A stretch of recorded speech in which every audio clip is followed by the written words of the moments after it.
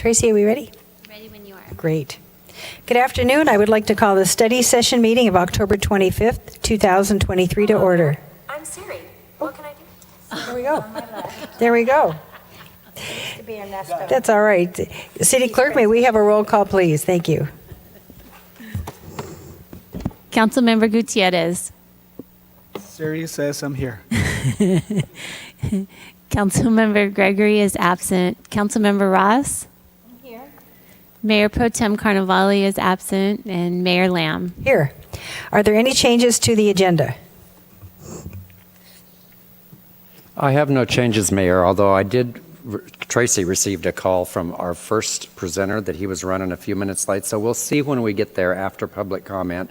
Then we might have to shuffle things. Okay. Great. Thank you. City Clerk, will you please read the statement of participation? Yes. Public comment is the opportunity for members of the public to comment on items that are within the City Council's jurisdiction but not on the agenda. Because of restrictions contained in California law, the City Council may not discuss or act on any item not on the agenda, but may briefly respond to statements made or ask a question for clarification. The mayor may also request a brief response from staff to questions raised during public comment or request that a matter be agendized for a future meeting.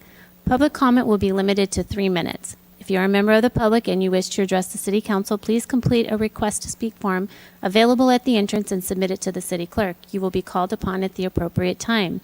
If you have materials or other items to present to the members of the City Council, please do not approach them. All materials shall be presented to the City Clerk for distribution. We do have one request to speak form, and it's Ann Bedrick. Great. Thank you.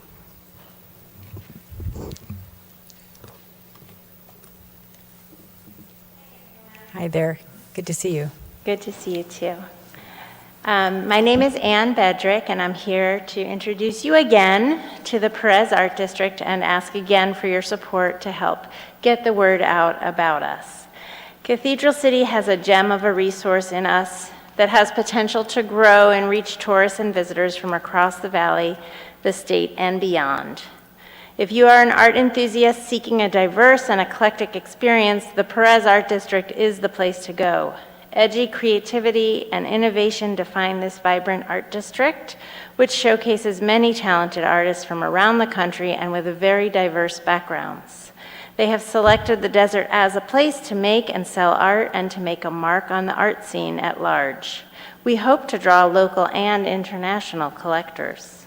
Up until this year, the Perez Art District had only been in buildings H and I, and what started as a small cluster of art galleries and art studios has really grown into a true art district.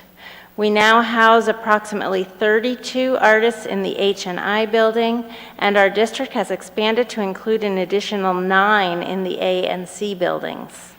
Additionally, the design and home stores in the 68929 building have joined us as part of our district, and some of them have also joined our art walk, which is coming up this Friday at 4 p.m., October 27th. We offer a variety of types of art and a unique experience to visitors because not only can they buy art directly, but they can see where we work and see our studios in action. We're open Thursdays to Saturdays from 11 to 3, and many studios actually have longer and more hours and days as well. Our monthly art walk is on the 4th Fridays at 4 p.m., running from 4 to 7. And as I said, the next one is scheduled for this Friday, October 27th. We also have them in November, December, January, February, March, April, and May. Cathedral City's tagline is where art lives, and the Perez Art District is where art lives within it. Please help spread the word as well as visit and support our artists. And now that I have educated you about the district, I would like to encourage you to make it even more of a centerpiece for your city and our city. I want to thank Ryan for all that he has done to help us thus far, and I'm here to ask you to maybe consider doing even a little more. Some ideas to consider going forward are to put Perez into the airport billboard poster, to help us make the artwork even more of an event by getting a trolley that could go up and down the different alleys and possibly take people to overflow parking areas, to add lighting to the bridge and the back alley to encourage people to go downtown for dinner after the art walk. Can you imagine how great that would be if they walked right across that bridge and came downtown and supported more local businesses? Perhaps hire local artists to make a cool art installation on the bridge to get people even more excited to walk across it. More public signage to help people driving by find the Perez District. Even helping to fund signage on the end caps of the buildings that face City Hall and the park to draw more interest. Maybe make a brochure about the district for your hotels. And how about an artist display in City Hall, in your lobby, and throughout other municipal locations? Palm Springs has modernism, but you have the largest art district in the whole Coachella Valley, right across the walking bridge. And I really would encourage you to take advantage of us and build us up as something for people to come to Cathedral City to see. Thank you. Yes. Do you have a Facebook account? We have a Facebook, we have an Instagram, and we have a website. Thank you. Yeah.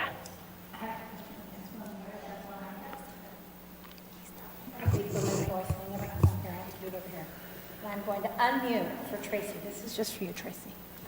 So I go to the Perez Art District frequently, but it's always a restriction because your hours are very limited. And if you want global publicity, you need to have global open hours, because you're asking, just my opinion, you're asking people to do it your way, and any retailer knows you have to do it their way. And so that would be my one recommendation to you. And I know that that's probably difficult when you're mostly volunteer, and but that's the growth process. I mean, I don't know any other way to do it. But that would be my only piece of advice. Otherwise, we do have it on our Facebook, and we do put it out there, and we have sent out a postcard before. We've really tried to inspire, because we love the idea of the Perez Art District. We really do. But now a little bit's on you too, to make sure you're absolutely. available when visitors want to come see. Thank you, Nancy. I appreciate Of that course. feedback. Of course. And I love the idea about lighting over the bridge, because we're always looking as a city, because based on community feedback, that they love this as a destination, this town center, and to increase the availability and the awareness that they can walk from one place to another and make that a thing. That's a great idea. Yeah, So thanks. and the back Yeah. alley Uh-huh. that the bridge leads to is a little dark and scary right Right. now too. So Right. if there was lighting there, I think it would really there's some help. thoughts. Anyway, thank you. Thank you. Thank you so much, everyone. You bet. Any other public comments?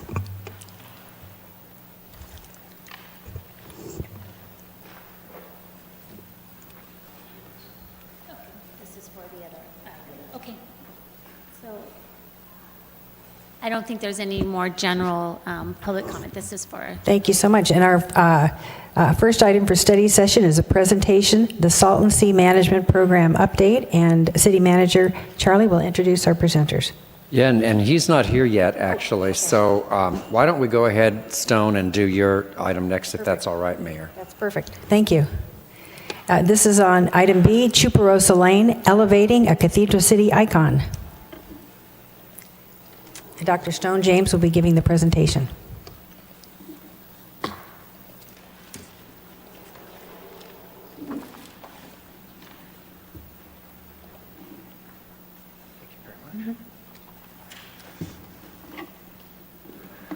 Well, good afternoon, Mayor No Pro Tem, fellow council members. Thank you for the opportunity to be here. And so today's discussion is about Chuparosa Lane. And so just a brief overview of what we're hoping to accomplish here today. Talk a little bit about the background, some of the site conditions, goals, design thinking that we used to arrive at some potential ideas for the site. Also going to take a look at costs, and then some potential steps to move this thing forward if council so desires. So Chuparosa Lane, we have Mayor Lamb to thank for this idea for today's presentation and for the activity that's gone on over the last about 9 months. And that was the Los Rios Historic District. So Mayor Lamb was taking a look at one of her favorite publications, which is Westways Magazine. Westways Magazine is an interesting magazine. It is about 113 years old and has 8 million viewers, 8 million readers. And so here, the Los Rios is in San Juan Capistrano, and here, in reading some of the information here, this is allegedly one of the oldest cities in the state of California. And so this is what San Juan Capistrano has done to kind of honor and celebrate that. And so it was with that as an inspiration that Mayor Lamb had come up with an idea. So before we jump into that idea, let's take a look at Chuparosa Lane. Where is Chuparosa Lane?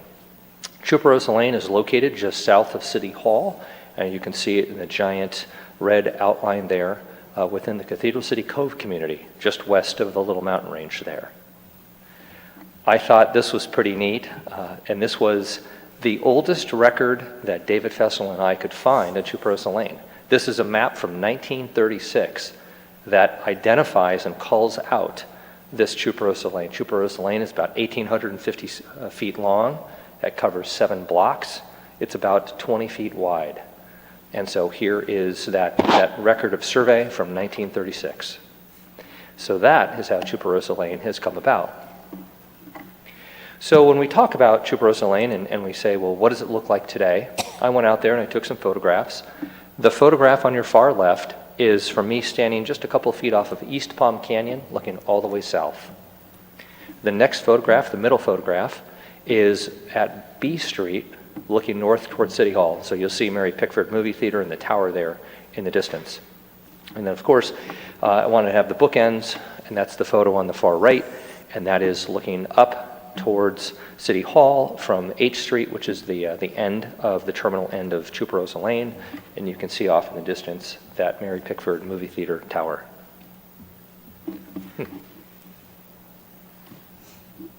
So here is a selection of some of the art that is within Chuparosa Lane.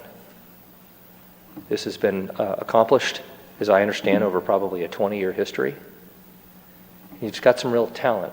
One of the things that's neat about this is it calls out some of the famous artists that have lived in Cathedral City. So we see Chuparosa, we see Agnes Pelton on the far right. In fact, if you look just above the wall that those artists are on, you'll see the Agnes Pelton house.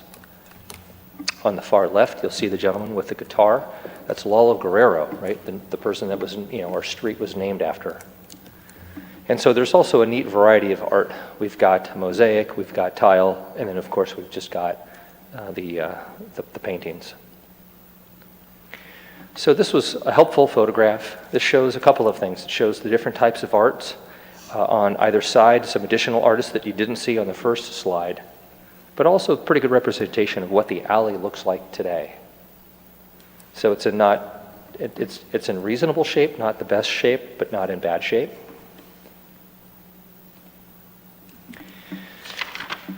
And so with the inspiration of the Los Rios district, Mayor Lamb and talked to staff, talked to Charlie and Ann, and we identified that MIG Consulting Group would be a good firm to engage.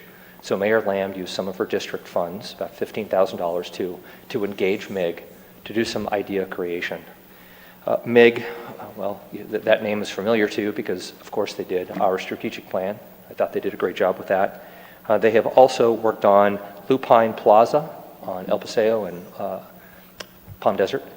They've done Haystack Road in Palm Desert. They've done streetscape along Highway 111 for Rancho Mirage, Desert Fashion Plaza, College of the Desert Master Plan, and 7 Indio parks. They've got a pretty big history here within the Coachella Valley. Certainly, though, they've gone national. And so when we talk about, so we engaged MIG, and then we kicked off the first meeting in January.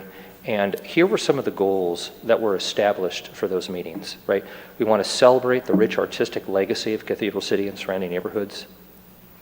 We would like to create a themed destination for Cathedral City residents and visitors.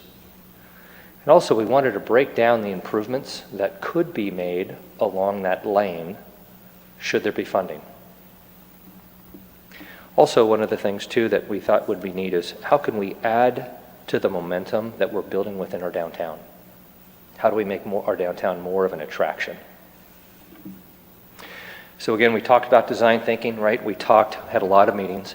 One of them was after our first kind of kickoff meetings between staff and MIG, we got community stakeholders, some of the folks who really have an important voice in the community. Mayor Lamb was there, and also some key residents attended this meeting also. So we had that roundtable discussion so that MIG could understand what's our region, what's our city, what's this asset about. We did project tour, we did neighborhood tour, we did a citywide tour. And then there were multiple discussions that I've had over the course of the last 8 months with MIG. So really we try to identify what's desirable and balance that with what's viable and also with what's feasible. And so that's what ultimately the totality of our work has culminated in a plan that Mayor Lamb and some of our staff thought was a reasonable plan going forward. So those meetings, the roundtable discussion, the tours, the project tour, the city tour, the neighborhood tour, that helped MIG pull together some ideas of successes other places or some things that were representative of our community. So our major gateway, that is a feature that is entirely Cathedral City. So that was a gateway that existed many years ago. When you passed that gateway, you knew on Highway 111, you knew you were coming into the city. Mayor Lamb pointed out, and I thought very appropriately so, the surface. Could we use some sort of decomposed granite, just like they've done over in Rancho Mirage, so that people with all mobility levels could access this space should they desire? And then also here is the minor gateway. We're in an area that has a wonderful reputation for hiking. We've got rock cairns when rocks are stacked on top of each other to signify a trail. So here is an example of a minor gateway that could be used to call out this asset, this lane. Last one, I thought this was kind of neat, the beams. When you take a look at construction, as Councilmember Gutierrez knows so well, given your background in home building, in the 1930s, one of the things that they often would put over doorways and windows were wooden beams to support the load above them. And so we thought maybe wooden beams could be kind of a harken back to the 1930s. So ultimately, MIG came up with, after discussions and input from Mayor, a plan. And given the size of the plans, the length, I've broken it up into two components. So the first component, we'll just take a look on a by block basis. So there are various features here that we've got called out. You see at the top, the north and the south, potential for a hanging street light. We have the technology now where they can be LED. And so that's something just to call a little bit more attention to this unique amenity. Do we do some cross-hatching so as cars go by, they kind of recognize, hey, there's something important going on here, maybe for a safety aspect of it. But then when we actually get into the lane itself, we've got some features. We've got the decomposed granite, which would be an improvement over its current condition. And we've got a couple of benches scattered here and there, along with some areas for planting. And so we didn't want to over-program this. We didn't want this to start having features that could not be beneficial. What's the bare basic minimum that we could have that would still create a desirable destination? Maybe at some point, could there be shade sails to help block some of the sun? And so here is an overview of the entire section, all 7 blocks. And so let's just do high level. On your far right, you see City Hall and the arrow pointing north, what would be north. And then you see the word active. And so really, MIG and Economic Development thought we could look at this in 2 components, an active component and a passive component. And so the block that I showed you just a moment ago, that would be the passive component. And so you can see here with the passive component, we've got that primary gateway. So that's the major gateway that's on your far right top screen, and that it would be a scaled down version of that iconic Cathedral City icon. And that would start on H Street and then that would also occur on B Street. And these are just ideas. We don't have to do any of these. We could do all of them. It's completely up to the council. We could do the minor gateways that could be scattered on D Street and F Street. You see the benches, how those kind of fall in place. The street lighting, the cable strong street lighting on the different intersections as a potential example. And so that's kind of how the project would lay out on the 6 blocks. And then let's go to the active now. So the active represents a pretty interesting opportunity, and that is with the potential development of the 5 acres. So that 5 acres is really a clean slate. And so the idea, I think, based on my experience, with presenting to the potential real estate developers and saying, you've got this community amenity that celebrates the history called Chuparosa Lane, and it comes into your project. And so is there a way to connect Chuparosa Lane from B Street, where it kind of just peters out, to East Palm Canyon? And does that increase the appeal, the uniqueness, the character of our downtown? Especially if there is a way to orient some of the development on the 5 acres to embrace and celebrate that. Los Rios could be a great example of that. They have coffee shops, they have tea shops, they have other little gift stores. And so could there be something there? Don't know. So we've got some great ideas, some interesting designs, but now what does it cost? So we really could take a look at this cost in 2 ways. So the first way is MIG. So MIG, I asked MIG, based on your training and experience throughout all of the cities you work with, how much do you think this will cost as you have proposed it? And they ultimately came down to an estimate to include prevailing wage of about $1.6 million to do everything that's contemplated there, from DG to little garden areas, to the benches, to the monuments. That seems awful high. This is something that I can still, should council be supportive of this concept in general, could sit down with engineering and public works and start going through and do some value engineering. This is what MIG estimated it to be. How much do we as a city think we could do it?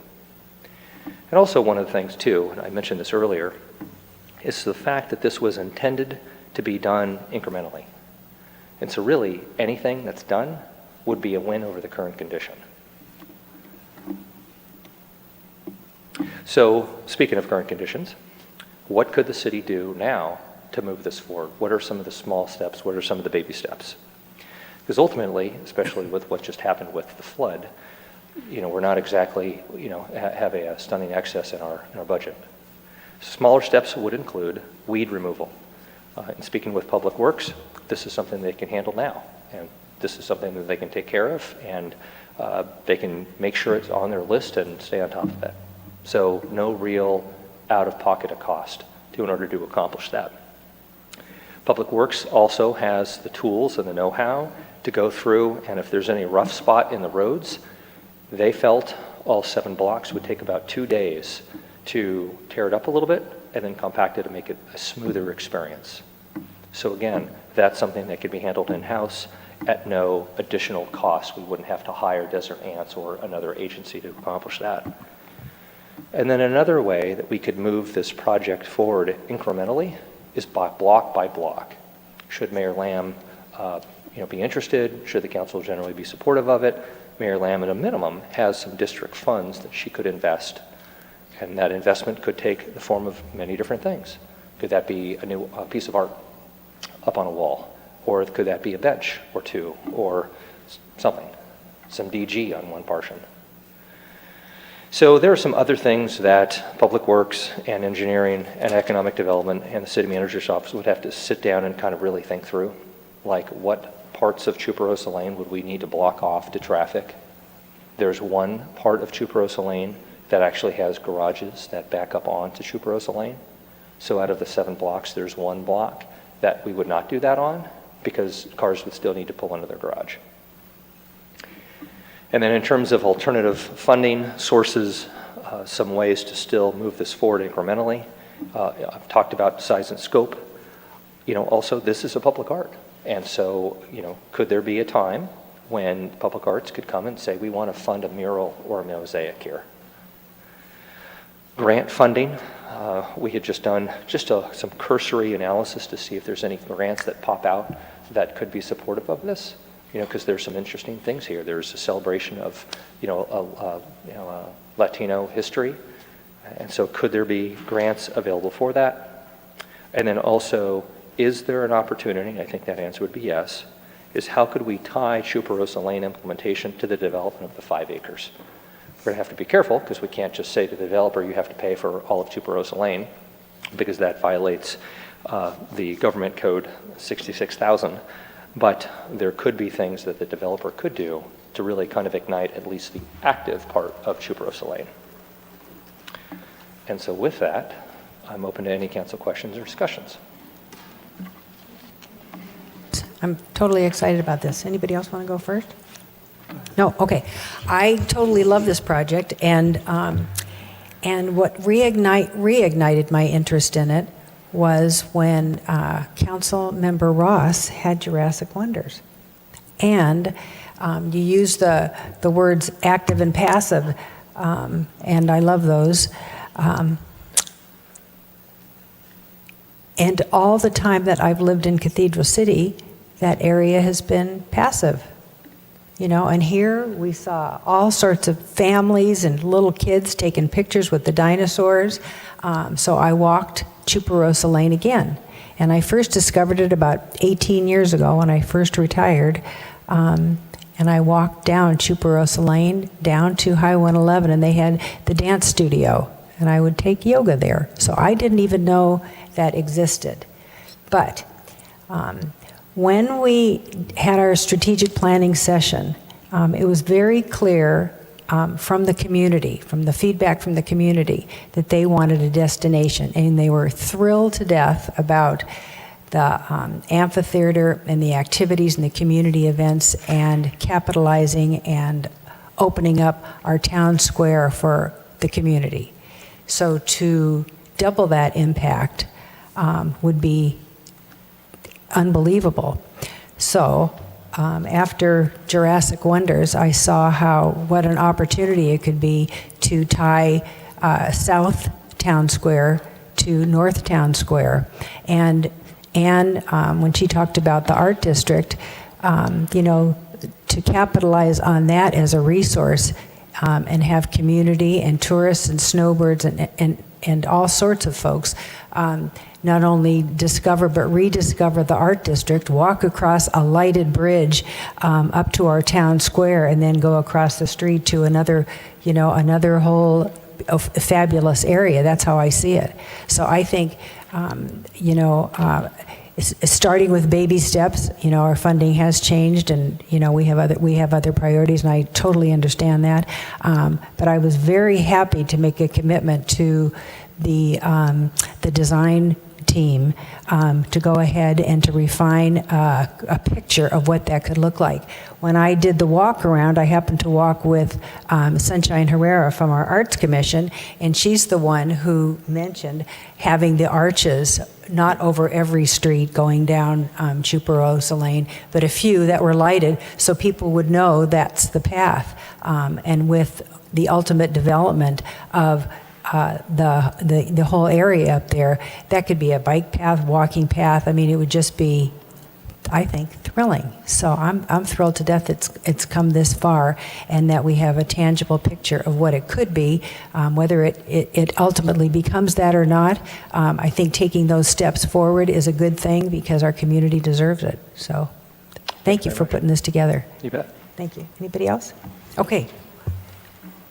Two sides. Whew. Oh, boy. No, it's all good. It's all good. So, a couple of things. Let me just start. I'm not going to do it in any particular order. I think using DG is a mistake. I think you want something that a wheelchair could go on, and a person with a cane can go on, and a bicycle can go on. And DG is great, but it's not smooth surface. It's not something that's really, unless you plan on, I'm sure there's a better word than gluing it, but if you plan on doing some kind of a So apparently, you used the right words. That was something that engineering had mentioned, some sort of polymer, Yeah. some sort of glue. You can't drive Right. on it, but you No. could walk on it. But I will note that Sure. idea. And to compare it to what concrete would cost or something like that, something that would be a forever hard surface. Sure. Or You have maybe to go like way out of pavers your or way to something hurt like that, so concrete. you still had some permeability. I'm sorry? You maybe like pavers or something like that also, Maybe, so you've maybe, got some sure. permeability. Just so long as it's accessible to, Okay. all of our citizens, right? Thank you. And I am, one of the things I don't understand, and I'm sure you guys can explain it to me, is who owns the walls, where the artwork is? So, is that part of somebody's home and they had to put up that 6-foot wall as part of the development of their property? And if so, then what future control do we have over any artwork on those walls? So I'll do two things. The first thing is I'll say is that I will confirm this response, but I do believe that is owned by the actual property owner. And so therein lies a rub. And that is that if that person decides to tear down that wall, we don't have a voice on that. Now, I would imagine that we could see a progress from chain link to, we know it's not going to go from a block wall to chain link because chain link is no longer allowed. Right. I could see a progression from chain link, which is an inevitable progression, to some sort of improved wall surface. But that is a reality that would be the property based on my knowledge, and I will confirm Let's that. And look into that. I can add to that, Councilmember Ross. It is private property, and it was actually the private property owners who did that. It was sort of an organic Sure. effort that just sprung up among them. We do have one example of where the city used public arts fund to put a mural on a private property, and in that case, a license agreement was done that did give the city some authority over what happens with that. In the But when you're future. talking about a big long lane, you'll to run into a protect the pickle or public two, investment, right? yes. There'll be a pickle who says no. So if the Arts Commission ever did anything there, we would need to do something similar where there's an agreement that gives the commission some authority over that. And then you'd have to have buy-in from each property owner? Yes, if it went on their wall, yeah. And then, you were talking about grants, California Arts Council, super big on local artist grants. So that, if we want, and how keeping it in the house is always a great thing too. So using some of our really talented, whether it be high school or community college artists, or our senior citizen artists. They all are amazing, and not all of them, but they are almost all of them are amazing in what they do. And then you talked about planting. Who maintains the planting? So that is up for discussion. So there was a lot of back and forth between my department and MIG about what to do with that.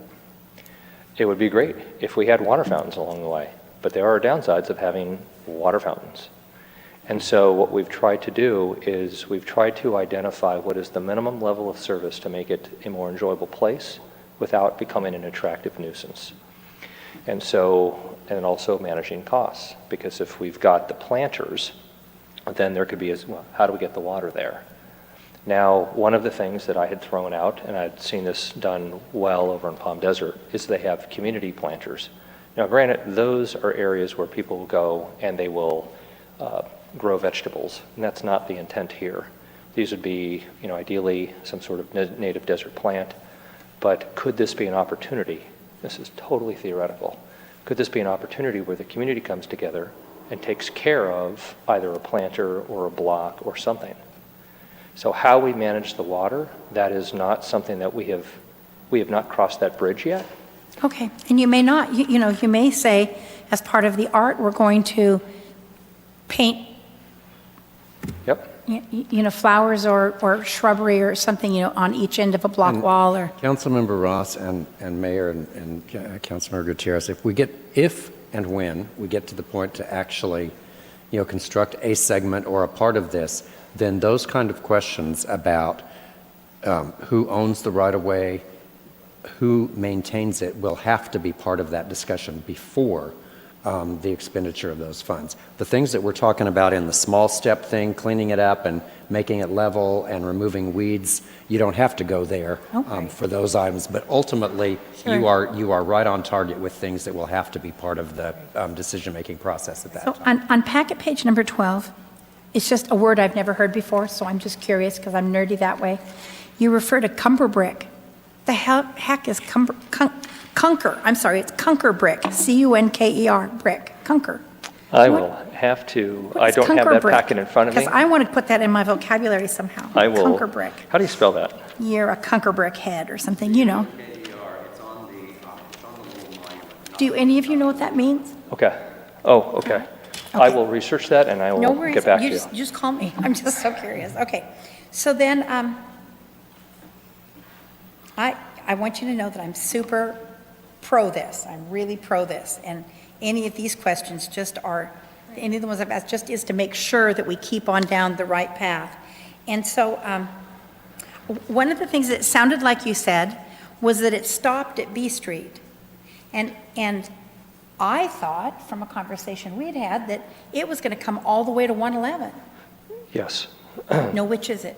So yes, the goal is, because right now when you take a look at, when you go out there, it's very obvious there's an alley starting at B Street and going south to H Street. It's a dirt alley, and it's got little walls on each side, and you look down it, and there it is. When you turn around and you face City Hall and you look north from B Street, it's a sidewalk, and then it turns into nothing. And in fact, hold on a minute. That sidewalk winds all the way down and to a sidewalk that parallels Highway 111 right to Jurassic Wonders. Which would be just a perfect thing. Yeah, just a perfect thing that was, and it's already has lights from A Street down, And so because on our business Grove is on the west. So from our busiest street, you'd be able to see this awesome art path. Right. There you But if go. it were a couple blocks back, you'd be less likely to see that. Right. So, and that was something that Mayor Lamont pointed out early on. And, initially there were some concerns, well, how does this, could this interrupt or impact the developability of the 5 acres? And I think with some creativity and with some thought, that can be addressed. It can be worked in as a part of it. Maybe that, remember the major archway, the Cathedral City, where you have stone and then iron going over? Mm-hmm. Maybe instead of that being on B Street, maybe that's on East Palm Canyon, right? So it's more of an attraction, hey, what is that, right? And how historic would that be? So I think that there's an opportunity. I think there needs to be some flexibility on how Chuparosa Lane connects to East Palm Canyon, because if it's just supposed to bisect it, that potentially could interrupt what's going to be developed there. Right. Now, if we have some flexibility where we allow a development and then it maybe weaves to the right or something. Oh, I see. Right? Okay, you're right. So how do we achieve both ends? And I would imagine that with a will, there will be a way. So, Well, that concludes my questions. okay, very good. Great. Councilman Gutierrez. Thank you, Mayor. Well, I'm definitely a proponent of art, and I love art. And I think this is a wonderful project that could possibly be built at some point. But there's a lot of moving parts that, before we even consider it, that need to be addressed. For instance, like it has been mentioned, the private ownership of the walls, that we don't want to spend over $1 million and then just have certain owners just not participate or tear down those walls. That's one thing. Also, you mentioned about hardening the DG to make it more accessible for people that are handicapped or in wheelchairs. Now, you mentioned that there's 2 properties that need access to their properties. Now, of course, if that's not going to withstand the weight, or also we have to plan how for you can say for safety purposes, when people are walking, when they're going to access their properties or what's going to happen. And also, we have to discuss maintenance. We have to make sure that what's going to be installed, the maintenance of it, and who's going to do it, and the cost of it. Sure. And the last part is, of course, the money to build it if it's all done at once.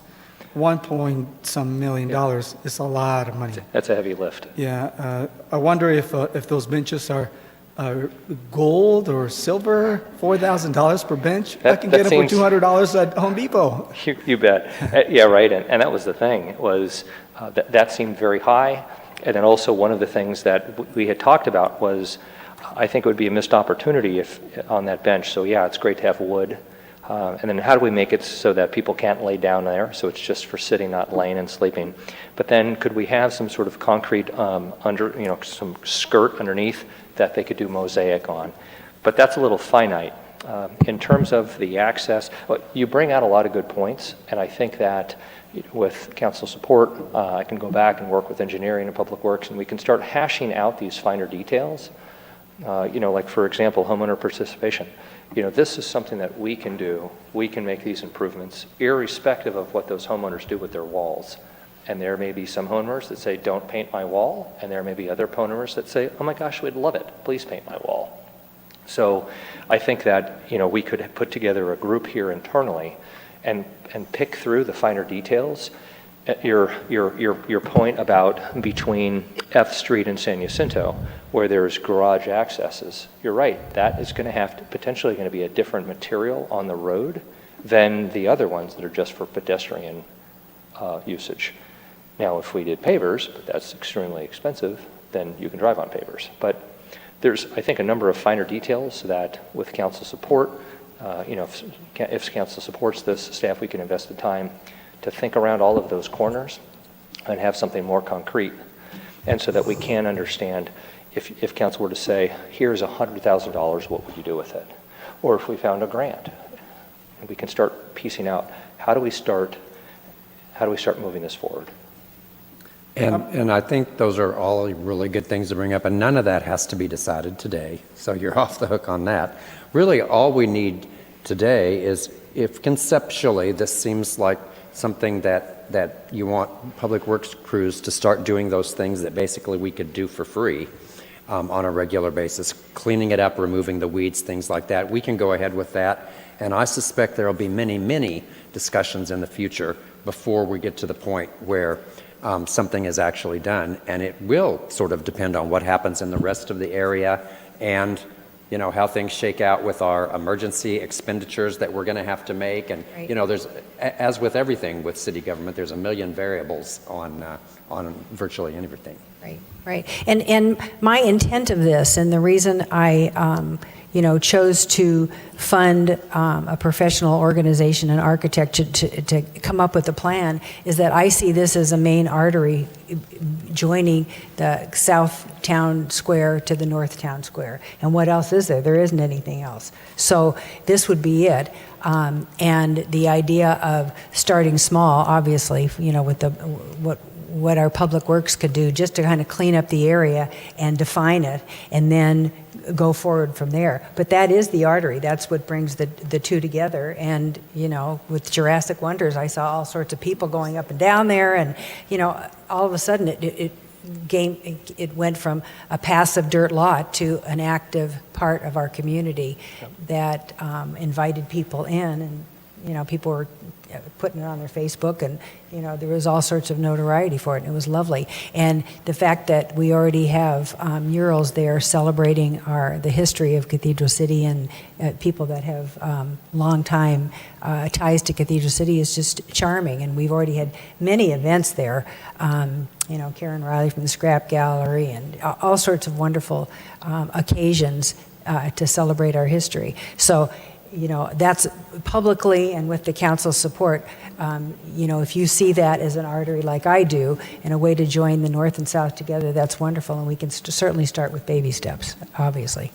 Thank you. Very good. Well, thank you very much. I think your comments are clear. Thank you very much. Lovely. Very nice. Thank you very much. And do we have our presenter for the Salton Sea? I believe I saw Miguel come in. Okay. Very. For the Salton Sea Management Plan. Yes, thank you. Thank you so much. Mayor, we're happy to have with us Miguel Hernandez, Public Information Officer with the SSMP, and he'll be presenting an update on the Salton Sea Management Program.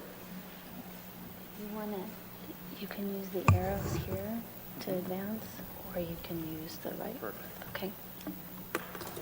Thanks so much. Hi, thank you for the opportunity to present this information before you. Thanks to all council members, members of the audience, and the public. here to provide a quick update or just a brief overview of what our program is doing. My name is Miguel Hernandez. I'm the Public Affairs Officer with the California Natural Resources Agency, who is the lead agency for this Salton Sea Management Program. This presentation, again, it's intended to provide a quick snapshot, a quick overview of what we're doing, our commitments to the Salton Sea region, to the sea itself, active projects, and also some of those projects that we have coming down the pipeline for future and long-term future restoration of the Salton Sea. This presentation, it's more of a quick roadshow presentation, trying to avoid some of the technical aspects and trying to avoid as much details because it's definitely a topic that we can go on and on to talk about. So we'll keep it specific to Salton Sea Management Program, or projects, active projects, and those that I said that are coming down the pipeline or in planning phases. So what is the Salton Sea Management Program? This program, it's a collaborative program from the state of California, primarily made up of 3 agencies. Again, the California Natural Resources Agency as the lead implementer for this project, but with the help and support from the Department of Water Resources and the California Department of Fish and Wildlife. So it is one of the few programs with the state that kind of operates this way.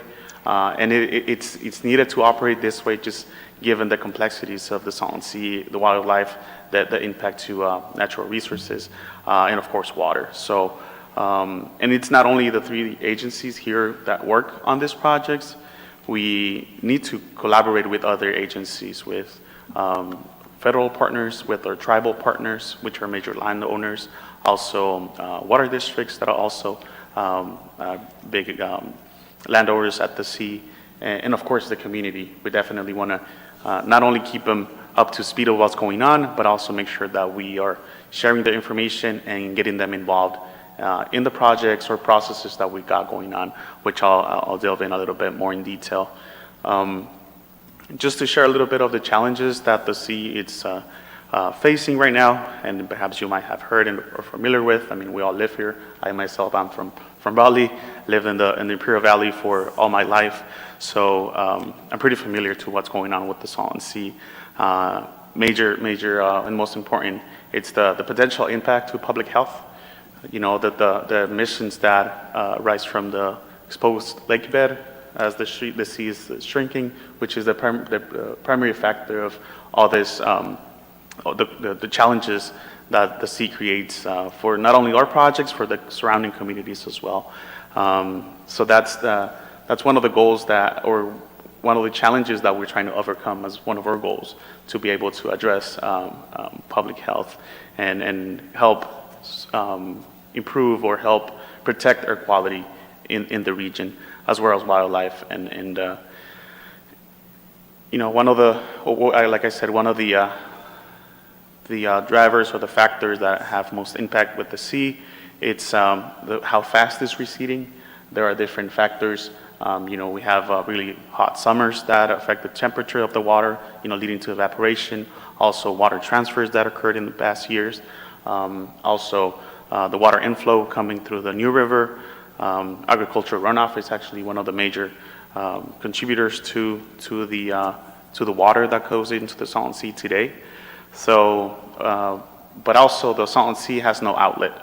So with all this, you know, water not really moving elsewhere than just being deposited there at the sea, and evaporation, it increases the salinity levels of the waters, therefore threatening wildlife, all the aquatic life that's there. It's been impacted, you know, with no fish.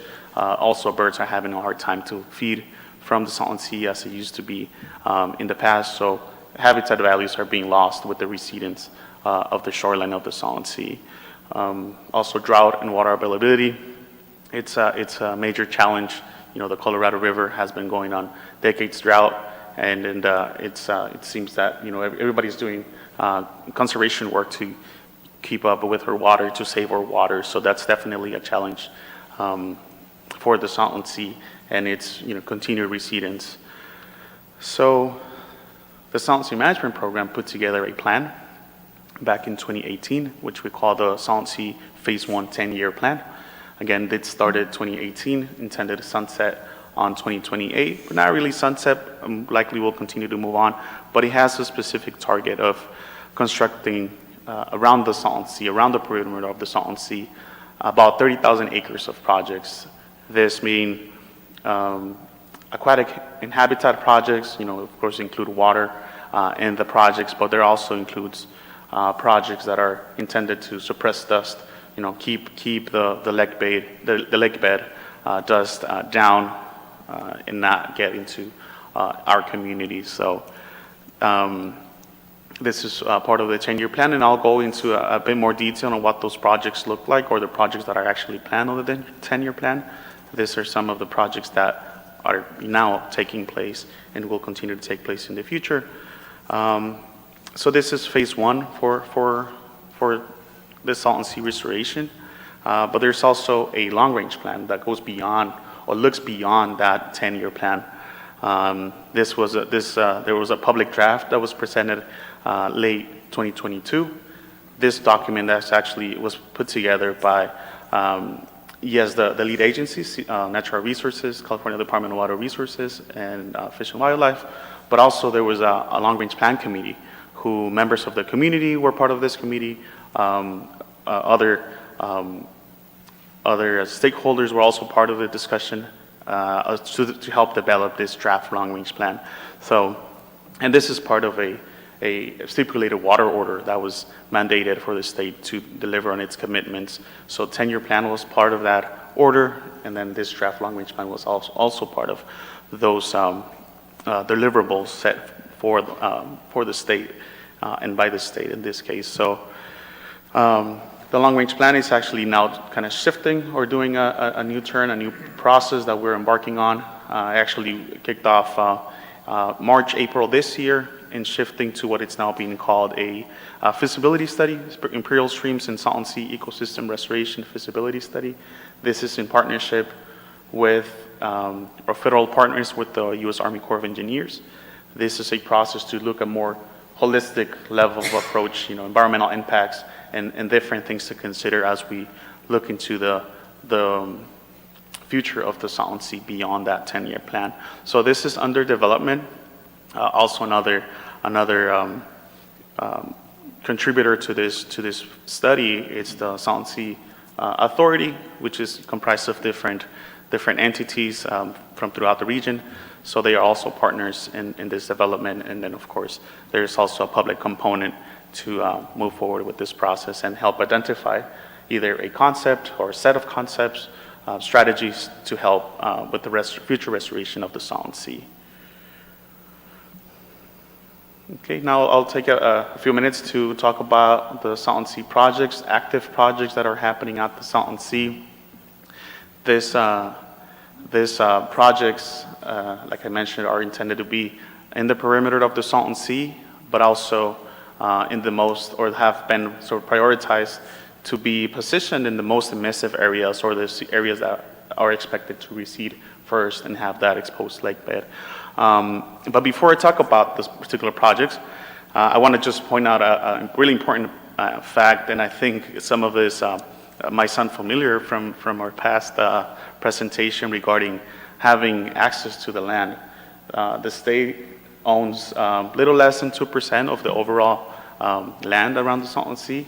However, it is the state that needs to deliver on this project. So that requires us to have robust communication, lots of conversations, trying to create easement agreements with the landowners. Like I mentioned, Imperial Irrigation District is a big landowner, therefore a big, a big partner to us to be able to, for us to deliver on projects.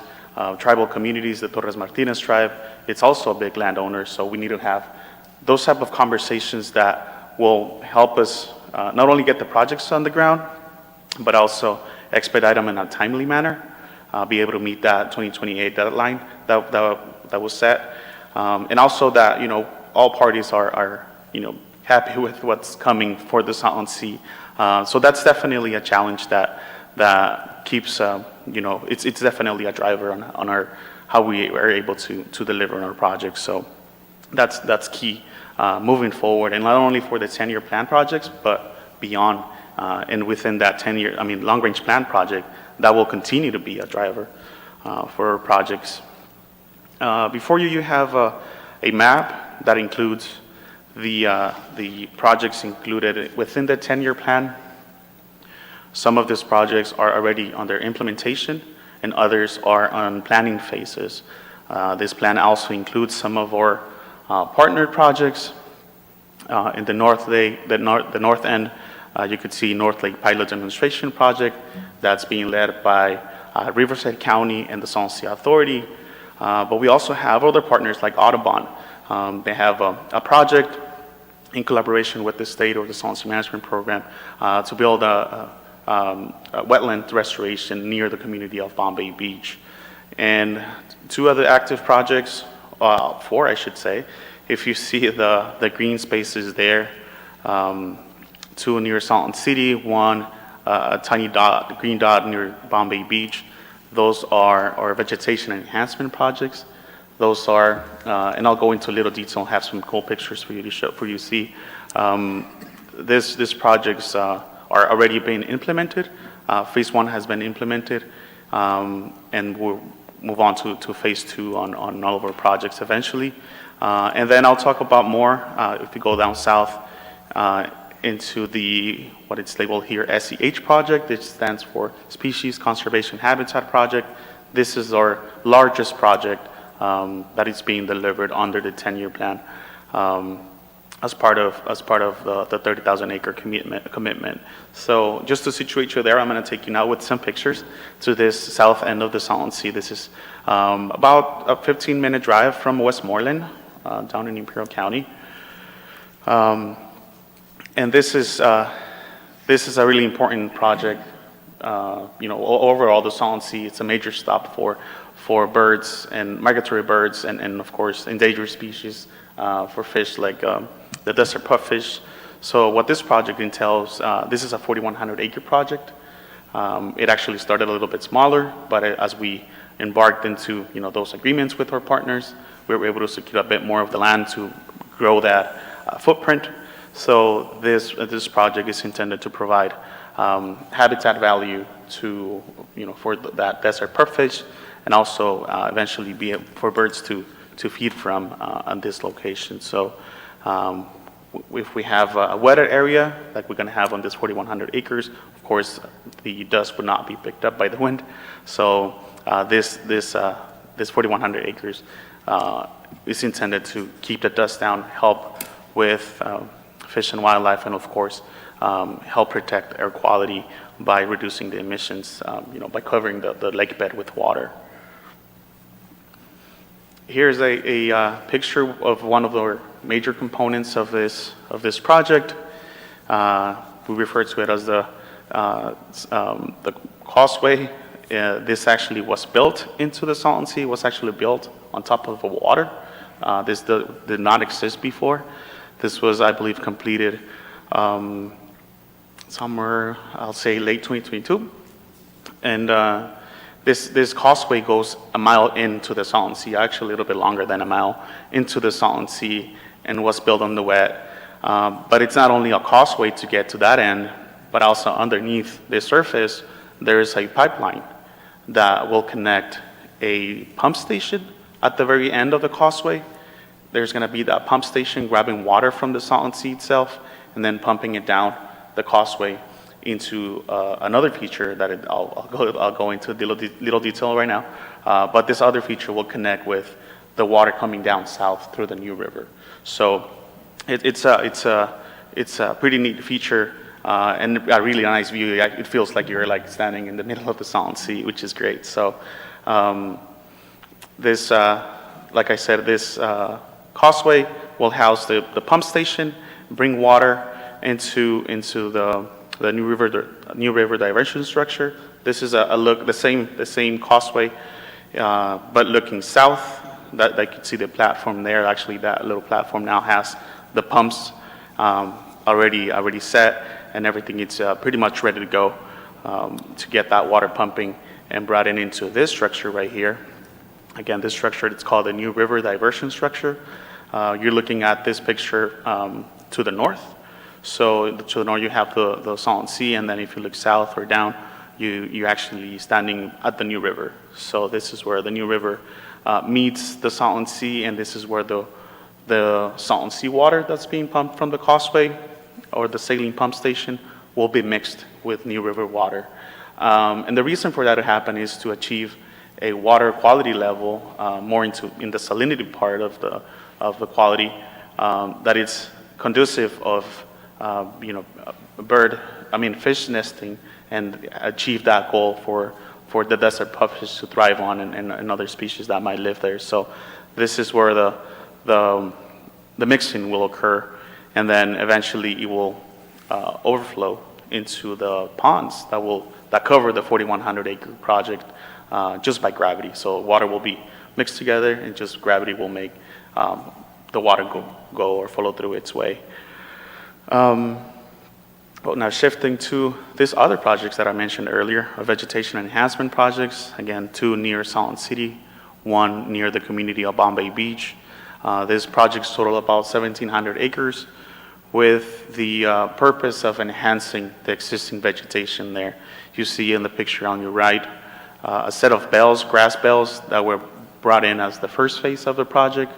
To share a bit more about the purpose of these bells is to help with the wind, or help break the wind that we know this region gets quite a lot, and help protect plants that will be brought in or are being brought in as the second phase of this project. So they will first act as a sort of a barrier to help reduce the wind speeds in this site, and then eventually help protect those little seedlings that you see on your right that are also, just to mention this, are also being brought in from local nurseries. So the project it's not just the crew that's working here, but it goes a bit beyond with getting this type of plants, which are native plants, by the way, that are intended to first the project to jumpstart the plants.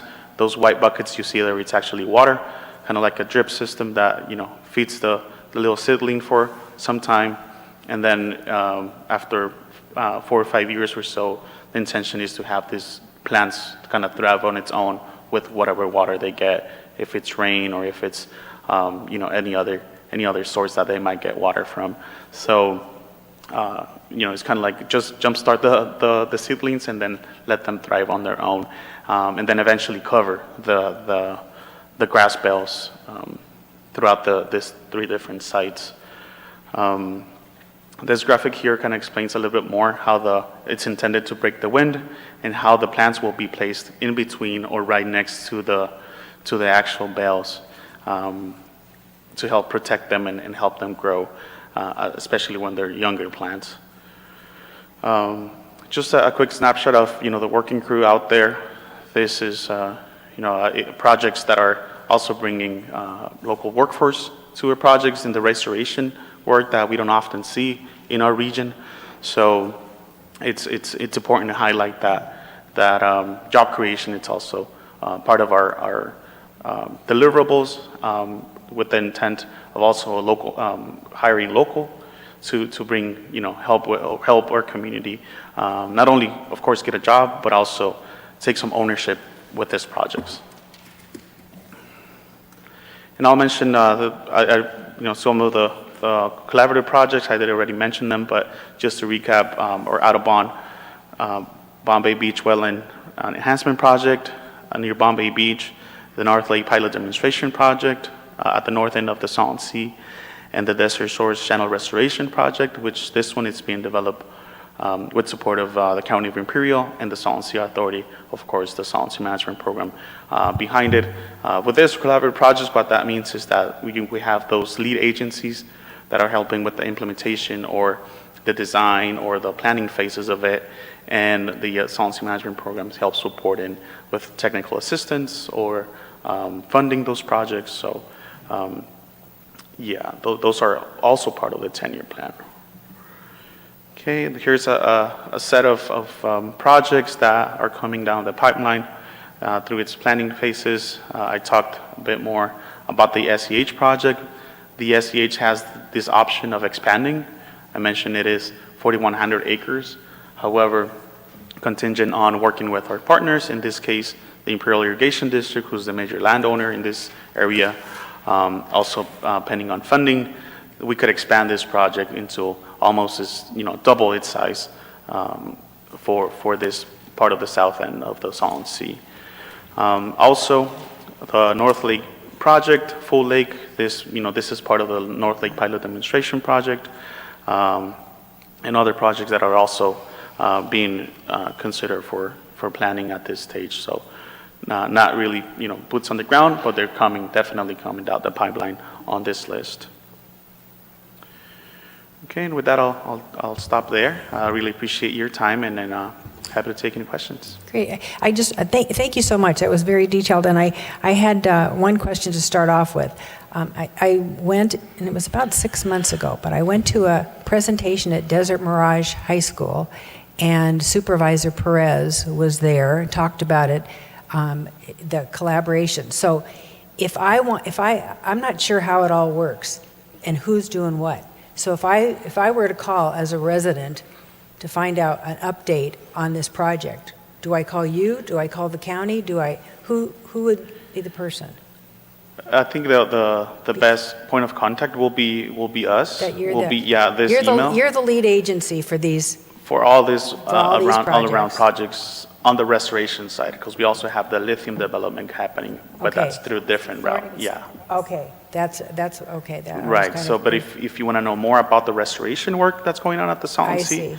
it is, unless it's a private entity that's doing work on their own, but pretty much any project that's happening at the sea for restoration, aquatic habitat, we're pretty likely we are the lead Okay. agency. And this is the project in front of the Bay Club, the former Bay Club. Right at was the it Yacht Bay? Club? Yes. Mhm. Okay, thank you. And now I'll open up to questions, but I just wanted to get that in my, who's where, who's on first? Thank you. And we have, I have a speaker, and Councilman Ross, thank you. Thank you so much for your presentation and for the work you're doing. It is, to me, a frustrating amount of work. There are so many agencies, and they all have a different way of moving forward. They all believe that their way is the best way. And I don't think you're, not part of that, too. I mean, all these agencies have their own ideas. We have just recently an initial work beginning on the North Lake of the Salton Sea. They're putting in the banded lake, the lithium projects coming in, and even as of today, we don't know what kind of a kickback we're going to get on that. We have, at this time, like 13 different agencies that are still doing research. And Alex Padilla just announced last month he'd like to do more research. Honestly, I'm a little researched out. If we don't know how to take care of it by now, there's something wrong, because although there are differing ideas on how to do it, there's really only about 5 things. And one of the things that concerns me about your plan is that the Colorado River is going to give us less and less water every year. So if your idea is to continue planting and planting and planting, where are you going to get the water to that isn't salinated water, that isn't going to kill the plants? Where are you going to get healthy water? And does your organization talk at all about water importation? Yeah, thank you. Great questions. Well, first, we all know water, it's a big thing, and we're, of course, using water in our projects, right, especially with our vegetation projects. It is, for right now, those projects that have seen plants on the ground have been using trucked water. Of course, that's just a Band-Aid immediate solution. That's not for the long term, and that's being acknowledged by us from the state and our partners with the federal government, who are the landowners in that case.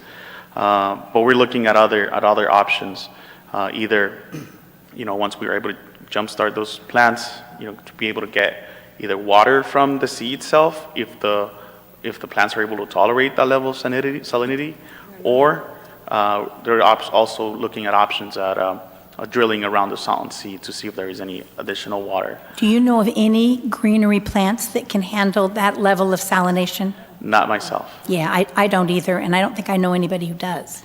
Yeah, and just to mention some of the plants that are being considered, I mean, we all see them, and perhaps you're pretty familiar with, Palo Verde, honey mesquite, some smaller shrubs that are also salinity tolerant, perhaps not as the same level as the Salton Sea itself, but those are some of the options that the team is looking to bring as part of this project.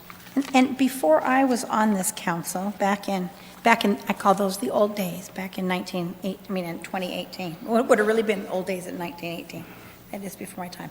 This council actually signed a resolution. They are in support of importation and long-term solutions for the Salton Sea. Are you against importation? We're not against importation, nor we are in support at this moment. I mentioned the feasibility study that we're doing with our partners at the federal government. The U.S. Army Corps of Engineers is looking at this draft long-range plan as a sort of baseline of their analysis. And that analysis, or that larger, more robust analysis, would include looking at those options that came in, or the proposals that came in 2018, and I believe again 2021, as part of potential solutions or potential concepts for water importation and potential solutions for the long-term restoration. So again, that's not off the table. It's something that's still being looked into now by our federal partners. However, I do got to mention that there is no funding for water importation, nor there is no funding for the actual or whatever long-range plan will be developed in the future. So once a plan or a set of concepts are put together, then that will require legislature and our champions out there to And make that those does seem projects to be the happen. crux of it, doesn't it? That we can't get any three people on the same page. So I think, the people who live in that area who are being literally poisoned by the toxins that come out of that sea full of fertilizer, where's their say in all of this? But I appreciate your time today. Thank you. Thank you. And before I go to Councilman Gutierrez, I just have one clarification. You were saying the water is trucked. Is that Colorado River water? Is that IID water? Is that Riverside? Whose allocation of water is that? That's a really good question that I will need to get back to you. Because that's the thing. Yeah. That's the thing. Okay, thank you very much. And then Councilman Gutierrez. Thank you, Mayor. And thank you for your very good presentation and such a crucial and debatable issue. Now, can you tell me how many cubic tons of salt are being added to the Salton Sea on a weekly basis? So it's not particularly salt that's being deposited. That it's the water comes with tons of minerals. With the agricultural runoff, with the new river itself, and what's causing it to be more saline on a day-to-day basis, it's actually water not being there or being either evaporated, and there's not enough water to sort of help dilute that level of salt. So currently the Salton Sea, it's about twice as saltier as the Pacific Ocean. Twice, wow. Yeah, almost twice. So, which is somewhere 70 parts per thousand or parts per million of salt or salinity. And then, just to kind of touch base with one of our projects, we're targeting salinity levels between 30 and 40 parts per thousand for the SEH project. And that's actually a healthy environmental, healthy salinity level for desert pupfish. Wow.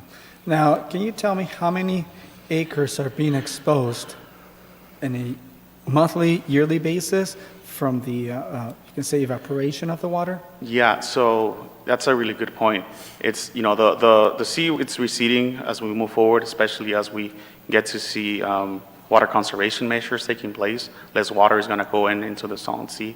So there was a projection that is actually part of the 10-year plan. You can find it there, and I can share that for future reference, that kind of marks down every year, starting from 2028 to 2018 to 2028.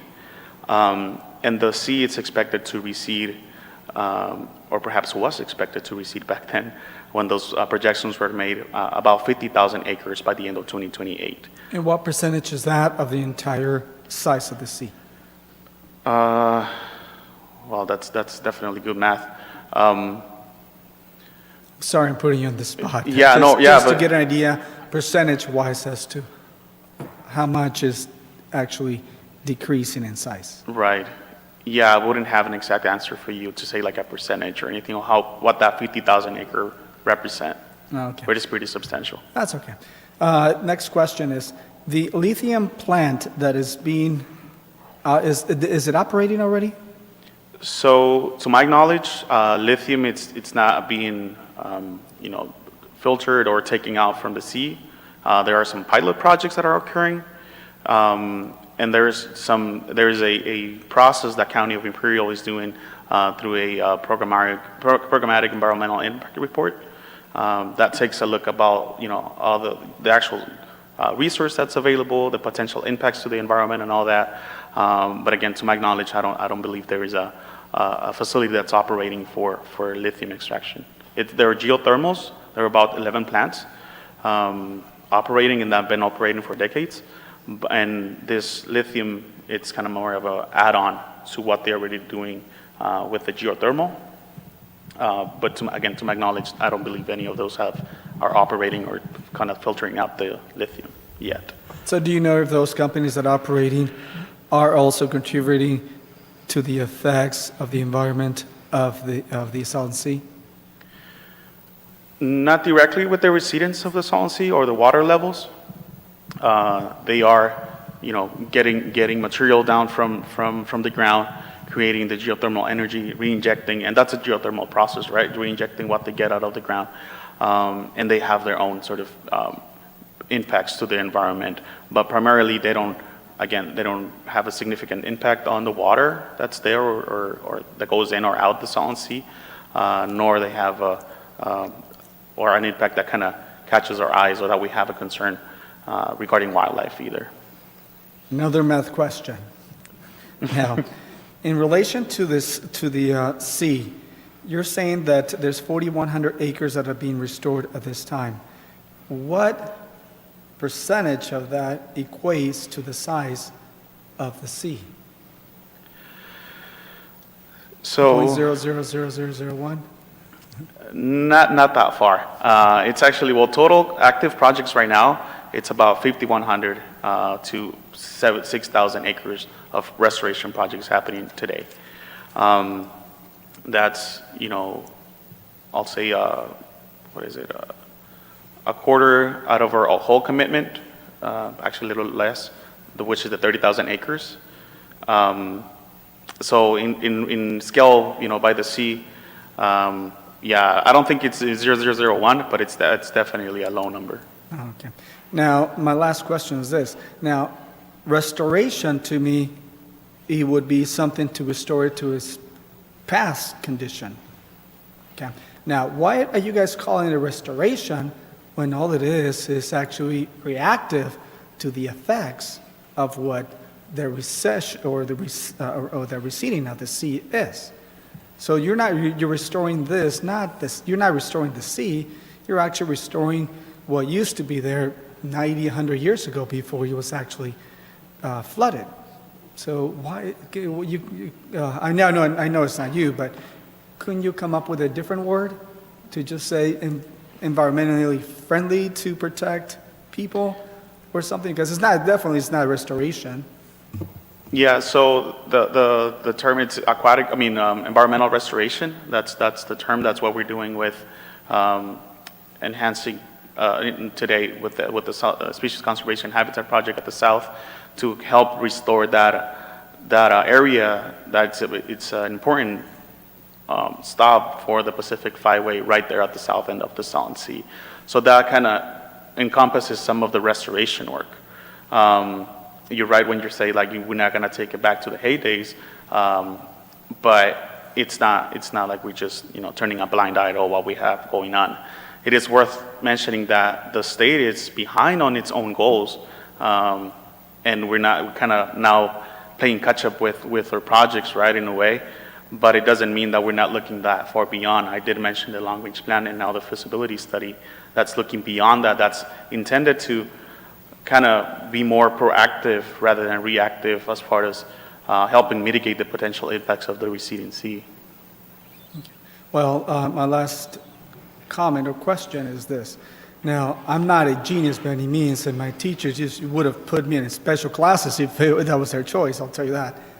But I know I can have an answer in solving this issue. All you have to do is gather all the agencies involved in this, lock them in a room. They cannot escape until they come up with an agreement and the solution to the sea. You think that will ever happen? Not in that particular fashion, but Is that a last man standing? That's right, yeah. That will solve it because I'm just searched out of this as well, and I know it's not you, but I don't know how many studies can be done. There's so many that can be done. I remember when I was a kid, going out there fishing and swimming, you could go out there for 75 feet, you could not touch the floor anymore. Now you can go 400 or 500 feet, and you can actually still walk. So it's receded quite a bit, and I don't think it's fair for any other residents, and also I don't think the restoration part of it is even being closed. I think I'm in favor of also doing something, and that would be to pump seawater into it. Yeah. But thank you. I know it's not you, but pass the message along. yeah, definitely. I do appreciate your comments, and That's ridiculous. your notes and recommendations are well received. Great. Thank And thank you for your presentation today, Miguel. Any other questions? And do we have members of the public that would like to speak? Great. Thank you so much. Thank you, Miguel. Thank you. So the first speaker is Chuck Parker.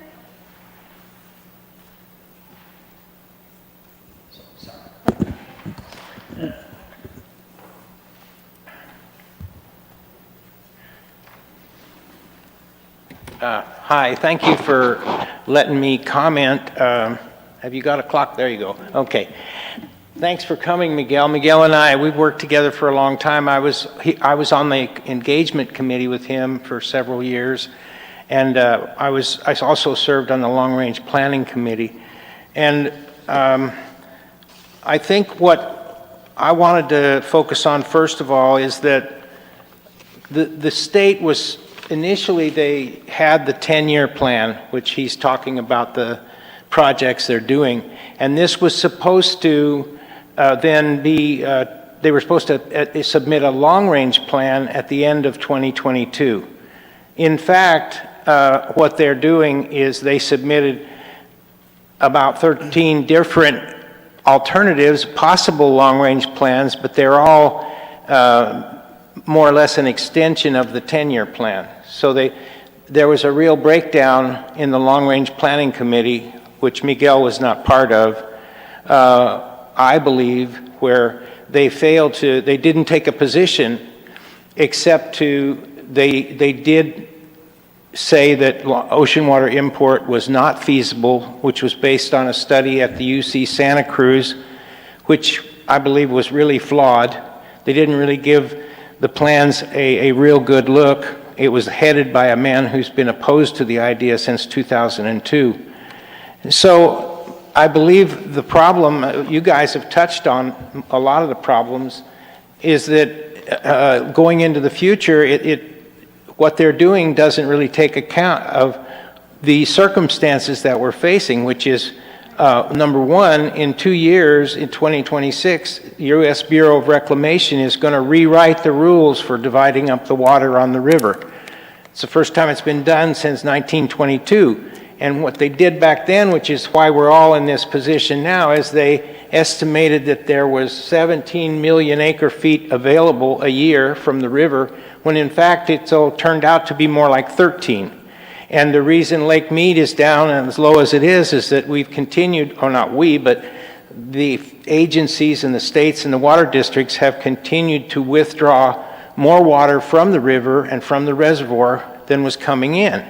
So it's urgent, and it's going to be absolutely, without a doubt, they're going to cut the amount of river water that's going to be available to California and to Imperial Irrigation District. And that's where all the water for the Salton Sea comes from. So we're already seeing a more rapid decline in the level of the sea, even in the last year. And I believe what's going to happen is that unless we do bring in water from the ocean, you're going to see the sea dry up, and you're going to have a large dry area with a super salty pool in the middle. And it's going to be very bad, in terms of dust pollution and emission of greenhouse gases. So I just urge, I urge the council to remember and keep in mind the broad picture, that what we need is more water.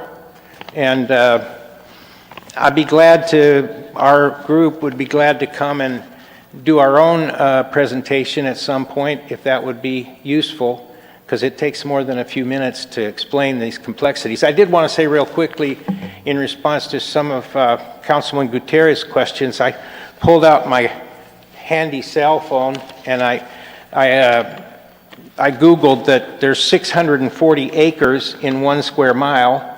The Salton Sea was about 340 square miles, which is about the size of the Coachella Valley. So with 60, they estimated in the past 60,000 acres of dry lake bed. Now it's going to be more, but that's about 1/3, or almost 1/4 of the overall area of the sea, which is a huge loss. So anyway, like you say, we can figure it out. And I like your idea about locking everybody in the room and don't let them come out. But thank you for letting me make some comments. Thank you. The next speaker is Felice Nunez.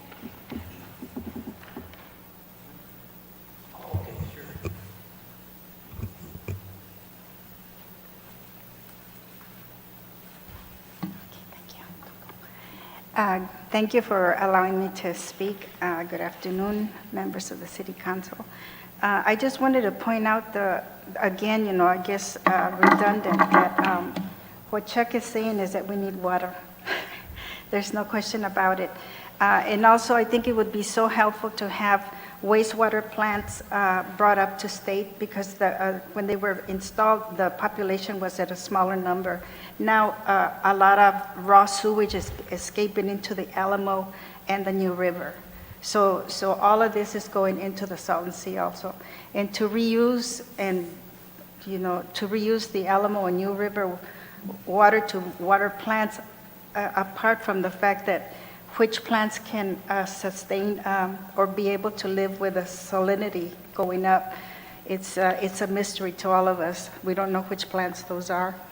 And I just want to point out that the local public, the community, have been suffering from the boatman bugs, because now they have increased and they get in people's eyes, they get on the windshields of the cars, they get on every surface that shines. Those people are having to put up with the bugs. There's also some solar panels that are increasing the heat in the Imperial Valley. The furrows that they do to stop the wind, to trap the air, haven't helped very much. The bales of hay have started to come apart, and they've gotten into people's respiratory systems, more allergies than what they already have. The water in Mecca, Thermal, Salton City, they cannot drink it. Even in the public school systems of Salton City, the plumbing is very bad because it's corroded by the concentration of the water, because all of the aquifers, they're getting empty, if not already. The odor in the air is tremendous. Close to Calipatria, they complained about the odor being so strong, so instead of updating the wastewater plants, they put a tubing to stop the smell from going into the air.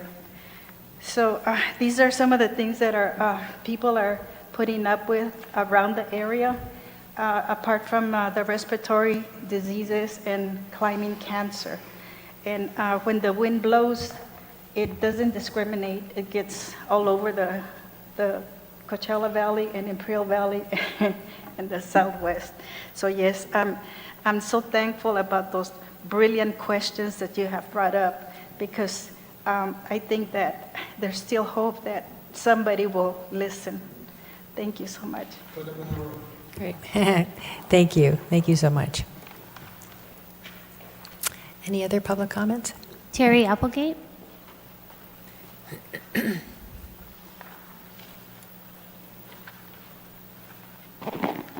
I felt myself getting very angry listening to this report.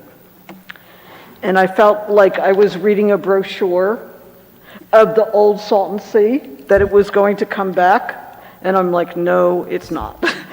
Before my wife and I moved down here, I read a lot about the area just to become familiar. And in 2005, we took a trip down there, and I thought, you know, oh, a place for me to go kayaking that won't be real far away. And what a surprise. And I was like, whoa. And so when we had people come to visit who wanted to see it, I used to take them down there, and then I was like, no more. If you want to see dead fish and dead birds, here's a map, go for it, wear a mask. And it's really unhealthy, and the Desert Sun has done some excellent articles on how it impacts not just the residents there, but the whole Coachella Valley and the economic impact to us all. We saw the blowing dust and mud here and how impactful that was, but magnify that living there on a daily basis. This plan does not address controlling the blowing dust, which we know the health issues. I feel like,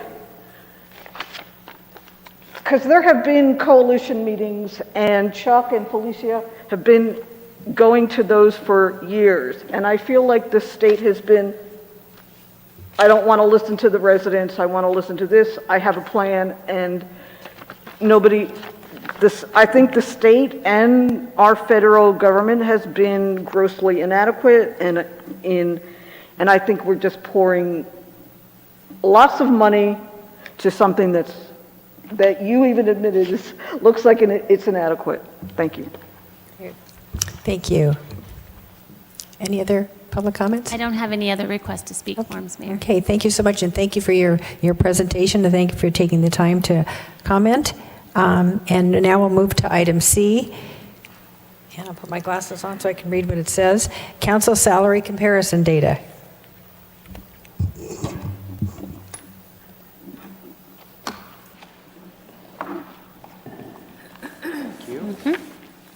Thank you, Mayor, members of the council. This item's mine, so you get me up here. This is a follow-up to your discussion, which was held on August 23rd, I believe it was.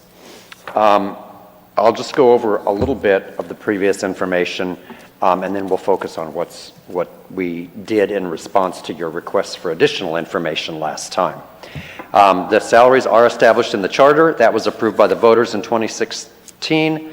Absent an amendment to the charter, you have to go by what is in there, which basically fixes the amounts and has a consumer price index adjustment each year.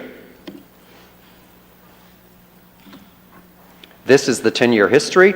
You can see in 14, 15, 16, prior to the charter being adopted, there were no changes. At that time, it required an action by the council each year in order to do that. Once the charter went into effect, the council lost the ability to make changes on your own, but it was replaced with the CPI increase each year. And so you can see there's been gradual. Typically, it was, until last year, it was in the 1% and 2% range per year.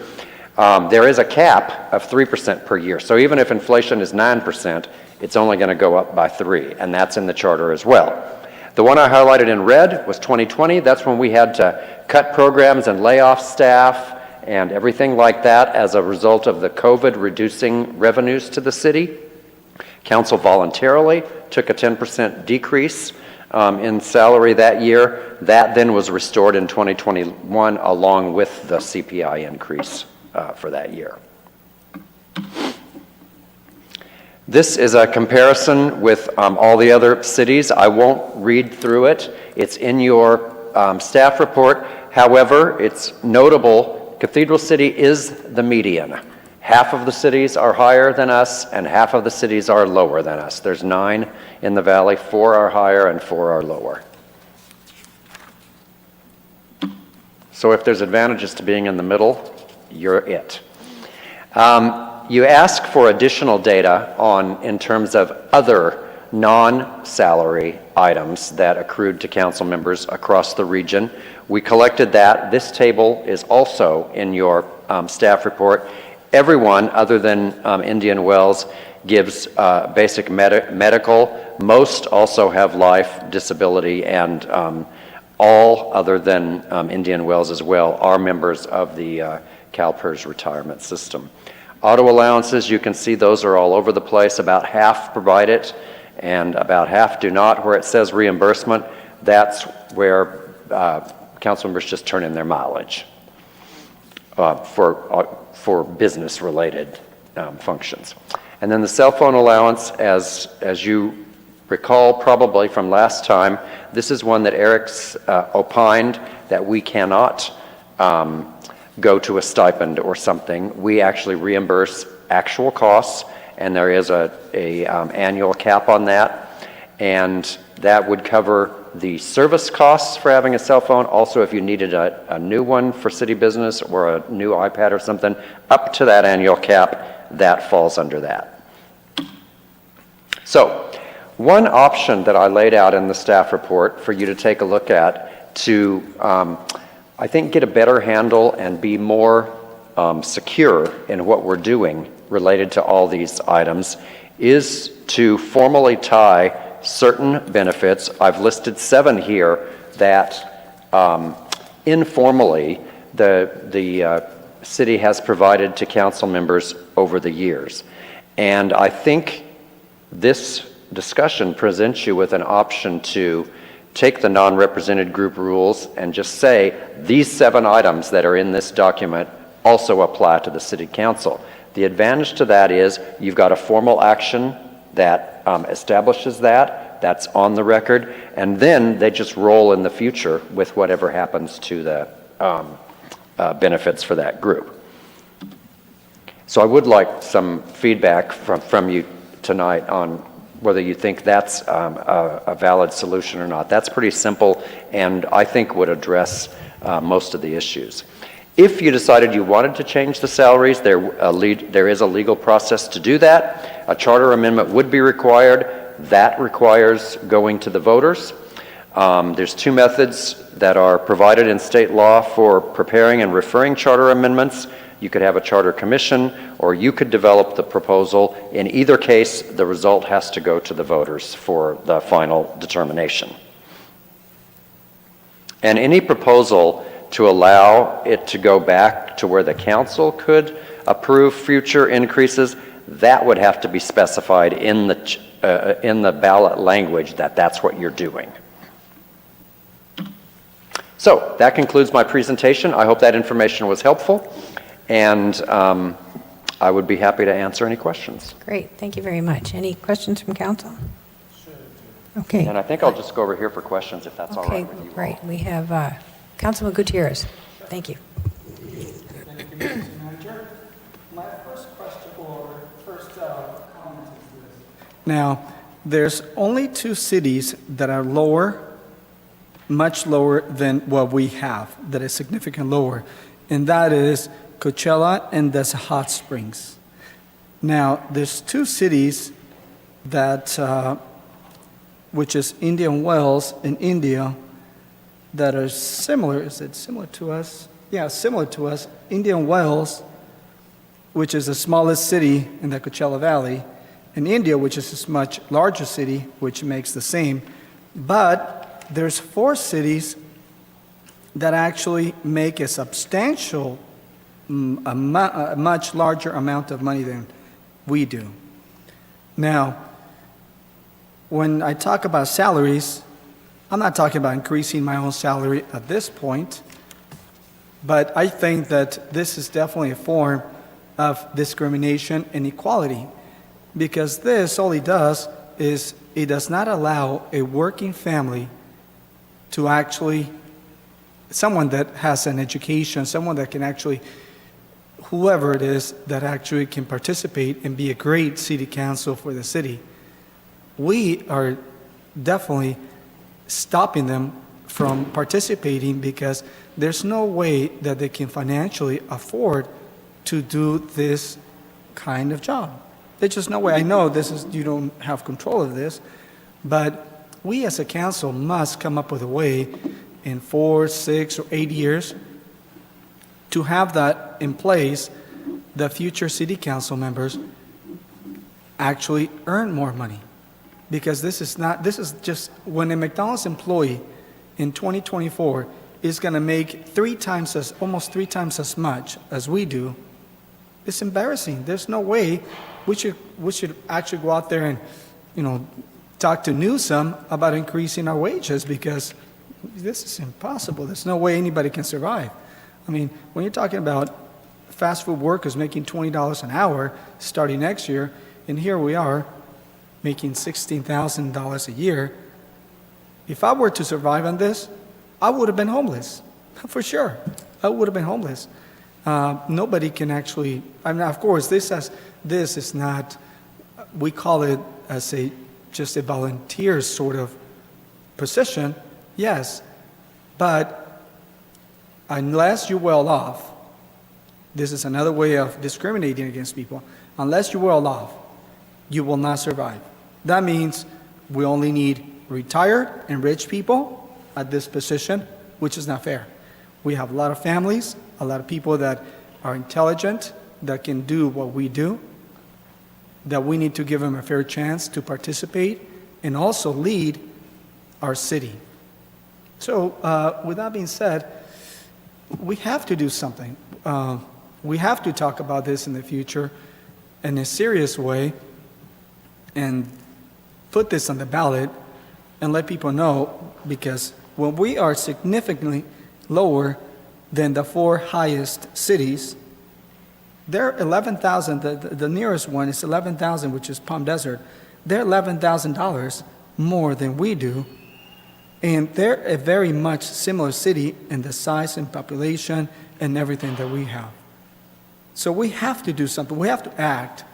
I know people might say, okay, you want to increase your salary. No, do it in 6, do it in 10 years. It doesn't matter. But we have to have a different mechanism in increasing city council's salary. This is not sustainable for anybody, and we have to give everyone the opportunity to participate in being leaders. And there's one question regarding all mayors make a little bit more money than council members.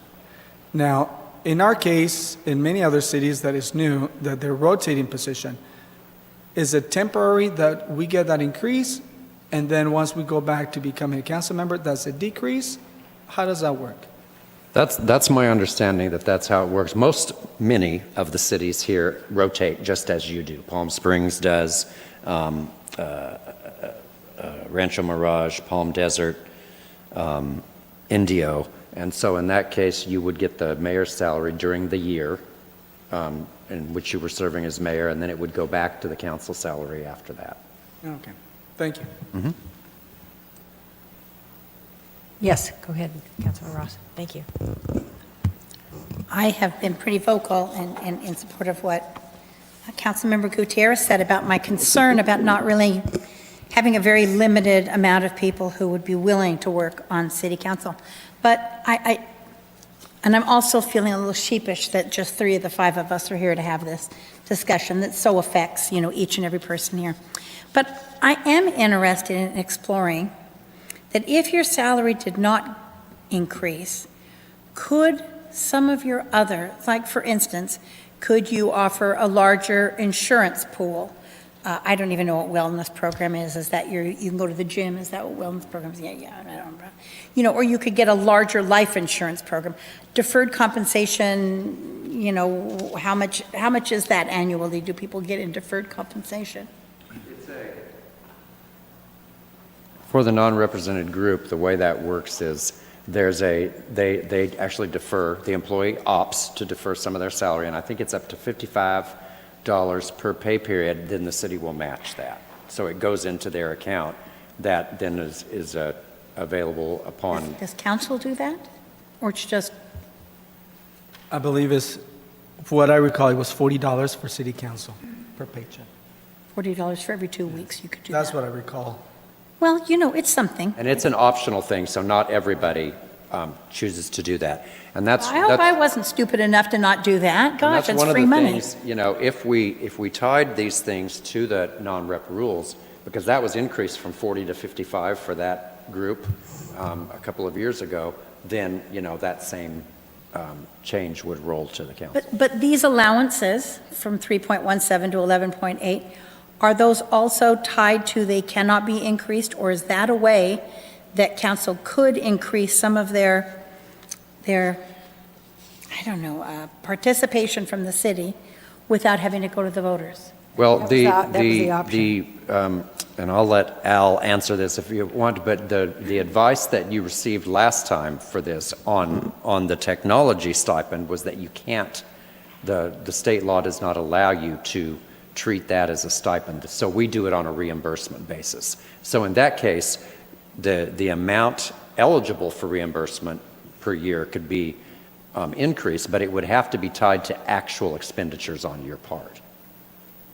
Sure, I can't imagine it wouldn't be tied to expenditures. Right. That sounds illegal. Yes, I was going to say that's accurate. I understood your question to be a little bit broader, to be asking about some of the other benefits too that are in the non-reps. That is not subject to the same 3% because that's not considered salary. Those are just the benefits. But the council would not be able to obtain or be eligible for any benefit higher than what the non-reps receive. Right. So that would be the limit for you, which is separate and distinct from the salary. And that's the option one that was explained on our packet, page 40. One option the council may wish to consider is to tie the council benefits pack. Is that the sentence? Okay, because I understood that. That would be, if you And- want to do that, and that doesn't And I- preclude at some point. Exactly. Putting a ballot measure Right. forward as Councilmember Gutierrez, but that's Right. something you could do right away. Right. It would, because we have some changes coming to the non-rep rules anyway that are going to require your readoption. We could put language in there to the effect that these particular 7 items we're going to tie to this for the city council. You adopt that, and that takes care of that. Right, and Would it be substantive? go ahead. Would it be substantive? Do you know? If we tied council to this, to what the non-rep is doing, is that a substantive amount of money? Is it, or is it, $3.18 every 2 weeks? Yeah, and I think you can. Yes, it can't be an answer. There were 2 questions there. I think that the Well, biggest. Sorry, go ahead. Some of these represent fairly significant investments by the city. The cost to provide, particularly for benefits. employees that have a family, the cost to provide comprehensive medical insurance Right. is tens of thousands of dollars a year. So Right. it is a fairly substantial benefit. And I think the idea of formalizing that is an inducement and attractive to somebody. You were talking about age and ability to, to allocate enough time on council, in addition to your own job, and raising a family. But that would be an inducement, to offer those benefits and to formalize that. I would be very hesitant to have a discussion like this and make a decision. We're not making a decision tonight anyway, but without 5 of us all, having our input and having that vocalized so that the community could hear what we're thinking along these lines. But I like the idea of formalizing it because that is something that somebody, younger in a different situation would say, hey, yes, this would impact my time, but I'm willing to do this, community service with a minimum of salary, but to have these benefits, kind of enshrined for me. And I think that would be a logical way to proceed. I agree as well. I think that should be at least something to start. Yeah, right. And definitely in the future, definitely when the entire city council at some point actually agreed to actually put this as sometime in a future ballot. Well, what I can do, Mayor and council members, we can bring forward, we've got some amendments to the non-rep rules that are going to come forward anyway. We can include that section, and it will make sure it's on an agenda when all the council members are going That'd to be be great. here. Should the majority decide to go ahead and approve that, you can do that at that point, and that will also then open the door to discuss further. Maybe what we do is pick a year that you'd like to go to the voters with something, and then you just work backwards from that in terms of an establishing a timeline of what you've got to do by when in order to meet that I like that, thank you. deadline. Good. Good. Any other questions? Do we have any members of the public that wish to comment on this? I don't have any request to speak forms for this item. If you're a member of the public and you wish to provide public comment, please raise your hand. Okay, this is a presentation only for discussion and direction. There is no formal action required. So our meeting is over. Josiah, you got here so early. Unmute.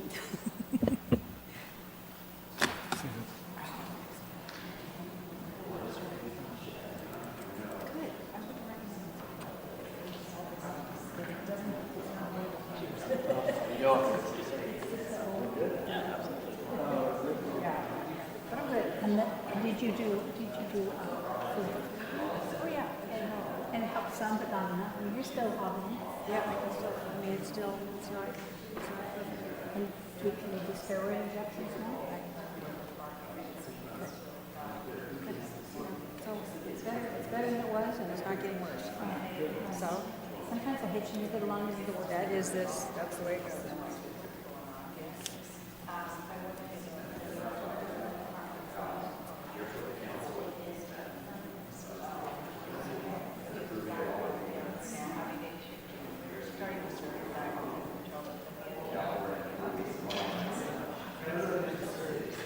Hey, Taylor. What you doing? What you been doing?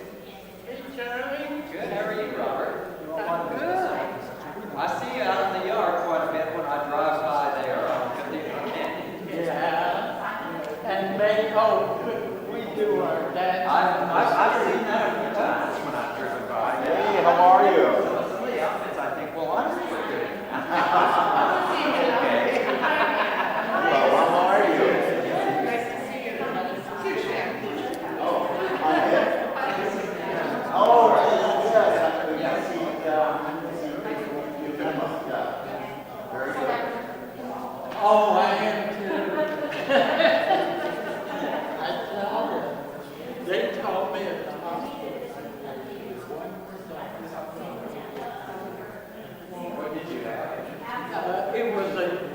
urinary tract infection that got into my blood.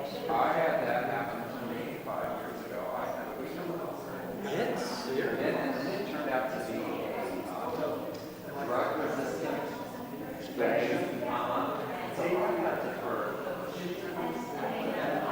What I came to the doctor said, yes, so I could do it myself. But I had to get this all stuff in my arm.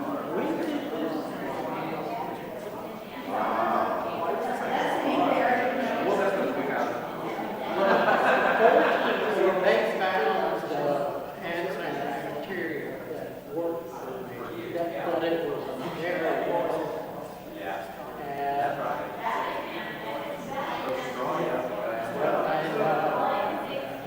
But at one point, I had 7 different bags hanging, pumping stuff.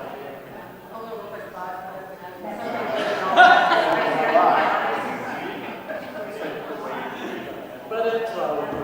Yeah. And I now take cranberry extract because I read up that cranberry juice really does something to the chemistry that helps prevent binding of that bacteria to the well.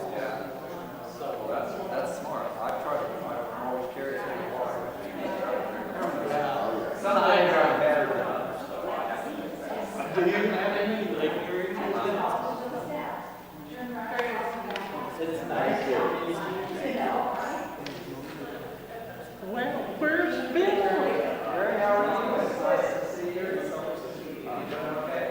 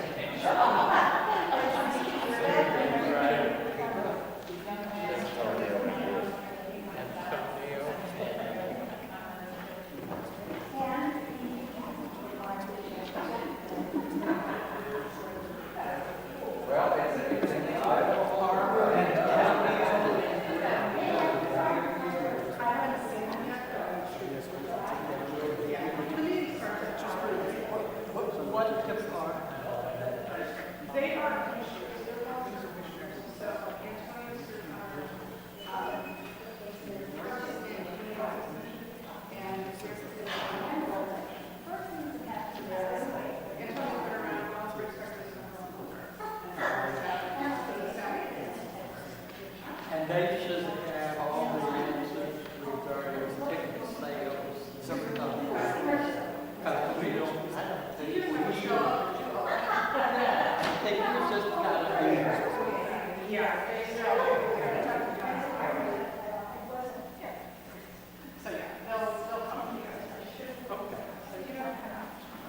Cool, thank you.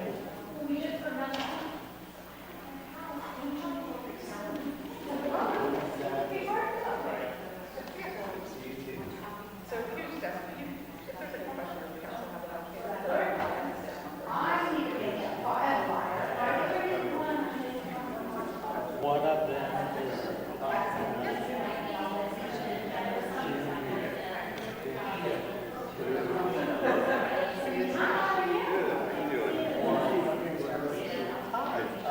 Hi. You. Oh, you guys, I know you. Oh, you're welcome.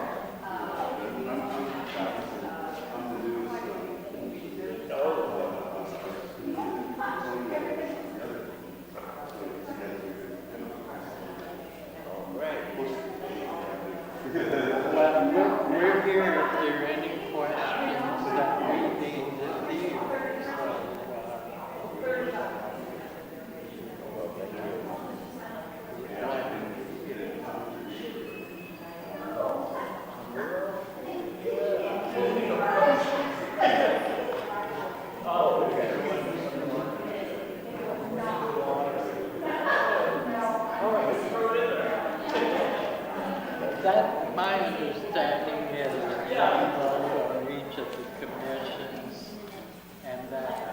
they are chummy with, yeah.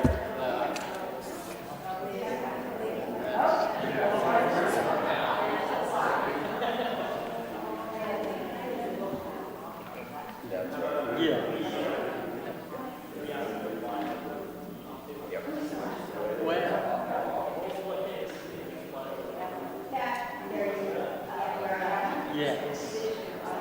We can Oh, yeah, that was on me. That's, you must have one. Well, we could not have him a Christmas list. Closest friends. And things right now are just one thing after another is coming in now regarding this deal.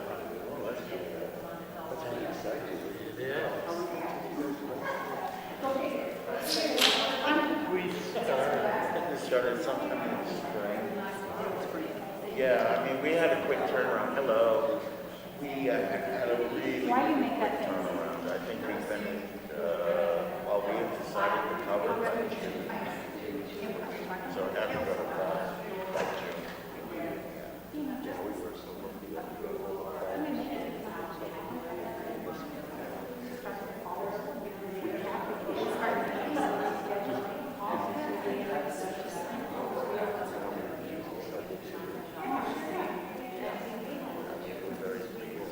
and the fact that we're doing that we're our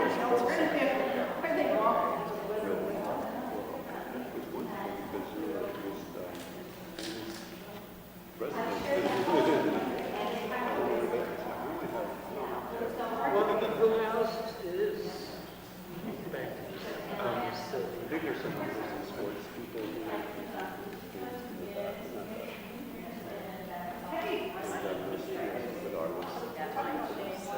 yeah, I brought that. This is a,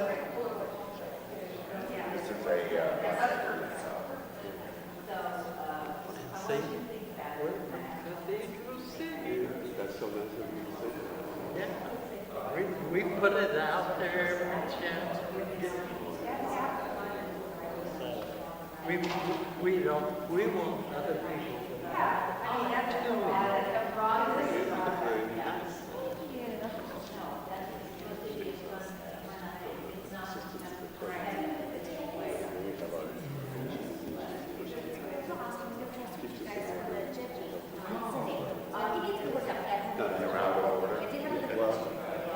She looks like everything is so. The senior center tab will be yellow, so we have our table. Yes, I will not be the big table.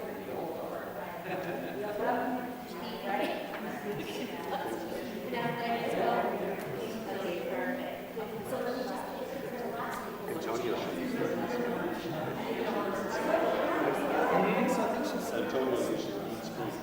He's my neighbor too. Do you live in the code as well?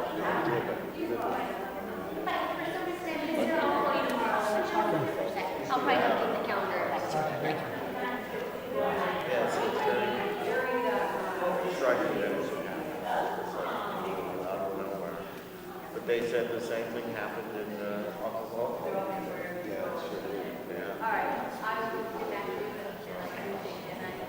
Yes. Climate change.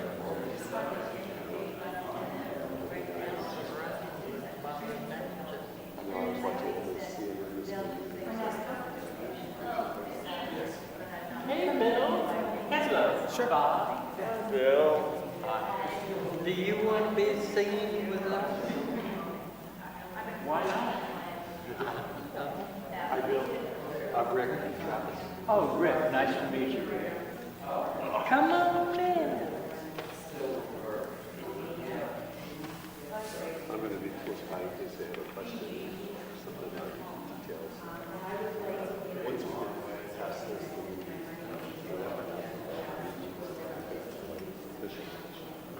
Now, will the city do any publicity, or will the city kind of step back? well, we're going to be talking. They definitely do that.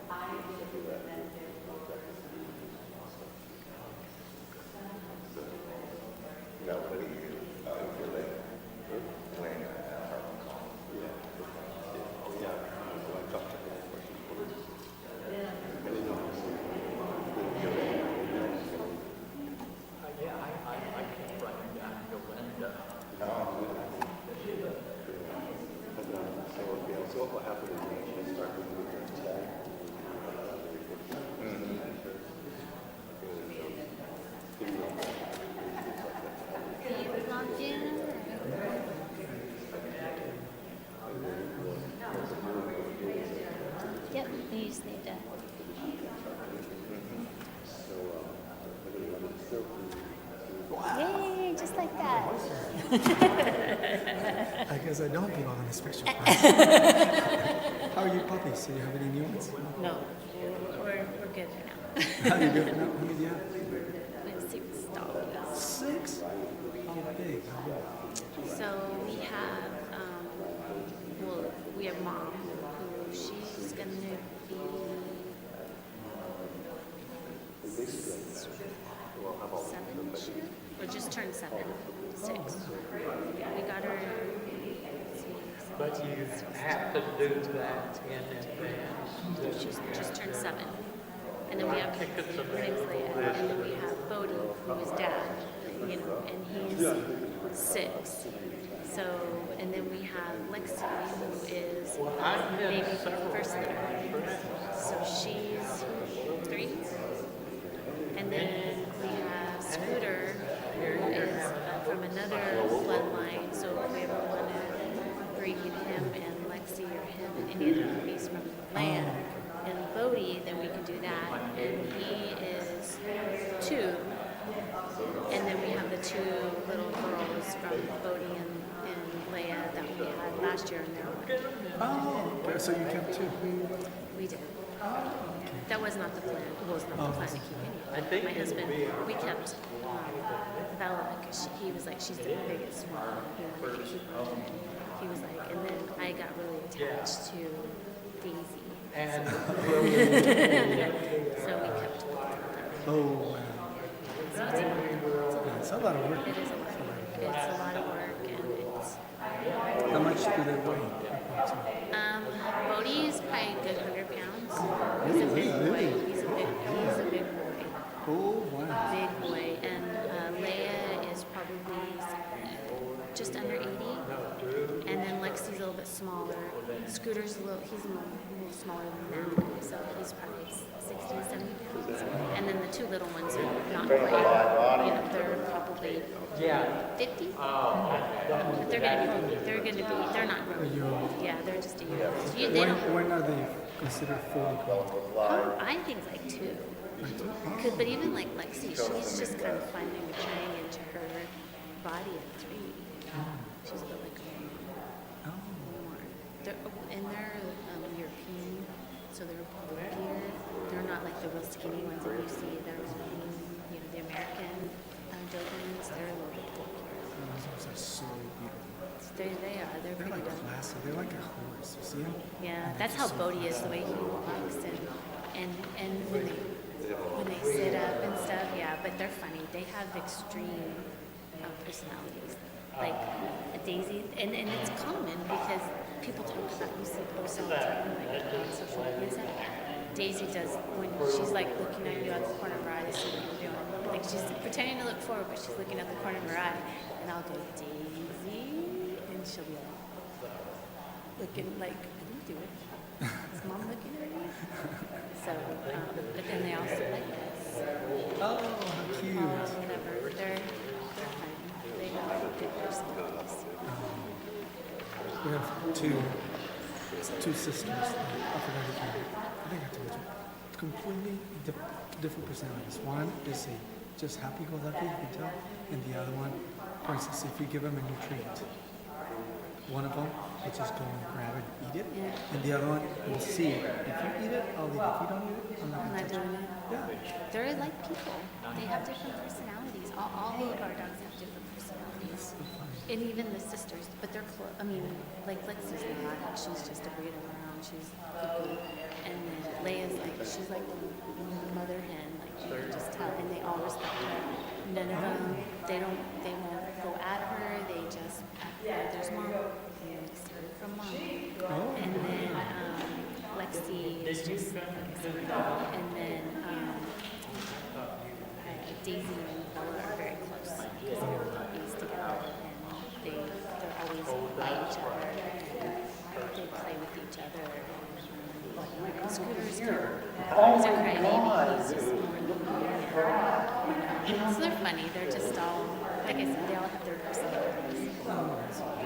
That's so funny. How much food do I go through? Oh my God, you just don't even know. We get weekly deliveries from Chewy. Is that really bad? There's a 40,000 dry food. Yeah. Those big ones. It's the money about 2 months. 25 pound bag of meat for the girls because they're all pestle. And then we do, oh no, every other week is delivery for their food. And every week for the puppies and because they're more active and they tend to get lean. So we feed them food and we can deliver that every week and then an extra delivery on the third week. Oh my God. That's a lot. Would you buy? Councilwoman Perez is back there, but she's Yeah, you might as well start. That one is a new one. Yeah, I mean, I studied this thing for 8 years until we And then I'll just put this on here. get all that. And he does.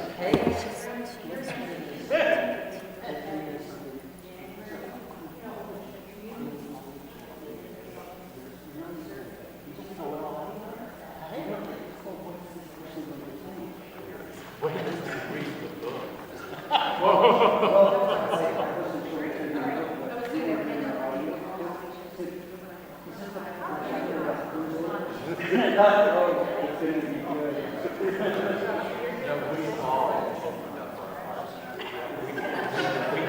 We threw everything in.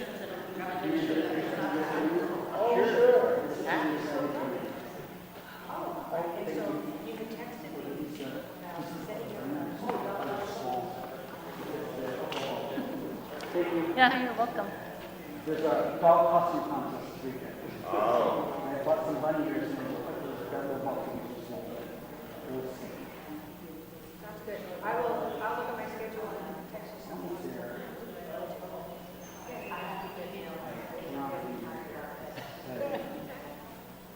Mayor, have you met them?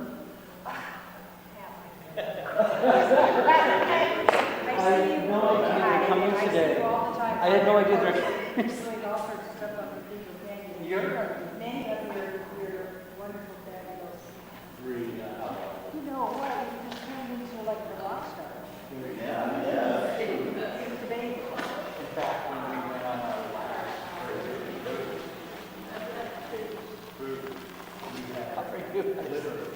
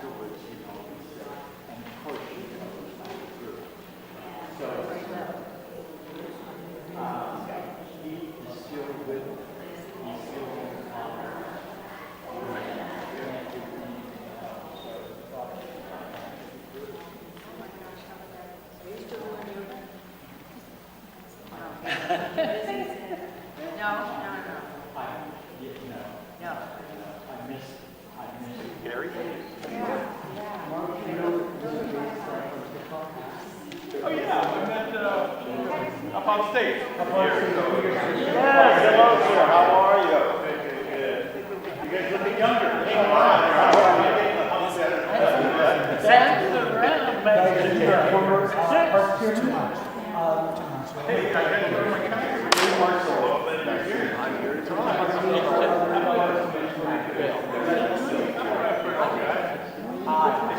Nice to meet you. How's the rest of you? Yeah. Well, speak up on what's going on.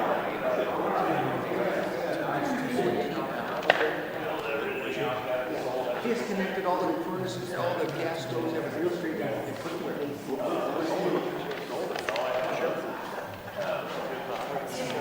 All I have left is about, they're pushing other boys, right? Behind me? Well, this is Joanne Kenner. Hi, John. Nice to meet you. Good self. You sure? Nice to meet you. Joanne McPeterson. Nice to meet you. Hello, Gary. Richard Martinez.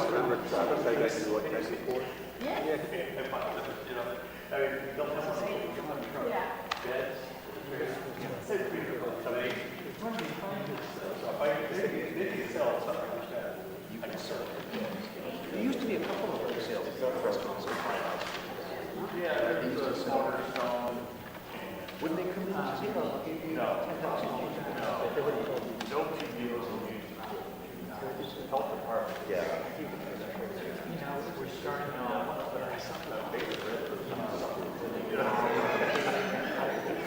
Yeah.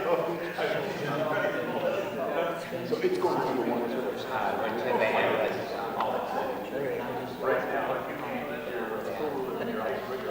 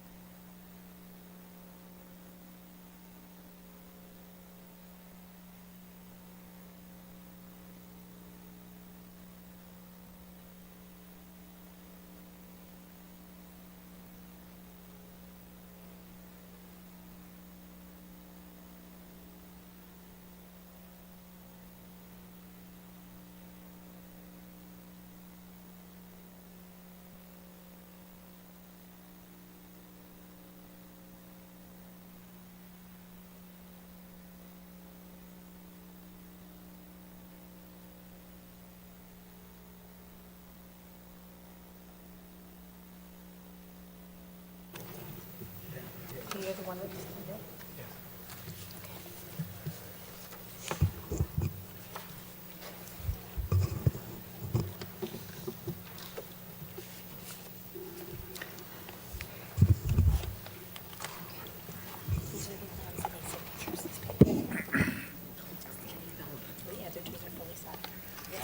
Good evening. I would like to call the October 25th, 2023 City Council meeting to order, and will now stand. Thank you. Please join me in the Pledge of Allegiance. I pledge allegiance to the flag of the United States of America and to the republic for which it stands, one nation, under God, indivisible, with liberty and justice for all. Thank you. Father, thank you for allowing us to be here today. As we gather here today in this peaceful evening, many people in this world are not able to sleep, pray, or sit and relax with their families and friends. They are living in fear. They are at war. 2 countries sadly were attacked, and they must defend themselves against the enemy. Tonight, I come to you to ask you to bring a forever lasting peace for those countries and throughout the world, and to remove all the hate and evilness inside some of us for a better future for humanity.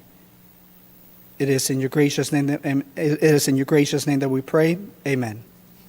Thank you.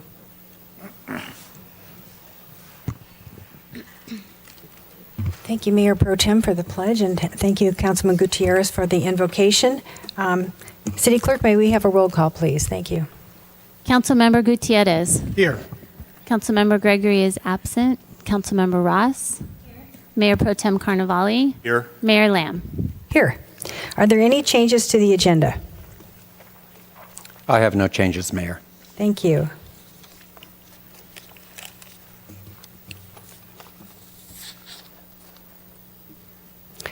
A public comment?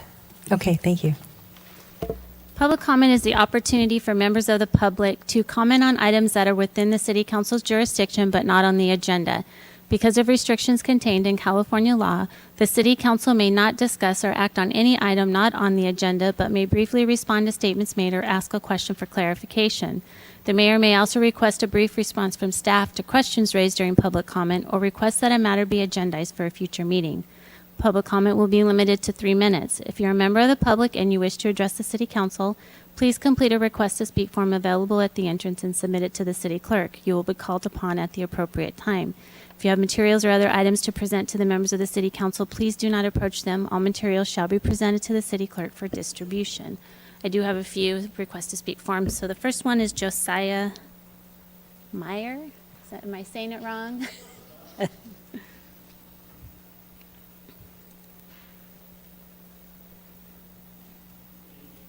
Oop, let me get the mic on here for you. My name is Josiah Meyer, and I'm the president of Cathedral City Professional Firefighters Association. I'm speaking today on behalf of my members, seeking a one-time payment from the American Rescue Plan Act to demonstrate the recognition of the substantial challenges and heightened responsibilities they faced during the COVID-19 pandemic. The pandemic placed an unprecedented strain on our firefighters. These members have been at the forefront of the response since it began in March of 2020, dedicating themselves to the safety and well-being of our community. The crisis necessitated an exceptional level of commitment and extra hours from our personnel to ensure the protection of and health of our residents, a call that was gladly taken by the members of CCPFA. Firefighters walked into homes and put themselves at significant risk on a daily basis. All but one member of Cathedral City Fire Department got COVID.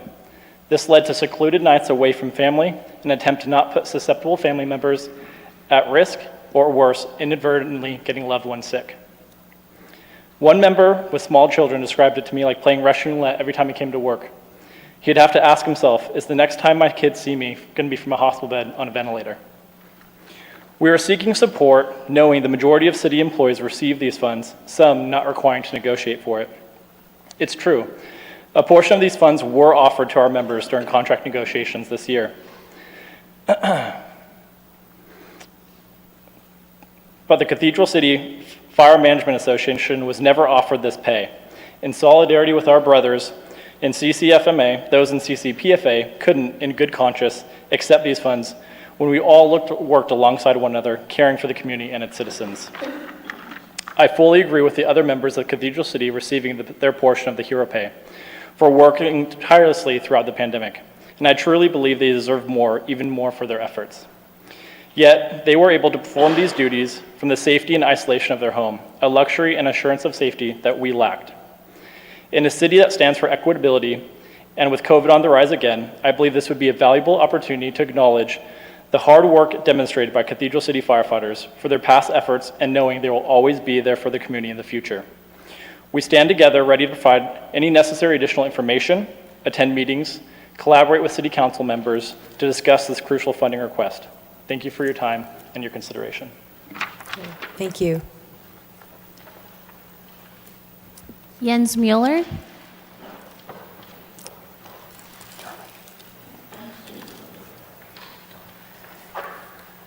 Good evening, everyone. Good to see you all. My name is Jens Mueller, 33-year resident in the Panorama Park area, and I'm here to talk about our home values. We bought our home in 1990 for $145,000, and now it's worth, I don't know, $500,000. Reason I say that is because we don't live in a ghetto. When you drive through a ghetto, you see what you see in front of you now. Trash cans, open trash cans. The house that you see on the bottom of those photographs was cited 3 times by us, my wife and I. And yet still, trash cans are visible from the street. But you're saying, Jens, wait a minute, we have a solution for that. We have an ordinance. Right? We have an ordinance that says no visible trash containers from the street. But it doesn't work. I think there's no tooth. It's as if we are San Francisco or New York or Chicago, where shoplifters can walk into a Walgreens and steal what they want because there's no consequence. There is zero consequence to having your trash open on the sidewalk.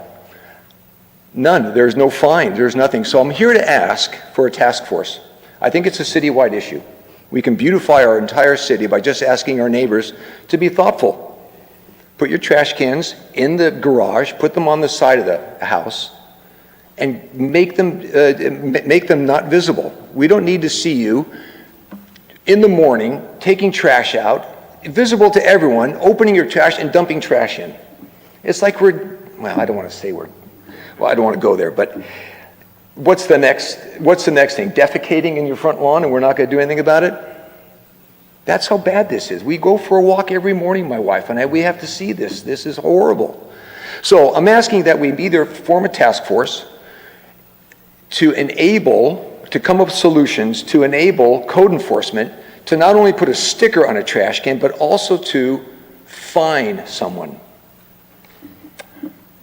That being said, if I can help, let me know. I'd love to sit in on a task force or some way to come up with ideas that don't cost much, right? Let me know. I would love to help.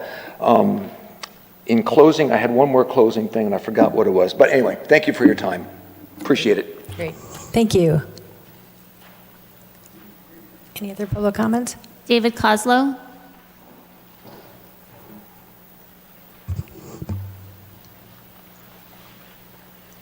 I'm David Kozlow. I'm a taxpayer of Cathedral City. I address you tonight to emphasize the importance to your constituents that its elected officials adopt a binding policy for the City Council and city staff to conduct the city's business with sensitive and diplomatic consideration of the feelings and concerns of the Cathedral City citizens who generously volunteer the time and expertise to serve on the city's various commissions.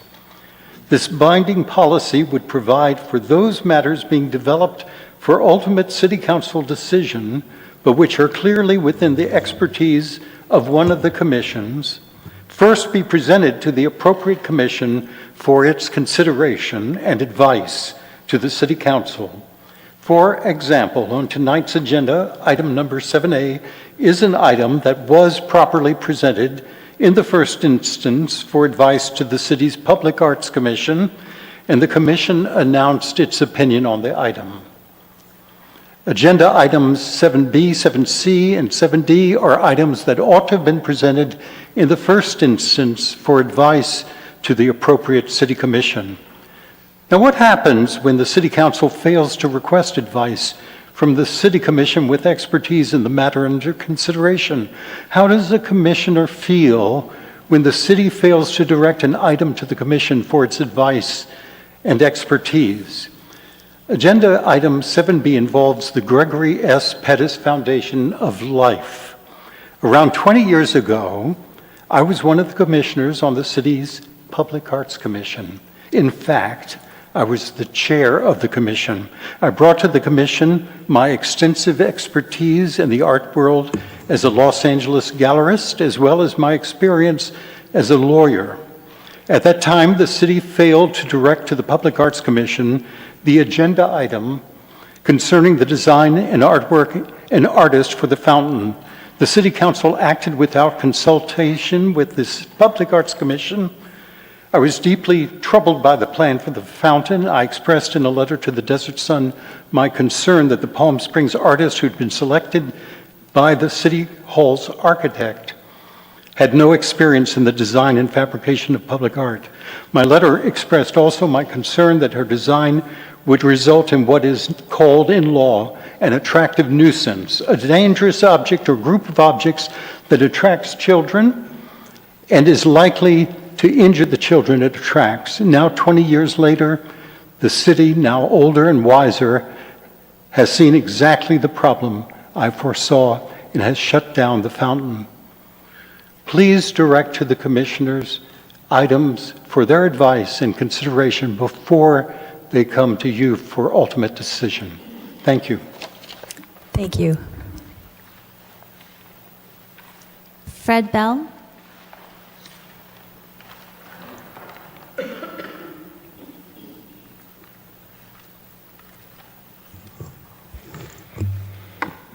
How you doing? Good. Fred Bell, I'm the Vice Chairman of the Palm Springs Air Museum, and I am here today to present the city with a check of $9,630.80. Now, where did that come from? That was, very rarely does a charity come up and actually give you money. So the Air Museum, when we had the tropical storm, the Air Museum, we saw the immediate aftermath in Panorama and acted fairly quickly to try to get those folks out of the muck and the mud and stuff that was up there so that they could make some decisions with their insurance carriers or get their families situated.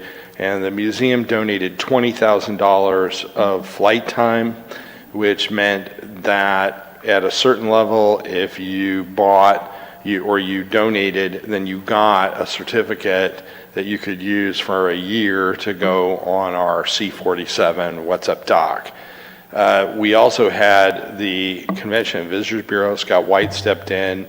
They donated $10,000, and the Housing Trade Group that I'm the chairman of donated $10,000. So sum total, we ended up raising, we didn't use the entire $20,000. We weren't able to use it all up, but we ended up raising about $33,000, and I've sent Ann an email that has all the accounting on this.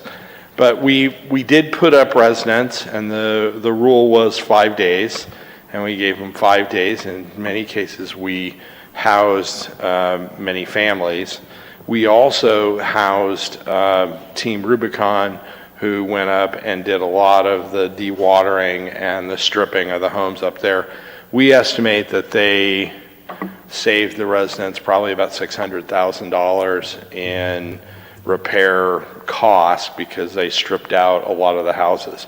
I don't think that even Team Rubicon realized how heavy that job was because of the heat and everything that was in those houses. And I'm not sure remember the exact number, but even their volunteers were having a rough time working up there because of the heat and the humidity. And so housing them became a real godsend, and that we were able to get those folks into a bed and let them cool off and refresh and go back in. We don't normally do that. The Air Museum is not in the housing business, but we felt it was important as a regional organization to step up quickly, which is why we did it as fast as we did within a few days. And there were a number of city folks, city staff that helped us, Stone and Ann and many others. And so we were fortunate that we were able to get it done. The museum does a lot of stuff like this, but you never know about it because we don't do publicity around the stuff that we do. Typically, it's moving cargo and other things into areas. We fly military aircraft. We fly about 14 of our airplanes. Some of our airplanes are big enough that we can actually move cargo and people into places, and we really don't publicize that because it doesn't matter. But if we can do things for the region, we step up when we can, and we really don't expect anything for it. So with this case, I want to present you with this check, and I want to say thank you for letting us help you. And the city you can't comment on it because it's on public comment, but the city can make a determination as to, I know the rules, so the city can make a decision as to what it wants to do with the money, but we're happy to provide this money back to you. And with Scott White and the folks at the Regional Housing Trust, we want to thank them as well and for stepping up and helping us make this happen and allowing us to help Cathedral City. Oh my gosh, wonderful. Thank you. So I don't know who gets this.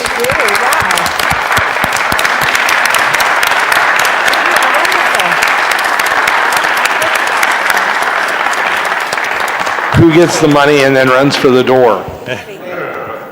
If you don't mind me, Madam Mayor, Fred, you've been a good citizen in Cathedral City for many, many years. You've been on many committees here. You've always been a stand-up guy, and what you do right. You go in, you put your head down, go in swinging, and we just need more people like you. But Fred, thank you from this council. Happy to do it. I always tell staff, I'm a pain in the ass sometimes, but whenever I'm done with what I do, you won't see me again for a long time. That makes you so beautiful. So, thank you very much. We just call you PETA as your little acronym there.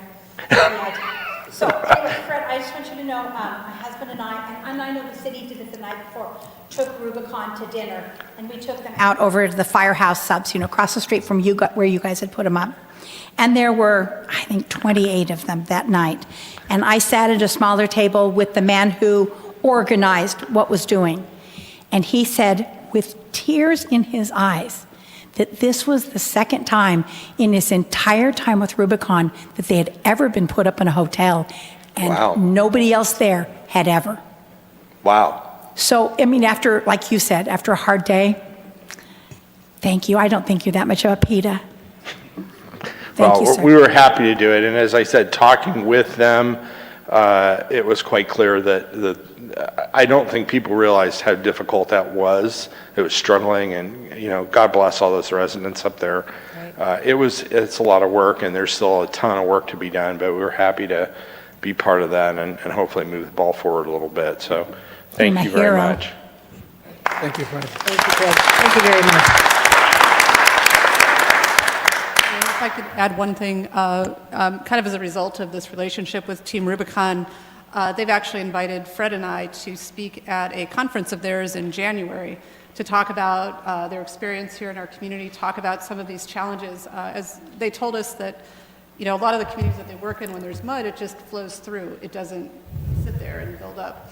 And so that was one of their real lessons learned on their staffing and their expectations of, if you go in when you have a mud flow that just stays there. They really weren't prepared for that. And so that was a learning point for them, like it was for all of us. And so we're going to go down and be part of that and share our experience. Oh, that is absolutely wonderful. And where is that? Where did you say that's going to be? San Juan Capistrano. Oh, my gosh. That's a tough job. Yeah, and wonderful. Two better people I couldn't think of. So thank you so much. If you can't make it, I'm here to help you. Great. Thank you. Joe McHugh.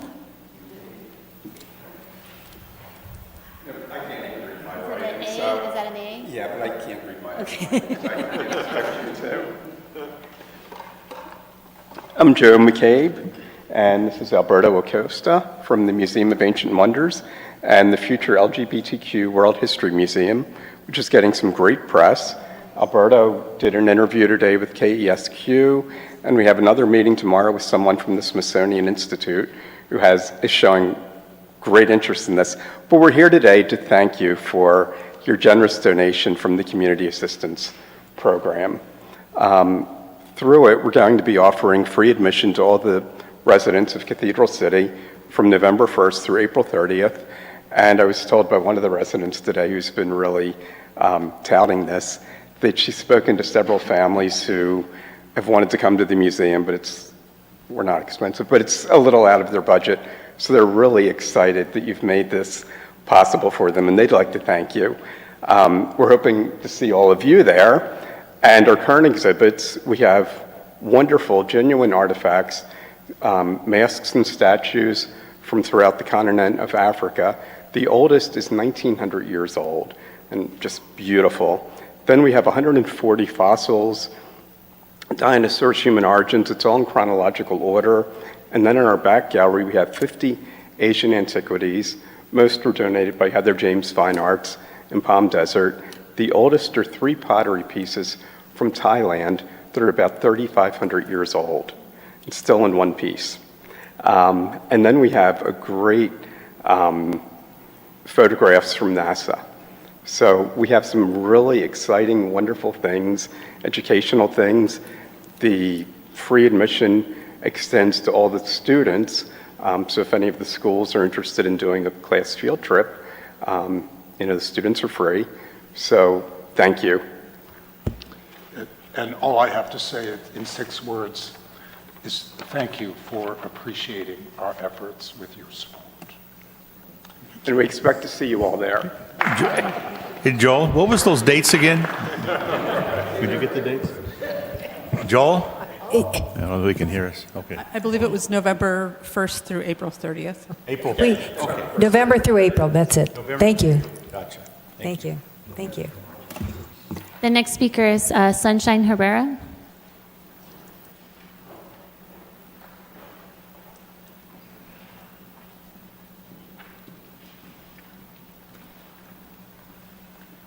Good evening, Mayor, Mayor Pro Tem, council members.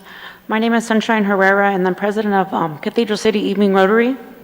I wanted to come and thank council for your guys' gracious support for Fields of Valor. I just wanted to remind you guys that the event goes through November 4th through November 12th. This year, we're actually having a procession that's going to be here at 8:30 in front of City Hall at 8:30 a.m. Our fire and our police will be taking, along with the Desert Riders, will be taking the 12 Gold Star family flags to Patriot Park, if anybody wants to be involved in that. I also want to open it up to any of the council members that would like to come and just address our veteran family for the veteran families through the Coachella Valley on either one of the 4 event dates. Just let me know. And then once again, I just want to thank council for your guys' support. Thank you. Thank you. Sunshine, what was the date again for the 8:30 a.m.? On the 4th. On the 4th, thank you. Great, thank you. Chip Yarborough.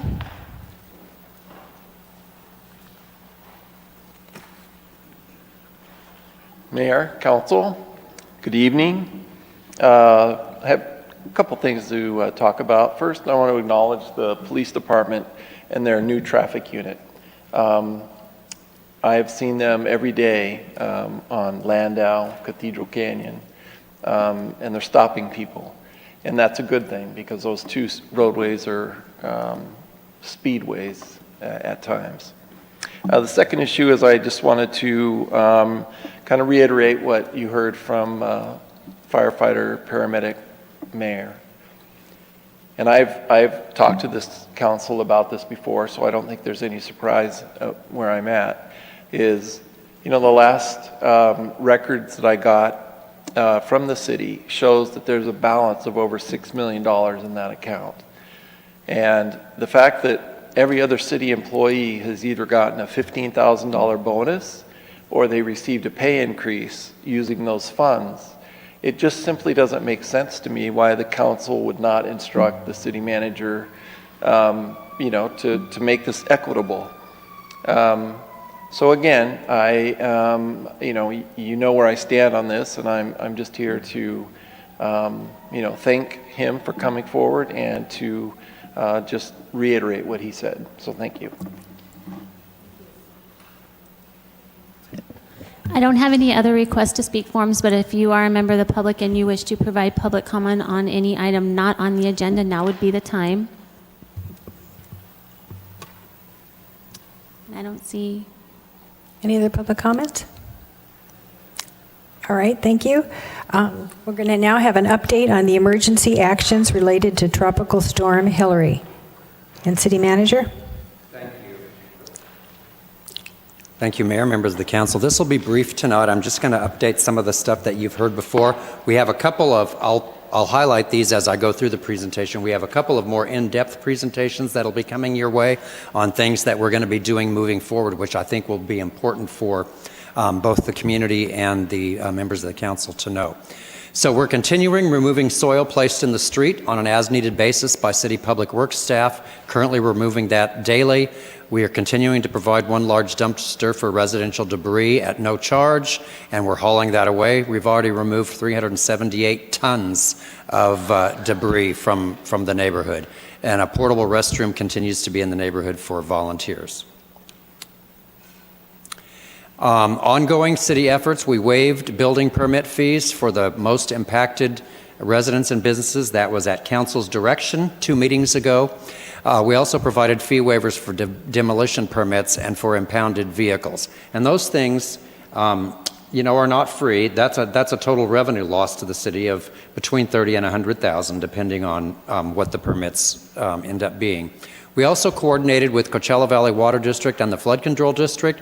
They're going to be here on November 29th, and they will be presenting information on the origins of the floodwaters, where they came from, and also a plan that CVWD has in place and actually is funded for later this year to address mitigation efforts. And debris removal contract, we have 150 to 200,000 cubic yards of dirt. It was mud when we removed it off the streets. It's dirt now. And you issued a contract to a contractor to haul that away a meeting or two ago, and they actually began work this week. You've approved over $1.062 million for work. That's mostly for the contractors and the equipment that were used in the removal efforts, as well as things like removing the debris and all of that kind of thing. And then the $4.563 million contract that I just spoke about for the debris removal. So we're into this for almost $6 million, and that doesn't count the overtime that we had to pay to Public Works, Police, Fire, and a few other people throughout the city for their time. Additional appropriations will likely be required. We've about exhausted all of that original million, so I suspect at a future meeting we will have to ask for some additional task orders on that. But we're trying to be prudent and making it go as far as we can. This is just a summary of all that's been expended so far on those particular contracts. FEMA, public assistance still has not been authorized for the state from the national level. There still is no federal emergency declaration. Now, there was some good news in the last couple of weeks. The Agua Caliente Band of Cahuilla Indians did receive a disaster declaration for their land in the area. I think that's good news for us because we're basically in the same geographic area. So I think that caused me to be hopeful. The SBA loan program continues. Low interest loans for individuals and businesses. Applications for physical damage are due on November 21st, and for economic injury by June 24th. They're no longer at the library offering assistance. They were for about a month.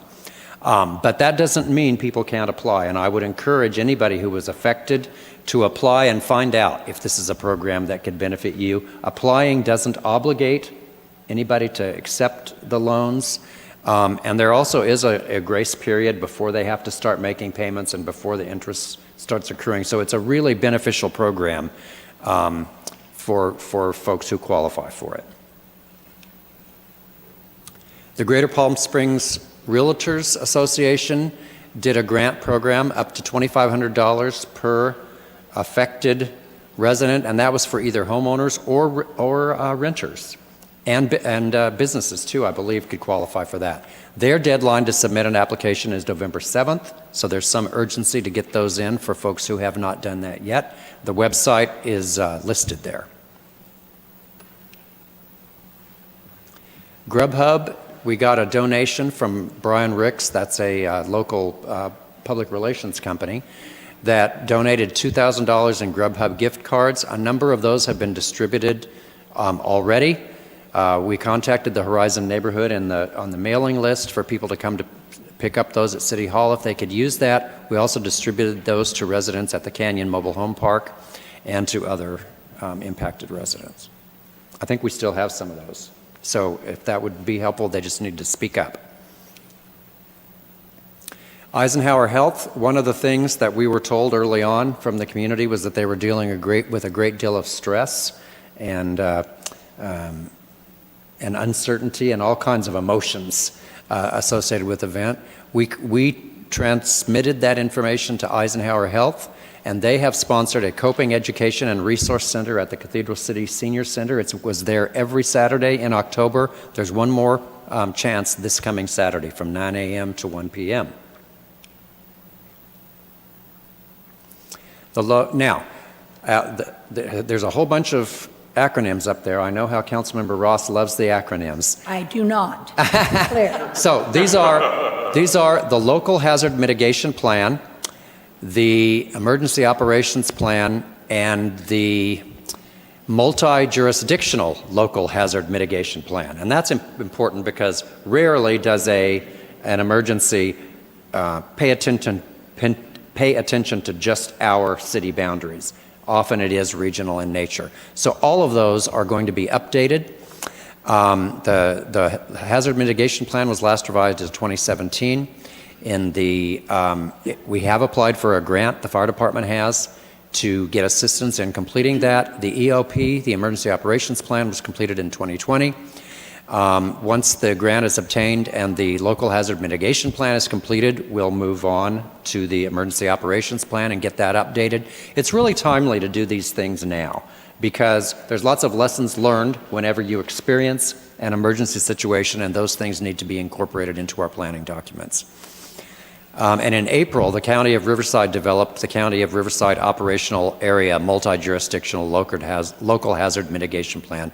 That one's current, but I think That's my favorite one. They'll take a look at that one as well. 6 letters.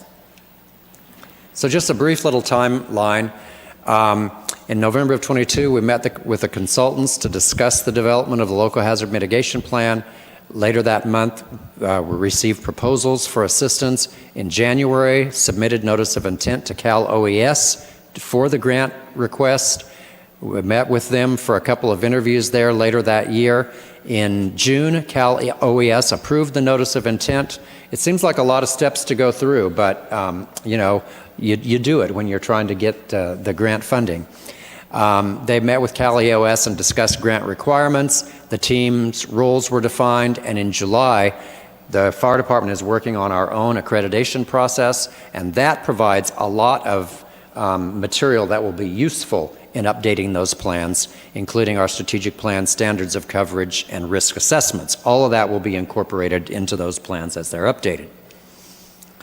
In August of 23, the Local Hazard Mitigation Plan grant was submitted. September 8th, we received a request for information for the grant application, that it was submitted and approved, and we're waiting to hear on the final Cal OES decision. We expect that soon. December 1st, the standards of coverage will be completed, and January 1st, the risk assessment will be completed. So that concludes my update for today. I think the important dates coming up, November 29th, when we'll hear from CVWD and the Flood Control District of Riverside County, and November 8th, the next meeting, you all have an important discussion, because by the time we fix the streets, we're already $6 million into this. Date Palm Drive, Horizon, Adelina, Vista Chino, La Vista, there's going to be considerable road repair work that's required on those streets. Not only the floodwaters and the mud, but the heavy equipment on those just really took a toll. So I think when all's said and done, we're probably into this for $10, $11, $12 million. And so we're going to have a comprehensive budget discussion with you all at the next meeting. What it means is some other things in the budget are just going to have to wait. This emergency happened, and we had to respond to it. And, I always tell people, it's like at my own house. If I had saved up money for a new car, but during the tropical storm, I learned my roof was leaking, I take that money and I move it over to repair the roof. And essentially, that's what we're doing at the city, is moving money from other places so that we can pay for this. And we'll be going over that with you in a comprehensive manner. We'll have a plan, and then you all can make decisions on what you agree with and what you want to do differently. That'll be coming up on the 8th, and I think that's important. Great, thank you. And I wanted to say, for the November 28th, you're saying that on that they will be the 29th. There'll be representatives from they'll be here, so we can ask. Okay. Yes. Okay. Thank you. Any other questions from council? Thank you, Chair. No.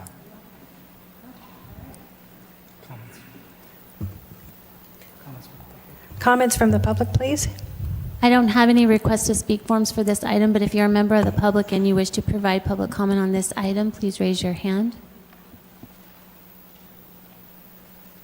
Great, thank you. This is a presentation only for discussion and direction. There is no formal action. We'll now go to council reports, and we'll start with Councilman Gutierrez. Thank you, Mayor. Good evening, everyone. Since we last met, I had 2 meetings with our city manager and our assistant city manager. The first meeting was to discuss general issues from our city and residents. The second meeting was to discuss tonight's agenda and other issues as well. Right after that, I attended a meeting with our Mayor Lamb and also with our city manager, along with Superintendent Tony Signore and board member Sergio Spericueta, in which the Palm Springs Unified School District informed us on all the improvements that they're doing throughout many of the schools located in Cathedral City, from Cathedral City High School to Nellie Kaufman, and also Sunny Sands, and I believe there's another one. There's $160 million that are being invested in our schools in the next coming year or so. I also attended one of my favorite events, Battle of the Badges. It was well attended. There was probably, 1,200-1,500 people that attended. The fights were great, and the beers were cold as well. But it was a wonderful event, and it's great to see so many people getting along, and also seeing so many, you can say, first responders just having a great old time.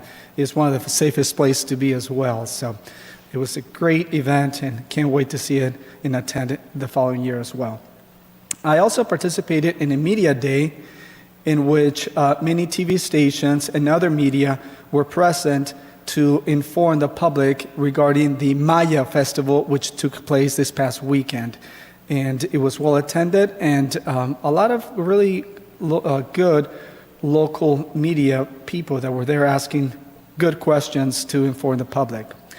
And last Thursday as well, our Mayor Lamb, our police chief, and our city manager, we also attended the Palm Springs Unified School District's address.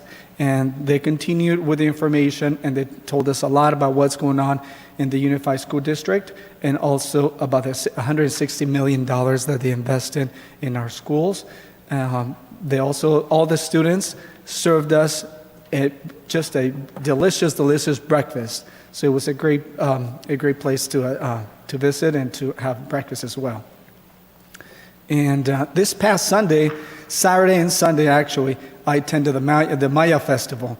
I was really impressed for being the first time that this Maya Festival takes place in Cathedral City, how well it was attended for being the first time.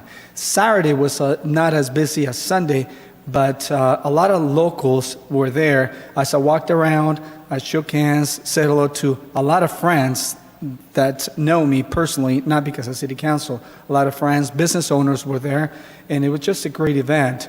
There was people from all ages, from teenagers to adults, so it was attended from quite a few, from broad ages, you can say. Now, some of the people that missed the event and that heard that the event was great from other people, they were saddened to hear that they missed it, but they were looking forward in actually attending it the following year. And like I mentioned, Sunday the weather was a lot cooler and the crowds were also a lot bigger.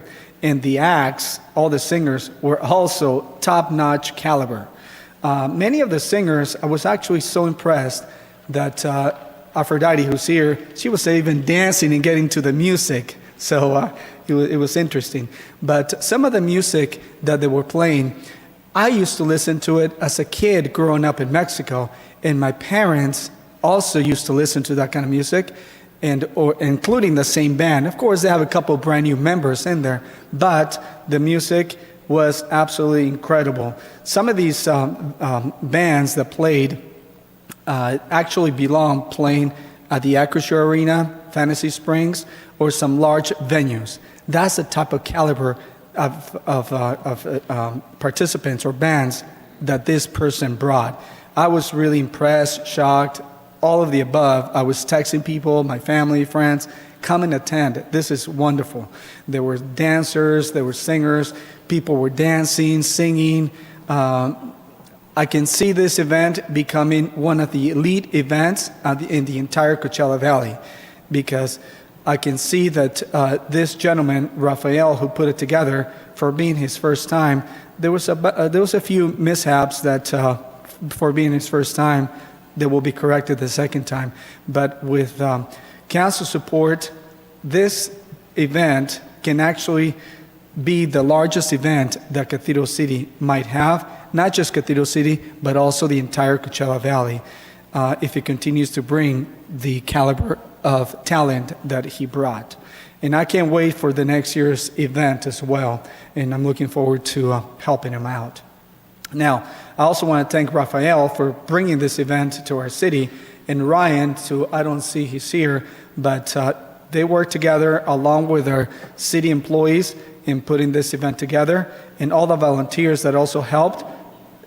They made this event possible, and like I said, it wasn't just enjoyed by me, but many, many members of the community from all ages.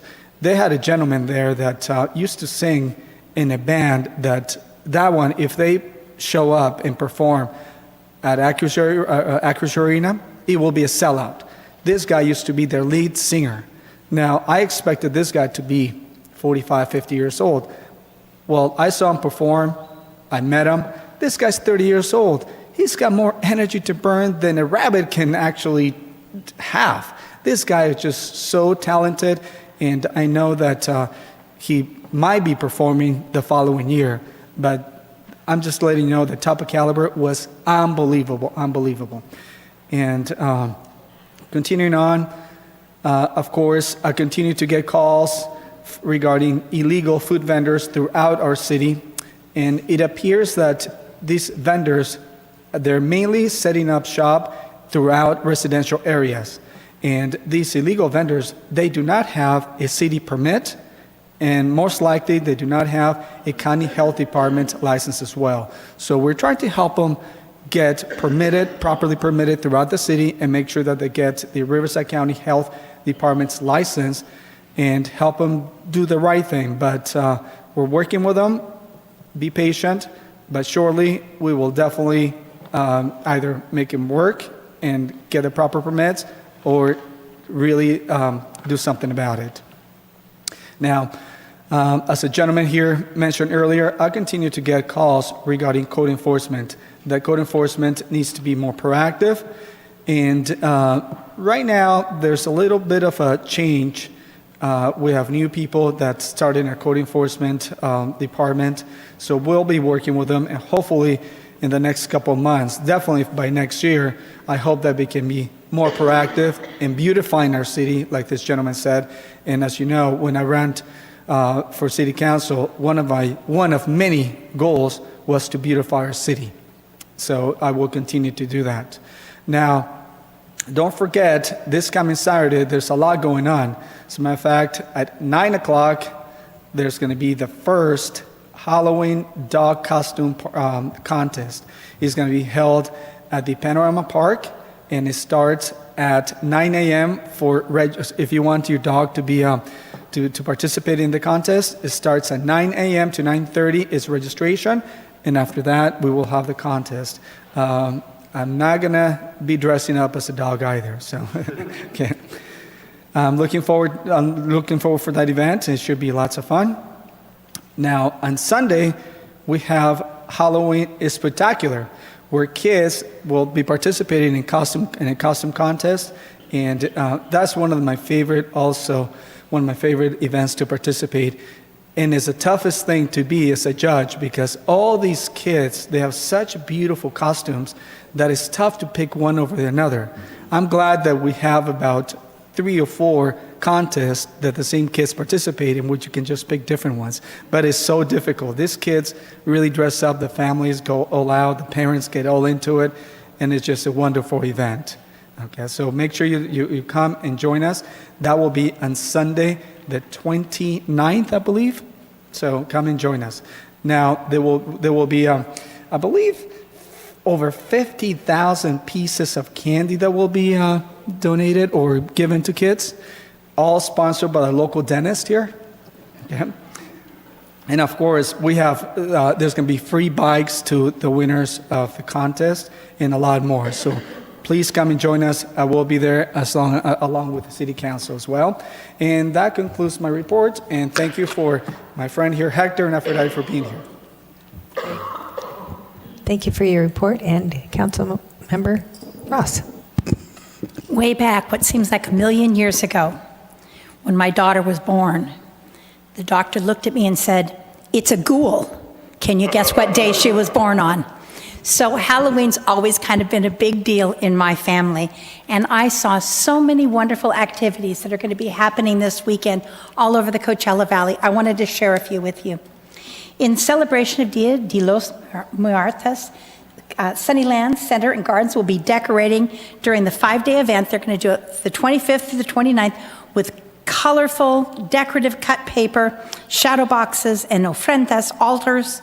Each day offers various family-friendly activities, including daytime and nighttime viewings. And you can just take some of the kits home for free. It's going to be a great thing. There's going to be a run that you can participate in Old Town Coachella, but if you're like me and we're not going to go running in Coachella, we are going to be celebrating the entertainment and the wellness and the music and the art and the culture, and and a car show and food vendors. It's going to start at 4 p.m. on Saturday, November 4th. The Dia de los Muertos at Palm Springs Air Museum will be on the 29th from 10 to 5. The Palm Springs Art Museum, I said air, I meant art. Art Museum invites the community to experience the talent of local dance studios, folklorico groups, mariachi bands, a children's corner, an outdoor market from local vendors, and still life painting workshops. The museum will incorporate a theme you're going to have to help me. I'm going to say it the best I can, and then he's going to correct me. Recuerdos. Yes, something like that. And that's what I said, right? That's what she said is what he's supposed to say. And anyway, it's going to be in memory of your family and community members who have died. Community will be on display from various community organizations throughout the Coachella Valley. Of course, there will be something that is going to be where I'm going to be, and that's going to be at the Valley Public Cemetery. Actually, this is a different cemetery. Try again, Nancy, let's do this. The Coachella Valley Public Cemetery will have a celebration that includes Los Bujos de Mexicali as featured musical act, Additionally, the program will feature folkloric dance and a traditional blessing to conclude. The cemetery grounds will be accessible from 7 a.m. to 8 p.m., and they will be having a movie screening at 5 p.m. That's going to be on the 1st and on the 2nd, which is Wednesday and Thursday.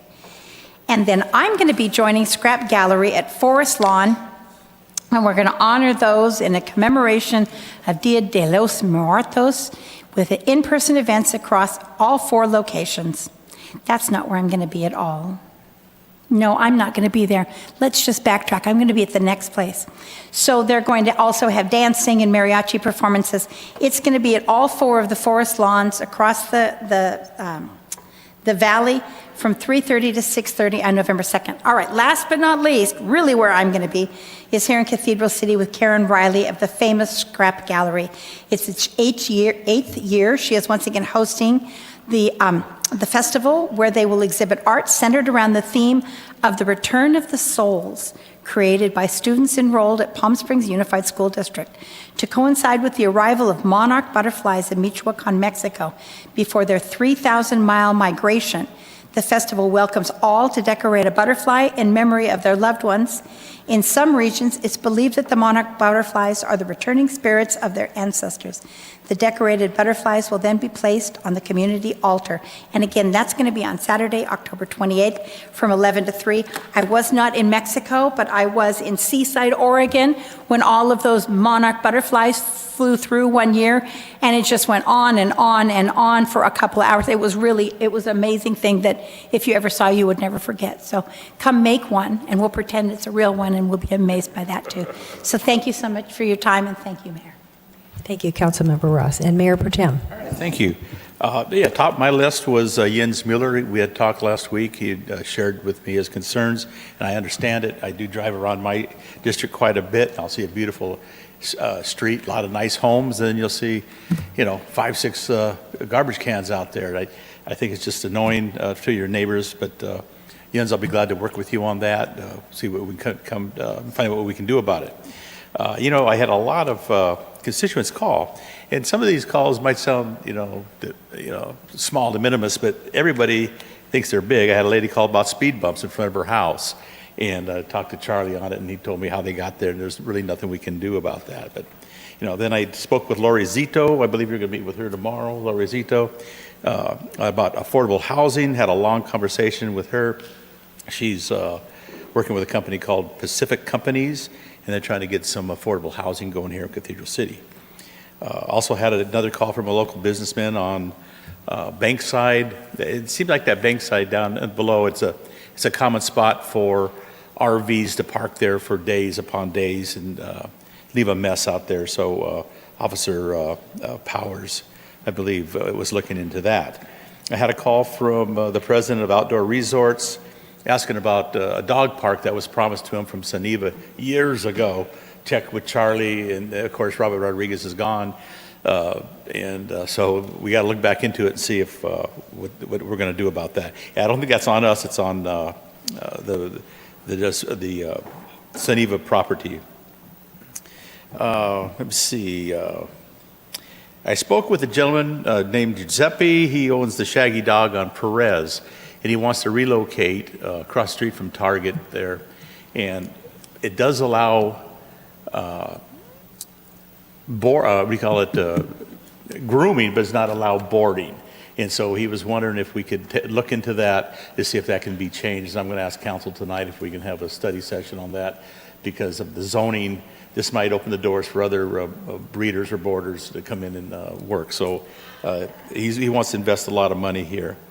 I did attend the Maya La Fiera Gala Fiesta. I don't know if I butchered that up like you most likely did, but see what little confidence he has in me, like you most likely did. I was so impressed with the quality of merchandise and organization, and the producer walked around with me and showed me the vendors, and I got to tell you, it was really, really first class. And then I did have some constituents, I believe 3, called me with the vendors. I don't know why they're reaching out to me and Councilmember Gutierrez, but so I did call Charlie, and he explained it to me very eloquently that basically they have more rights than restaurateurs with all the permits.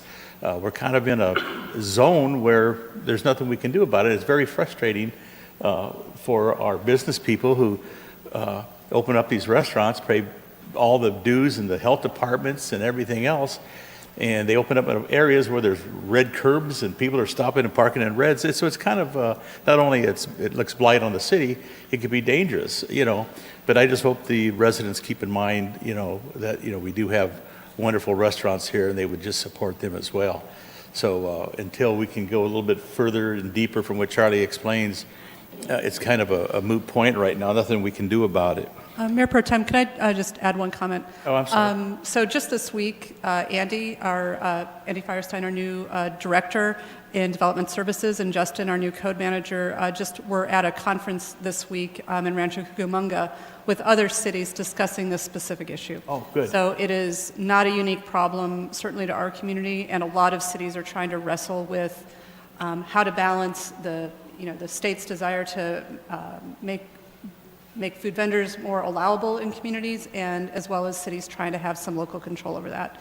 So staff did just participate in that, and have gotten a lot of good ideas that they'll be developing into ideas on how to address those problems here. Thank you for that information. That's great news.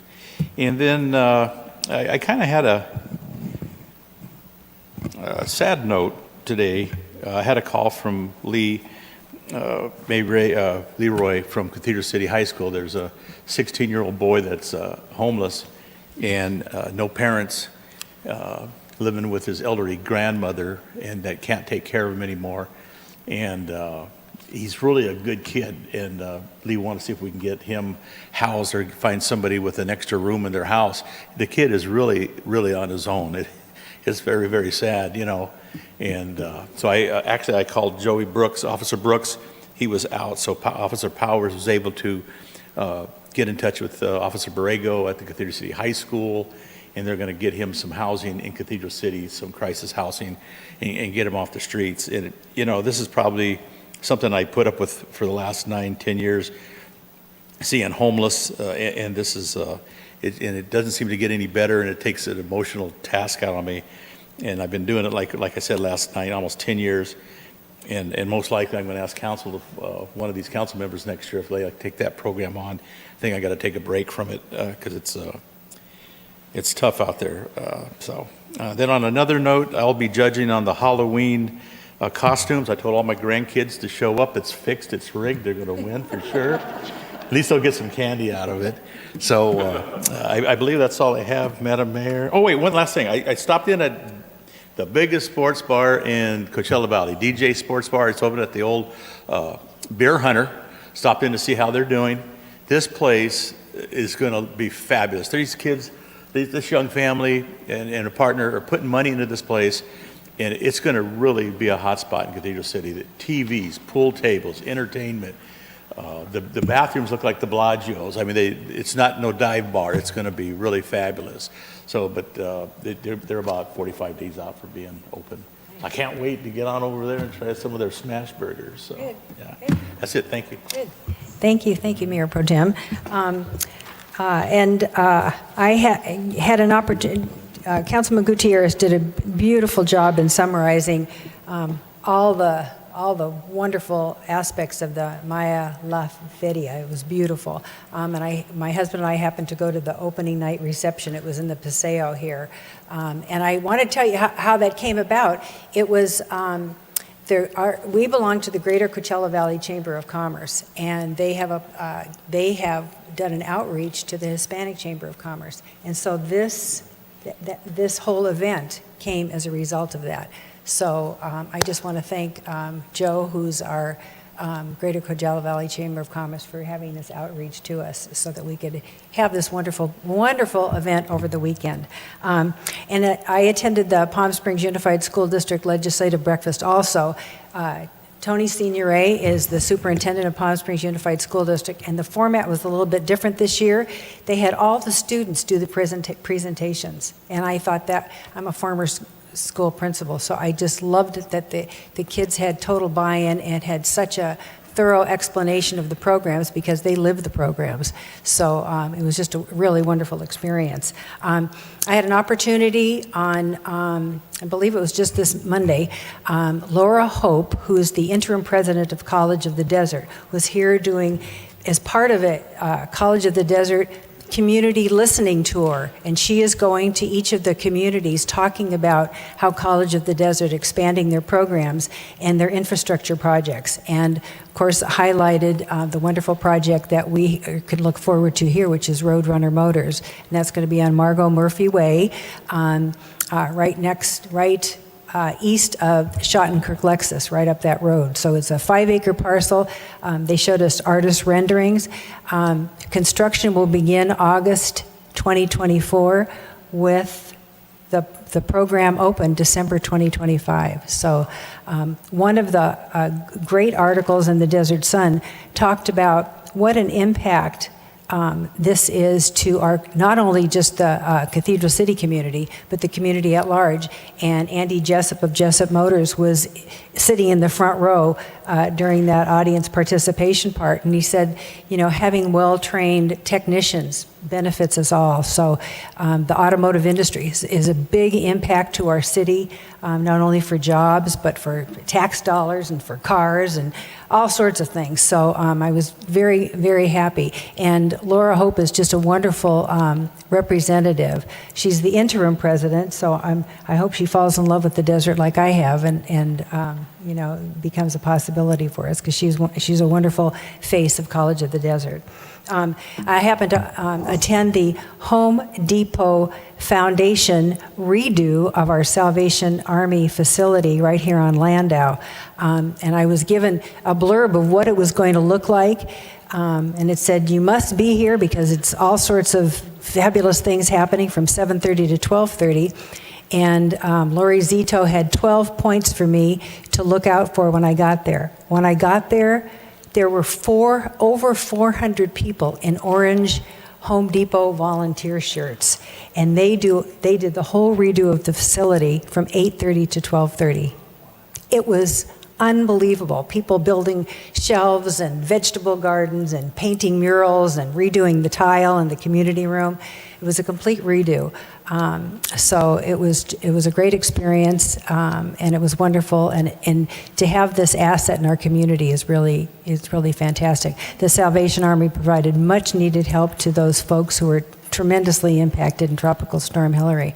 So it was just wonderful. And the Salvation Army, although we're fortunate enough to have it in Cathedral City, they provide services all throughout the Coachella Valley, all the way to Thermal and Mecca. So they do wonderful work. Neil and Rubina Navar. And if you're a football fan, Cathedral City High School Lions, they've won 5 games. They're kind of struggling this year, but they've had some fabulous games, and they're on the upswing. And they play this night at Desert Hot Springs. So if you're a football fan, be there.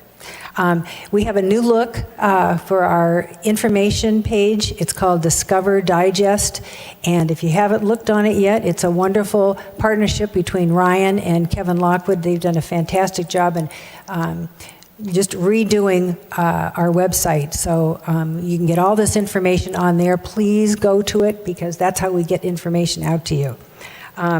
And in terms of rediscovering Cathedral City, which is kind of my motto, the Friday night art walk starts at 4 o'clock, and it's this Friday night, so please take advantage of that. All the artists are fabulously talented, and they've done a yeoman's job in really refining that area and defining it for Cathedral City. And the last thing, I know I'll drive Councilmember Ross crazy. No. Because here is the booklet. And, you know, we talk about all the things that we see around the city that could be improved, because we want Cathedral City to be beautiful. Well, there's a Cathedral City app you can download. You can take a picture of the graffiti. You can take a picture of the trash cans, and it will go to the Public Works, and they can, you know, Deanna Pressgrove is a genius, and they consolidate all the tips about where the graffiti is or where the trash cans, and they send people out. So please take advantage of this. Bulky item pickup, recycling, all the information is in here. This comes to every Cathedral City resident twice a year. So there you go. Okay, enough. All right, we're on to the consent agenda. Will the city clerk, please read the consent agenda items? Thank you. Item number 4A is to waive full reading of ordinances on agenda. Item number 4B is the minutes approval of October 11th, 2023. Item number 4C is to approve amendment number 1 to the professional services agreement with Woodard and Curran to provide Clean Water State Revolving Fund Program grant-related services, updating the submittal of the planning grant for the city's septic to sewer project to the California State Water Resource Control Board requirements. Item number 4D is to award professional services contract to Alliant Consulting, Inc. for labor compliance and monitoring service for the Dream Homes Park City project. Item number 4E is approve amendment number 1 to the professional services agreements with NAI Consulting, Inc. and with Interwest Consulting Group for on-call engineering support and grant administration services for state and federally funded transportation projects. And that concludes the consent agenda. Great, thank you so much. Are there any members of the public that wish to make a comment on the consent agenda? I don't have any request to speak forms for this item, but if you're a member of the public and you wish to provide public comment on any of the consent agenda items, now is the time. Any comments from council, or are we ready for a motion?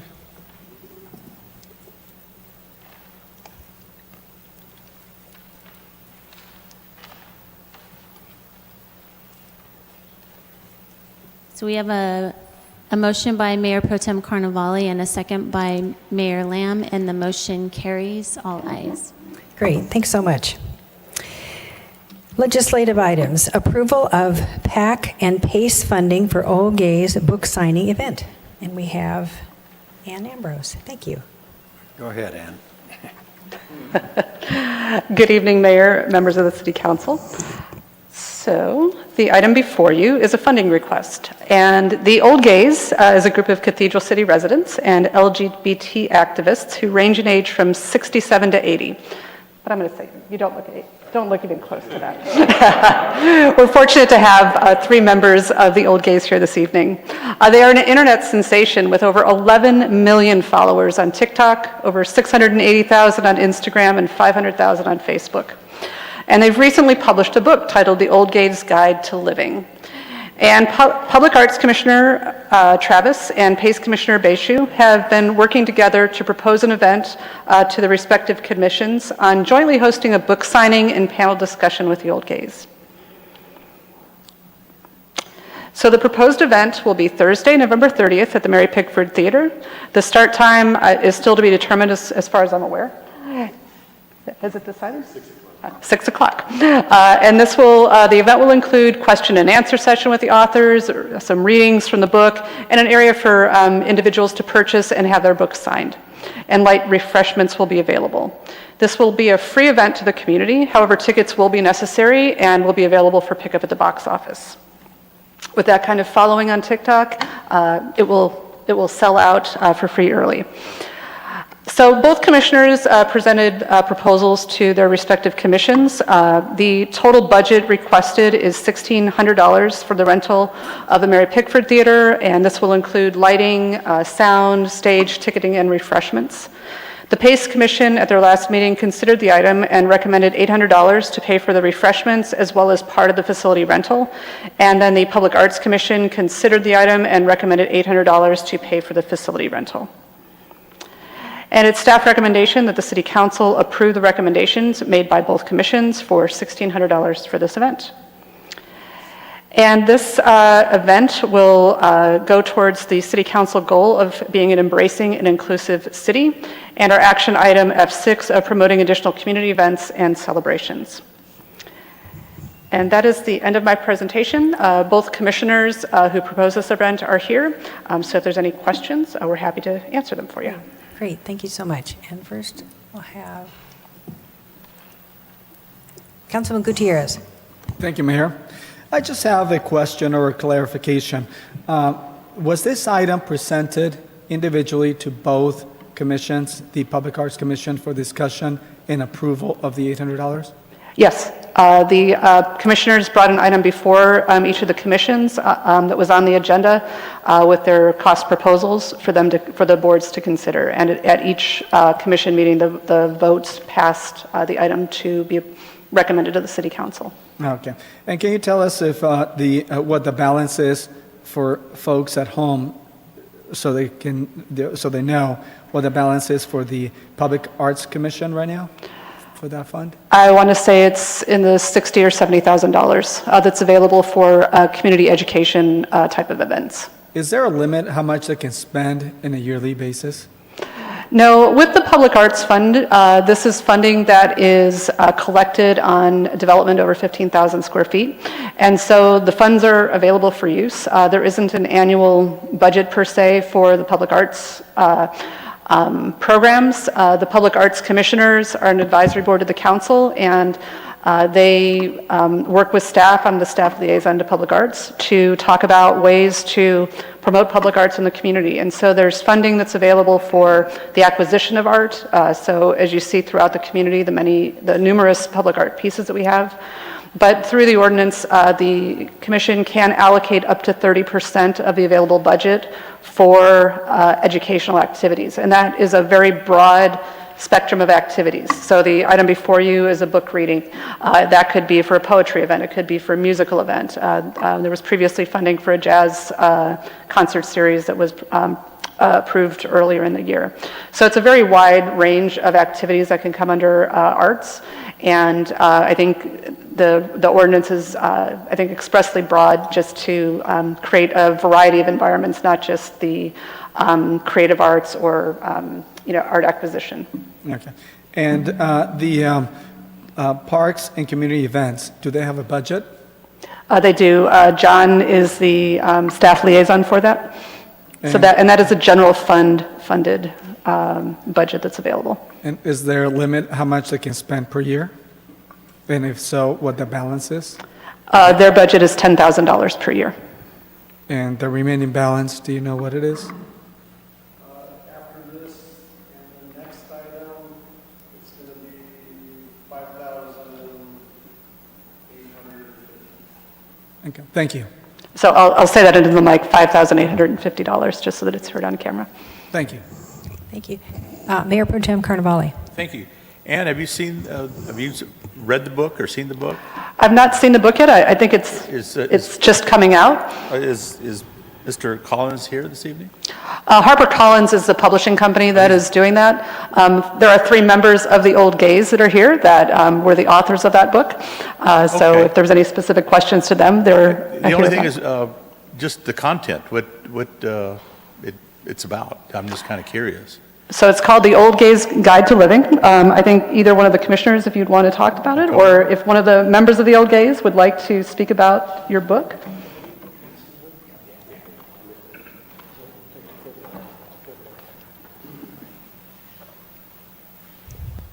Good evening. Hello. My name is Michael Peterson, also known as Mick Peterson, and I'm the youngest member of the Old Gays. I'm proudly 67 years young.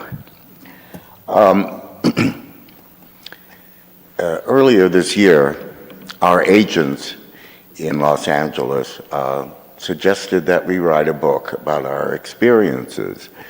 Together, we have about 240 years of experience. Ups and downs, goods and bads, and special moments that are reflected in the book itself. This is an advanced copy of the book. It's called The Old Gays Guide to the Good Life. And its title also reads, please excuse, I have a temporary in here. Lessons learned about love and death, sex and sin, and saving the best for last. What the book is really about, to put it succinctly, it's about how hard work, hope, resilience, patience, and the will to live can help us all to face down life's challenges. And that's really about our stories. We talk about how we grew up, where we grew up, our goals, our pursuits in life, whether they panned out or whether they did not. And that's really about our story. And what's really special about it is we just finished the audio version of the book that we're most pleased about because all four of us narrated our own book. And so the words that we wrote down are now officially ours, and we're most pleased about it. In closing, I would like to thank the council. Last year, on March the 26th, the council proclaimed the Old Gays Day in Cathedral City. And we thank the council for that recognition. And this book is really a step in that continued journey that we are making. What really is special is we're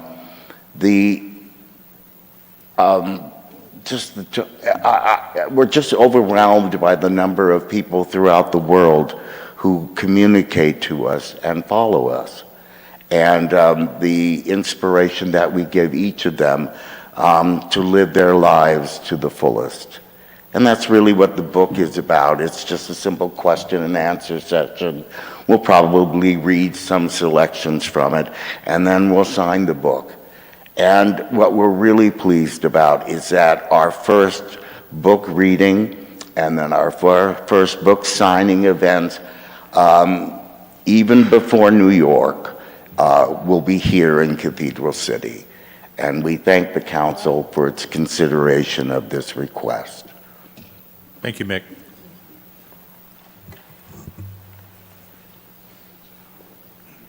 Any other questions? Any questions from the public? So I don't have a request to speak form from anybody, but if you're a member of the public and you wish to provide public comment on this item, now is the time. I don't see any hands, Mayor. All right. Are we ready for a motion then?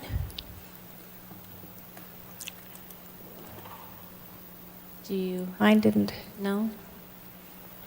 Let's see. Do you have the screen there now? it is. Yeah, there, mine went. Okay, there it is.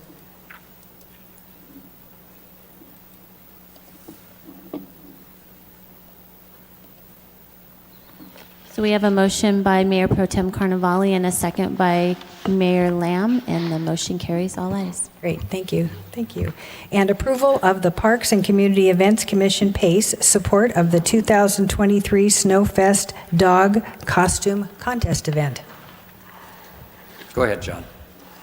Honorable Mayor, Mayor Pro Tem, I'm pleased to be able to bring you another happy event here sponsored by the Parks and Community Events Commission, and that, as you stated, is the 2023 Snowfest Dog Costume Contest event. So, just to recap, and for the members of the audience out there that are watching us, the Parks and Community Events Commission, PACE as we commonly refer to it here, continues to provide opportunities to engage the community. That's their charge in our ordinance. They provide awareness of park resources available within the city, and their fiscal year 23-24 and 24-25 budget, which the council approved, is $10,000 per year to support PACE-sponsored events. A lot of these events are smaller events at the lesser venues, meaning our parks and small weekend events. The remaining balance right now is $6,750. So those questions were a little late answered to you, Councilmember Gutierrez, so we got that cleared up. So the event is proposed that was approved by PACE on the October 3rd PACE meeting. They considered the event. It's in Town Square with the North Pole Village. It was submitted by PACE Vice Chair Baishu, who is here, and afterwards, if you have any questions that I can't answer, he can help you. The event's going to be on December 9th. This is the same day that you have the Christmas tree lighting and the big opening events at for the downtown North Pole Village. It's 1 hour. We're coordinating between 1 p.m. and 8 p.m. There will be a 1-hour time slot there. There's prizes for big dogs, small dogs, most original categories. These are costumes. First place, second, and third place will be given out. Owners are welcome to come. They can be dressed up too. PACE voted to support this event. The event is free to everyone.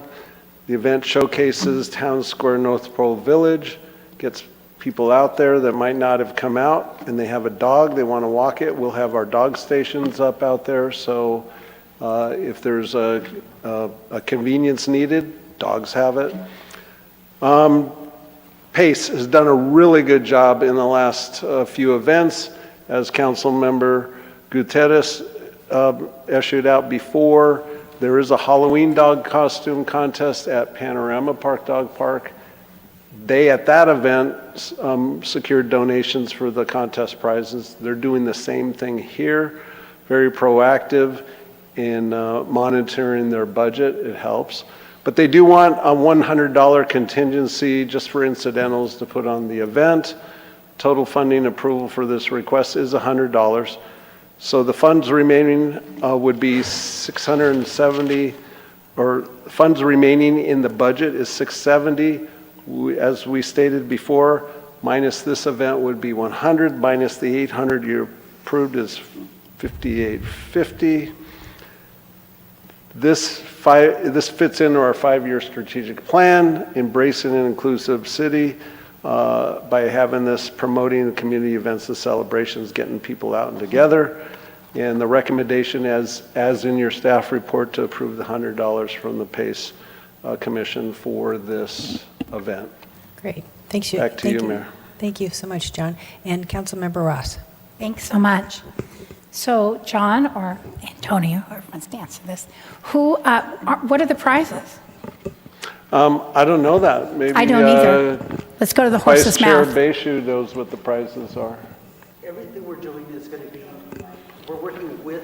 Come up here to the microphone, please. Thank you.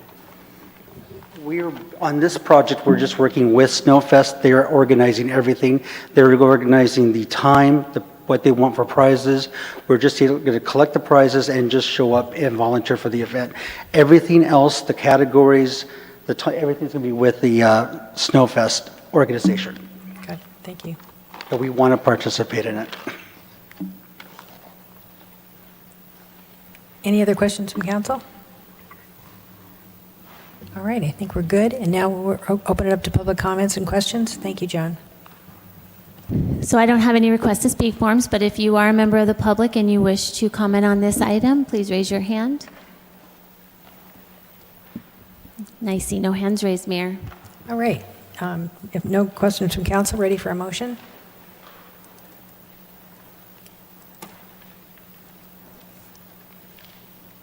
So we have a motion by Councilmember Gutierrez and a second by Mayor Lamb, and the motion carries all ayes. Great, thank you. And item C, award professional services agreement to David Volt's Design for the downtown dog park design. May we have a staff report, please?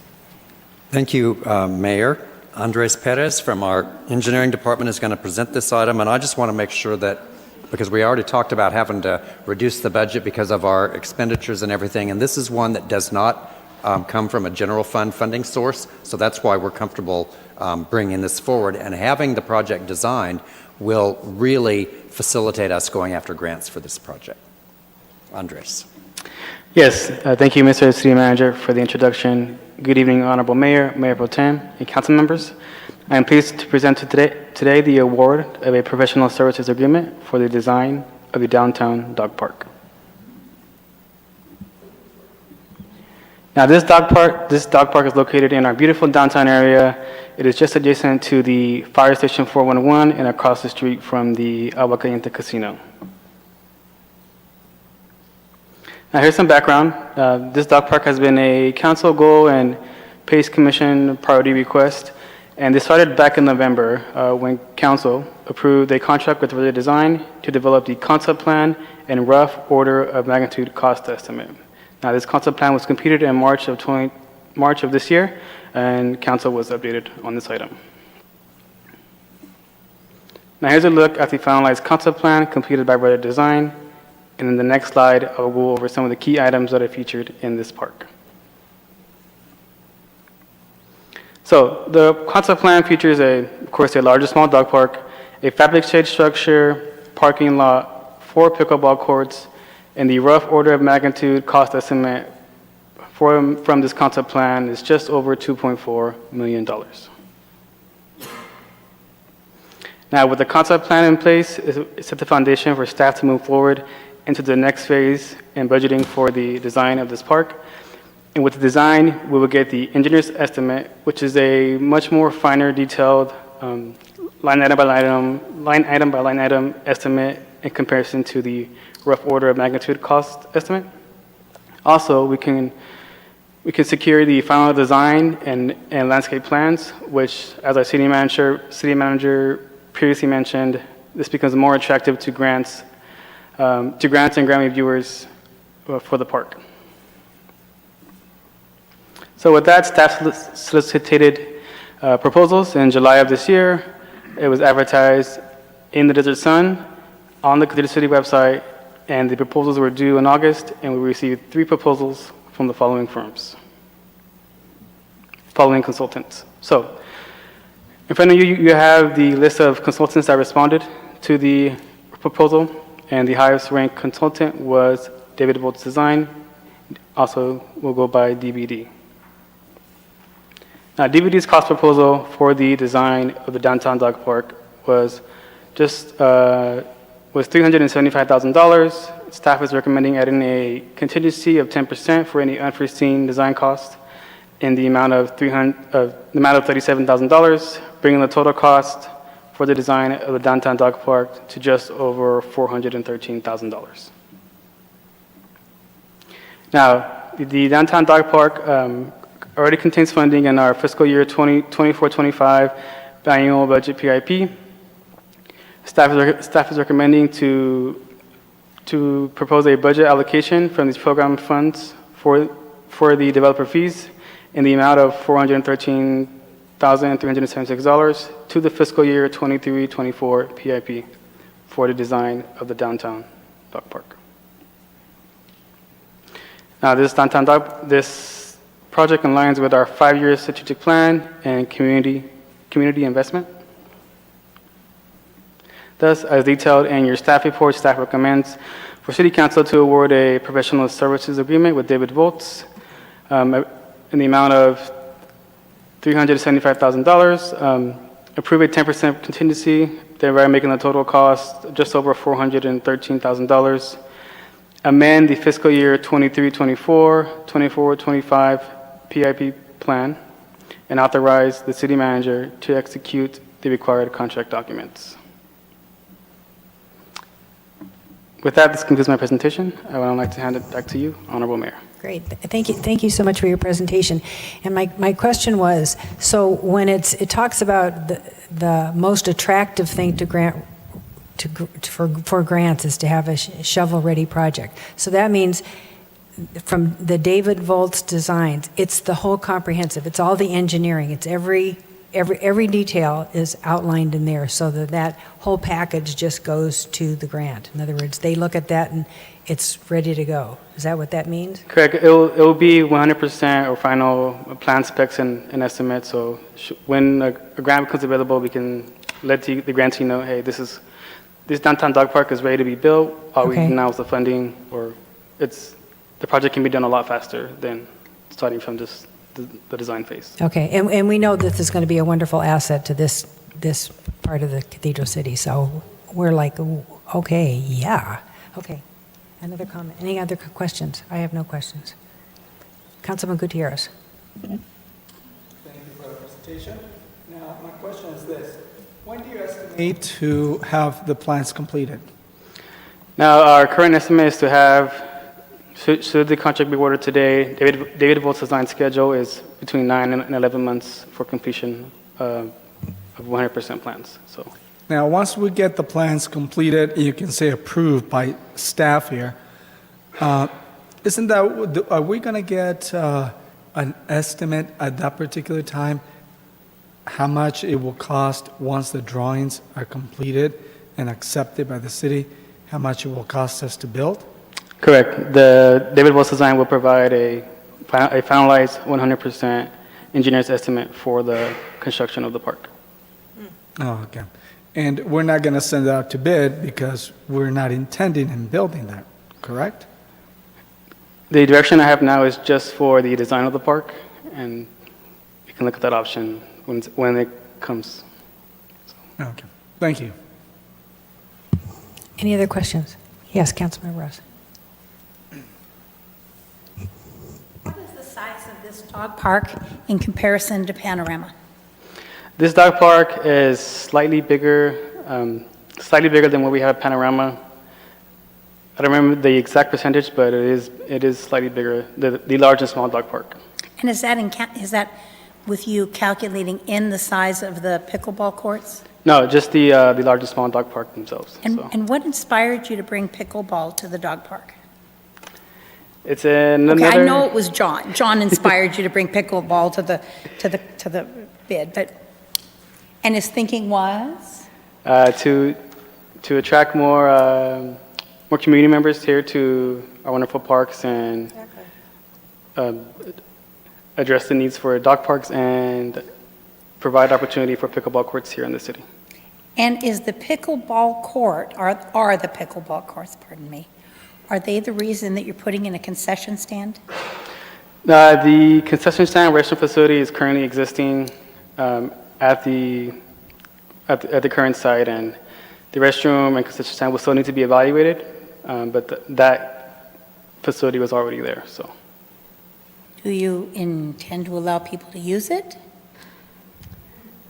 I believe so.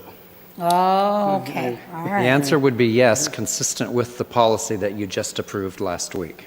That's where I was headed. Thank you so much. Okay, thank you so much. Any other questions from council? Thank you very much for your presentation, and we'll now open it to the public for public comments. Thank you. I do not have any request to speak forms for this item, but if you're a member of the public and you wish to provide public comment on this item, please raise your hand. I see no hands raised. Are we ready for a motion?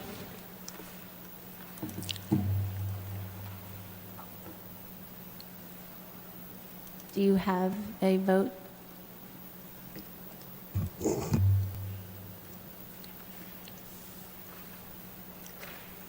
So we have a motion by Councilmember Ross and a second by Mayor Lamb, and the motion carries all ayes. Great, thank you so much. Item D, Greg S. Pettis, Fountain of Life Repair and Upgrade. May we have a staff report, please? Thank you, Mayor. This is an item that's been before you at least 2 times already. Once when we had the initial engineer's report that indicated that, some changes need to be made there. And then secondly, a few weeks ago, when we discussed with you the concept designs for the fencing and for the concrete work. And as you recall, you had the underground stuff, you had the essential repairs and the optional. And so the direction we got from that meeting was to go ahead with the fencing only, the concrete work, and the essential repairs, but not the optional. So that's what Kevin is bringing forward to you today. Good evening, Mayor Pro Tem Council. As the city manager said, Gregory S. Pettis, Fountain of Life, and the proposal before you is based on the direction we received last month. Our pretty picture. A picture is worth 1,000 words. The 3 primary elements that we discussed last month was, and with your direction, was to pursue the guardrail fencing. That's the 42 inches high. Colored concrete base. We will no longer have the soft surfacing that we currently have. And then down below, the vault repairs and the improvements that need to be made with respect to that being able to function even better. The picture that is here, that was what was included last month. That was included in the conceptual design that we received. Keep in mind with respect to the fencing, one of the things that we will pursue from an opportunity is that if we're able to actually find something out there that is made with recyclable materials and it's palatable, guess what? That would be a less of an impact to the general fund. And we like that kind of thing when we can use environmental funds for that type of thing. So we would pursue that. We plan on pursuing that. if that happens. Also in the picture here, if you'll notice, remember what we talked about, every fourth, we're going to forego that in the picture with respect to every fourth having the design, because that will save us some money. Because later on, if something would happen like we discussed with respect to art or something like that, that would be palatable or complementary to the actual artwork that's already there in the form of the fountain, that could happen later. So why spend the money on all of that good stuff? We try to be a little frugal around here. So on these next couple of slides, this was an attachment to your staff report with respect to identifying the cost. So basically, if you look at what's here, this is more of the above ground that Charlie talked about. So basically, we're looking at what needs to be done, and the biggest cost you can see is the concrete. We really have two primary vendors here. We will reach out and we'll use Desert Ants, who's already our concrete vendor, and we'll go direct to them. And then we also, with respect to what you'll see on the subsequent slides, they're all small potatoes, but we have a vendor in Bermuda Dunes that we're going to work with for these items. And that's what's on these next slide and a half, the top half of the next slide, are all of the below ground types of things that will be done with respect to the repairs and the upgrades. And a nice thing will be, for example, we'll be able to have an automatic timer so we can turn the puppy off or turn the puppy on with respect to the water. Because right now when we do that and we lose all that water in what's currently there with the current filtration, it's a hot mess to actually gin that back up in the time that it takes in order to get that to go again. So we'll be able to correct that sin that was made in the past. And it really wasn't a sin in the past, it was the technology 25 years ago. And then as well, we have a contingency. We have 12% contingencies, so that gets us about 16,000. If you notice, all the numbers are nice and round, so we're at the 150,000 that we discussed a month ago. With that, any questions, any answers? No questions. I just want to thank you for pursuing the recyclable materials venue. That's being frugal is good. Questions from council? I just have a quick question. My question is, the construction of the fence, is that the total amount of the fence and installation that you're? Yes. Wow, that is a great deal. I'd like to see that. You know what, our facilities manager I'm really pleased with what Eddie did with respect to what he did pen to paper and the research that he did. Oh. So kudos to Eddie. Well, thank you. That was my only question. In the illustration, the fence looks like it's dirt brown. It's not really going to be dirt brown, is it? If you'd like it to be tan like the wall over at Dream Homes Park, we'll go with that tan. Are there other options? That was the original concept with respect to what Verde provided, and we're going to research it, and when we come up with some colors, I'll probably send out an email to y'all to let you know where we think we're landing. Thank you. Thank you. Mayor Pro Tem? Any other questions, any other answers? Just a comment, Kevin. Certainly. This has a lot of moving parts here, and the work you put into this was phenomenal, and for the price, $150,000, that's a lot of, cluck for the buck. So, I mean, great job. I'm impressed with this here. Looks nice and clean, and it's going to solve a problem that we Well, had. thank you. Hopefully, it'll come in at that number or under. If it doesn't, obviously, we'll be back to you. But I'm sure you've done your research. It looks great. Thank you. Thank you, sir. Thank you. I think that's it, and thank you. Thank you for Kevin. And members of the public that wish to speak, comment on this? I don't have any request to speak forms, but if you are a member of the public and you wish to provide comment on this item, please raise your hand. There are no more questions from council. We're ready for a motion?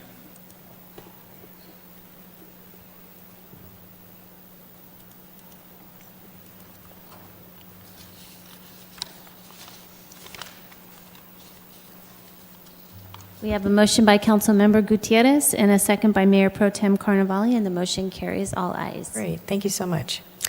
The next item is General Fund Year-End Review for Fiscal Year 2022-2023.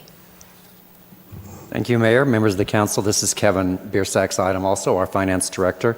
You know, finance people like to be negative about where we were, and this is a look at the end of last fiscal year, June 30th, and actually we were in a pretty good place there. We had a budget that was structurally balanced, ongoing revenues to ongoing expenditures. Our Fund balance even ended up a little higher, and then, of course, everything changed on August 20th when the tropical storm hit. But this is about the year end for last year.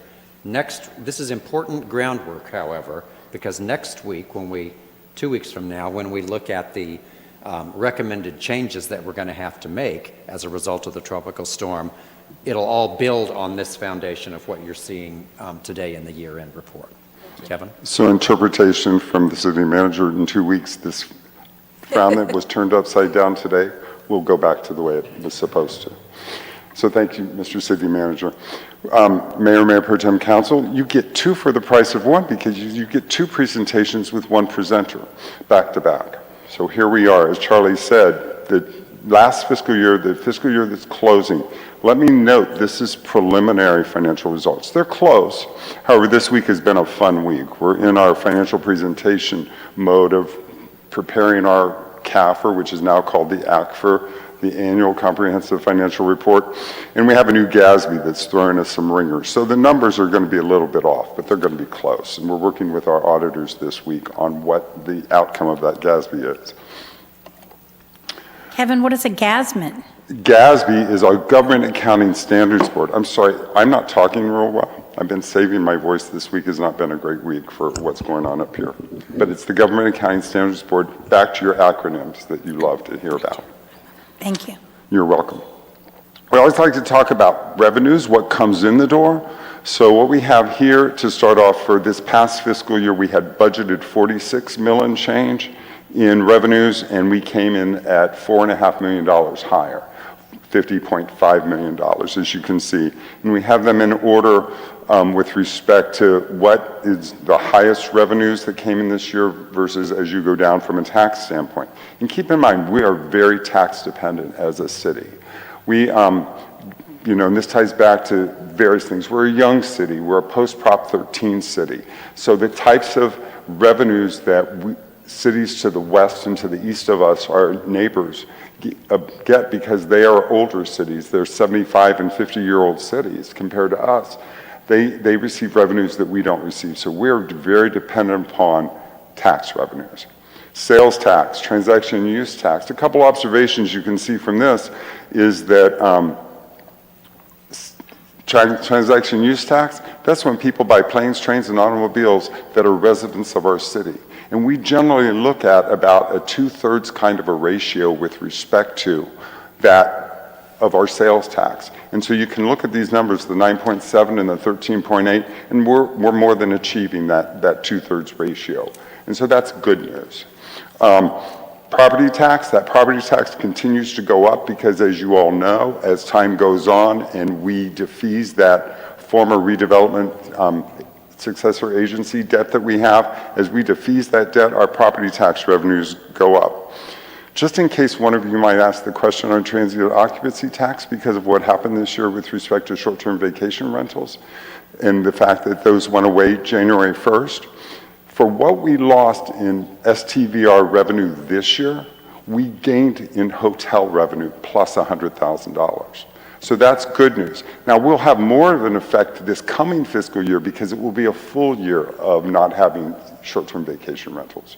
But given the fact that they were phasing down in the first half of the fiscal year from July through December, I mean, those were also going down, so it won't be that much of an impact. So that was a pleasant surprise for us with respect to TOT.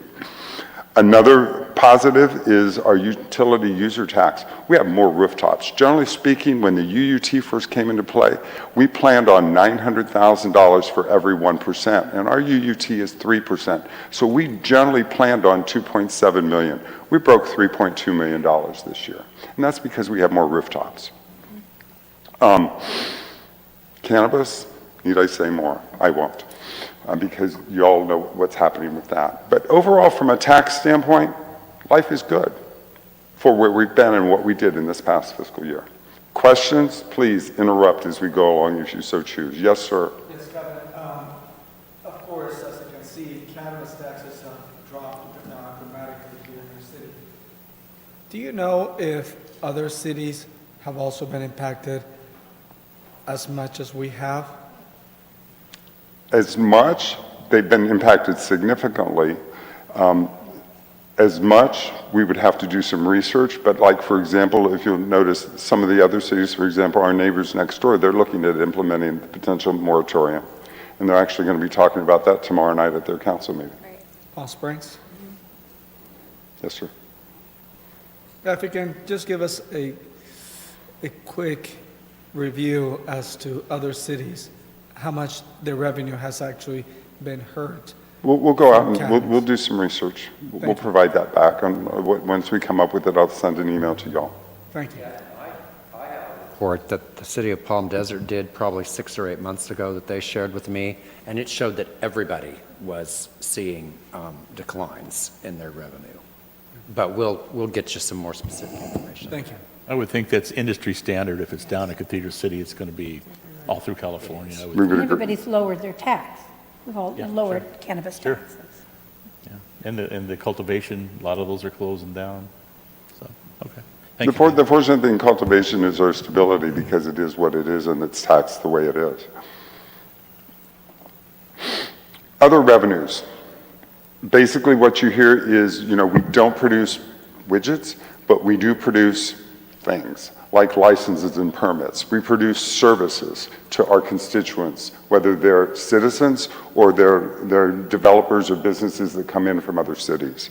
So what you can see here is that we had $9.4 million budgeted, and we basically had about $11.7 million, $11.6 million in actual revenues. And the reason I say that 11.6 or 7 million is you have to go down to the bottom to the $8.2 million. That is the ARPA recognition money that we received. We're able to, not receive, but we're able to recognize this year. And so we've actually been audited on that portion of our audit already with our auditors, and we passed with flying colors.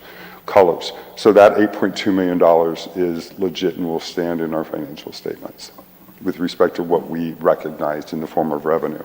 But when you go through and you look at it, you can see licenses and permits, we exceeded what we budgeted by about $650,000 plus.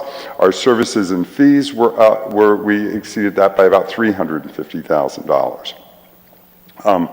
And down the line.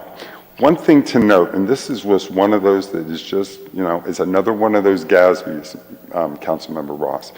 And with respect to what we have to do every year. At the flip of the switch of June 30th, we have to either write up or write down all of our investments with respect to, if the world fell apart tomorrow, what they are worth. Then that second later, when in the new year, in our first period on July 1st, we get to reverse all of that. We actually had $1 million of that this year.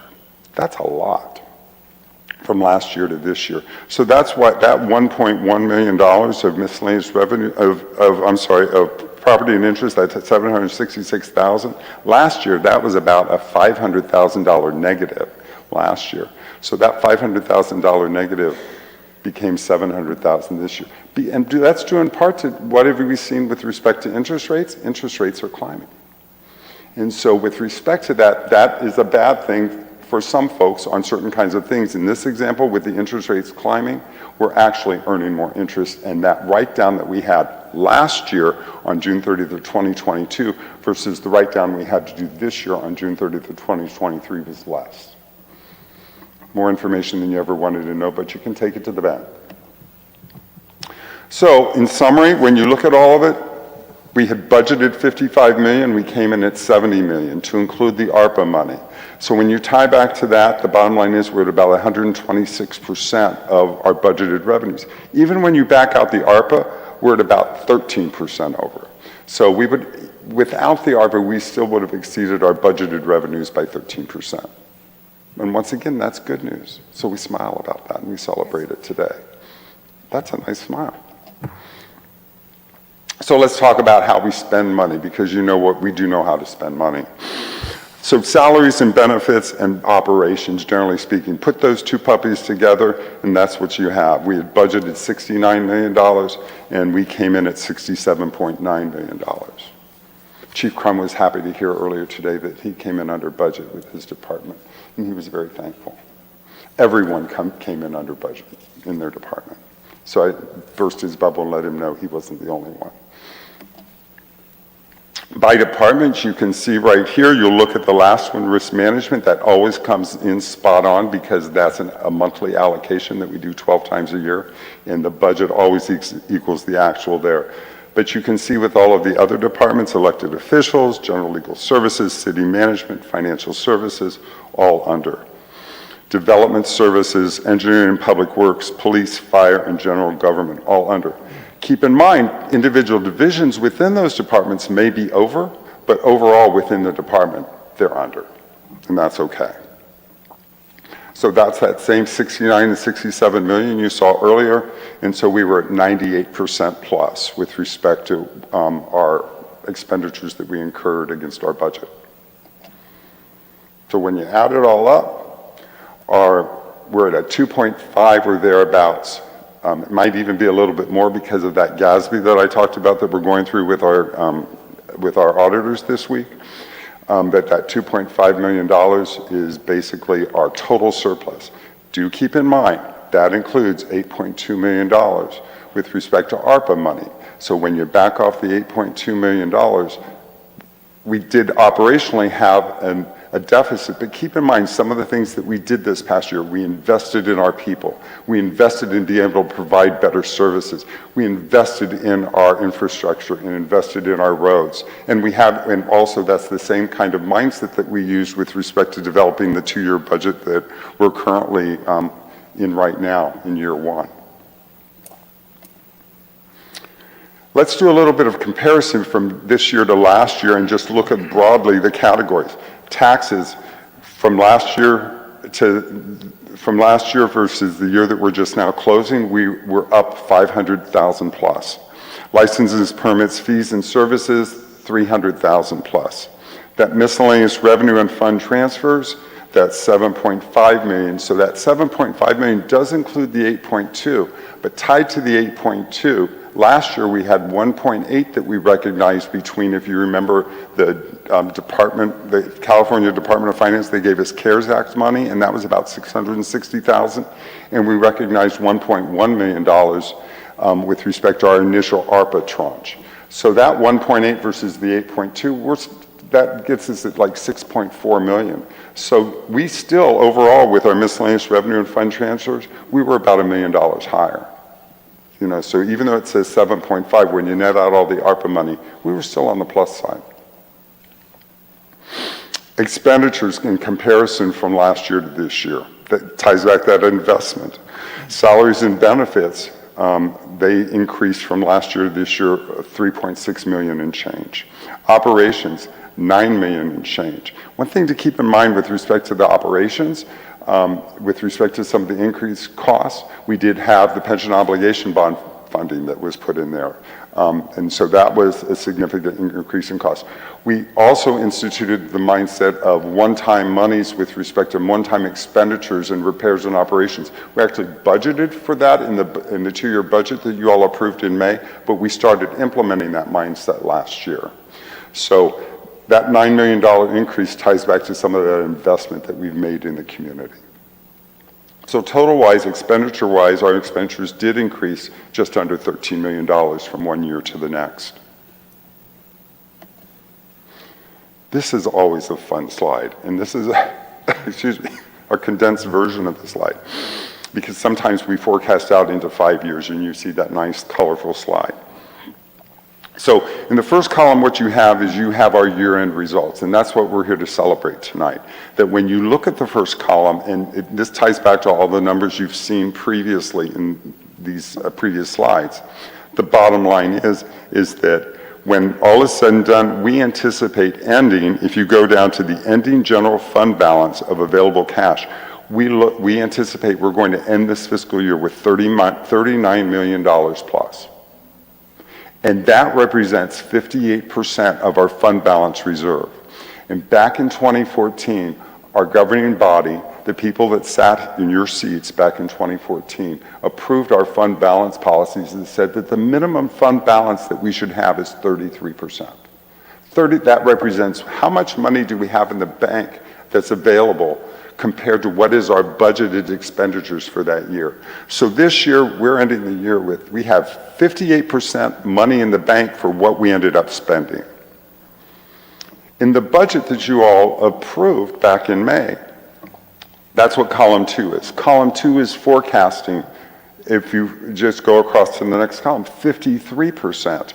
So what we anticipated when we presented the budget to you in May and you approved it was that we would have a deficit of $2.6 million for this current year based on those investments that we would be making that we're making into the city, both in people and in infrastructure, the MOE increase that we have, things like that. But at the end, we would still end up with a fund balance of $36.6 million, which would represent that 53% number at the bottom. But guess what happened? August the 20th came about, and that's the great intro from the city manager to set this up. So that's where we kind of set the stage for 2 weeks from now. So that smile kind of just going to go like this. We're going to go straight across right now. We're not going to make it a frown yet. And we'll save that for 2 weeks from now. You'll have to probably pump me up on that one. But when that tied to the third column, where we're at with respect to what you've approved to date, that includes the $1.062 million that you approved for the initial task orders and the contingency that we had for the debris cleanup and with respect to our emergency preparedness and our public safety people being out there in traffic control and all that wonderful stuff. And then the $4.6 million for all that dirt that's got to go away somewhere. So between those two, and other kinds of things that you all have approved to date so far, for example, like the reader board that we're doing down for the auto center. Anything that you've already approved, we've captured that. And so that's where up here on the third line down on the 2024 current projection, if you can direct your eyes to, we have a $76.7 million budget that has now been approved. It was the baseline that you approved in May, plus these additional approvals since then. So then when you carry that down, status quo right now, we're looking at a 38% fund balance reserve if nothing happens. Now keep in mind, go back to a couple slides ago, we had a $69 million budget and we came in at 67.9. My peers around here, they're going to do their best. And you got that, George Crum? They're going to do their best with respect to making sure that they don't go over their budgets this current year. They're going to come in under. And the confidence, I have that confidence in them, and they have that confidence in them, and the city manager and the assistant city manager have the same confidence. So that number that we have before you with respect to this $76 million, are we going to get to that $76 million? We haven't in my 17 years gotten to a point where we've ever spent more than we've had appropriated. It just doesn't happen. We have to manage effectively. But that $76 million is an awareness so that you know that's what's been approved to date. So then the final column, if you tie back to what's on the books, that what you approved back in May, if the original budget for next year stands, and that is the $70.605 million and the third line down, go all the way down to the bottom because that will be the final year of any ARPA monies that we have. And if you notice, between these 2 years, what you all approved back in May, we are projecting $5 million in year one in 2024 and $1 million, the final $1 million in year two or 2025. So down at the bottom, we are forecasting right now where we stand today, 33% of our fund balance reserve, which is our minimum, which is on target, but that ties back to we have to be fiscally responsible and manage and keep our eye on the ball.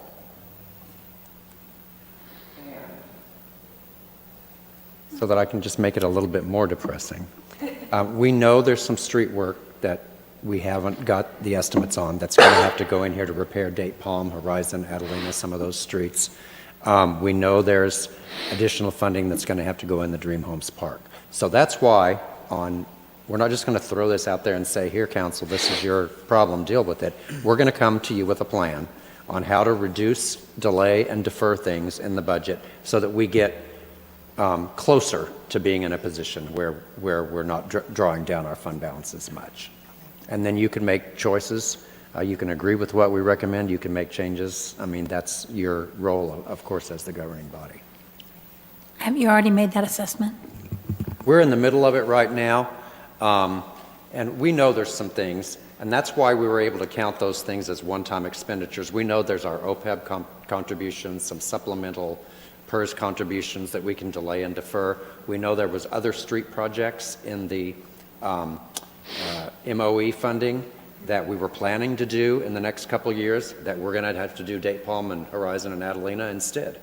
Right. So we'll be shuffling those in and out, and then we'll have a few other options. We're looking at some things for some efficiency improvements in some of the departments that will offer you some suggestions on that, some ideas that we have to deploy some of our resources a little bit differently to get some savings. So we'll still likely have to recommend some drawdown of fund balance because you can't deal with an $11 or $12 million hit to your budget without it having some effect on fund balance. But we're going to come with some options to minimize that for Are you. you looking at any personnel?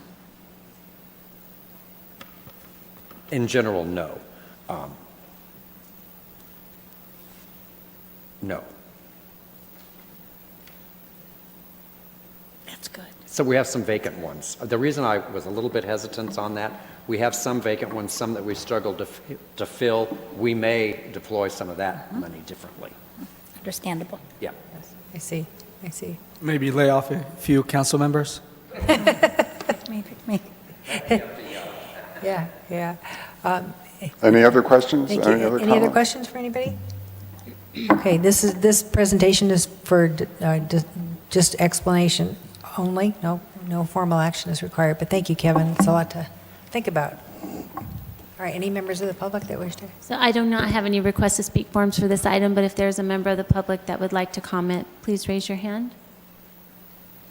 No?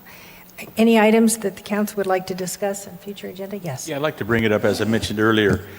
Charlie, I don't know what the zoning names are, but I'd like to see what we can do with boarding, animal boarding versus grooming, if they can be brought together as one, because I think it kind of works together that way.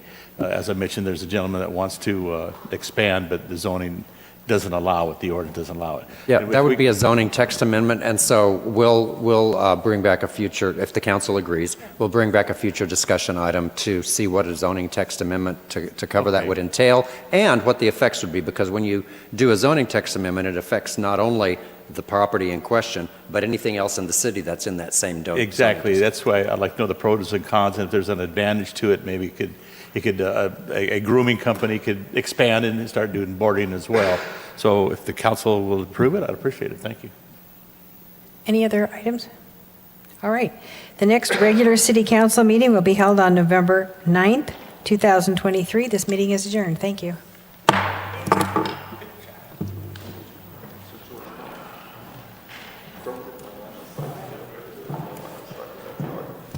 Well, Councilmember Ross, you're a trooper. You made it.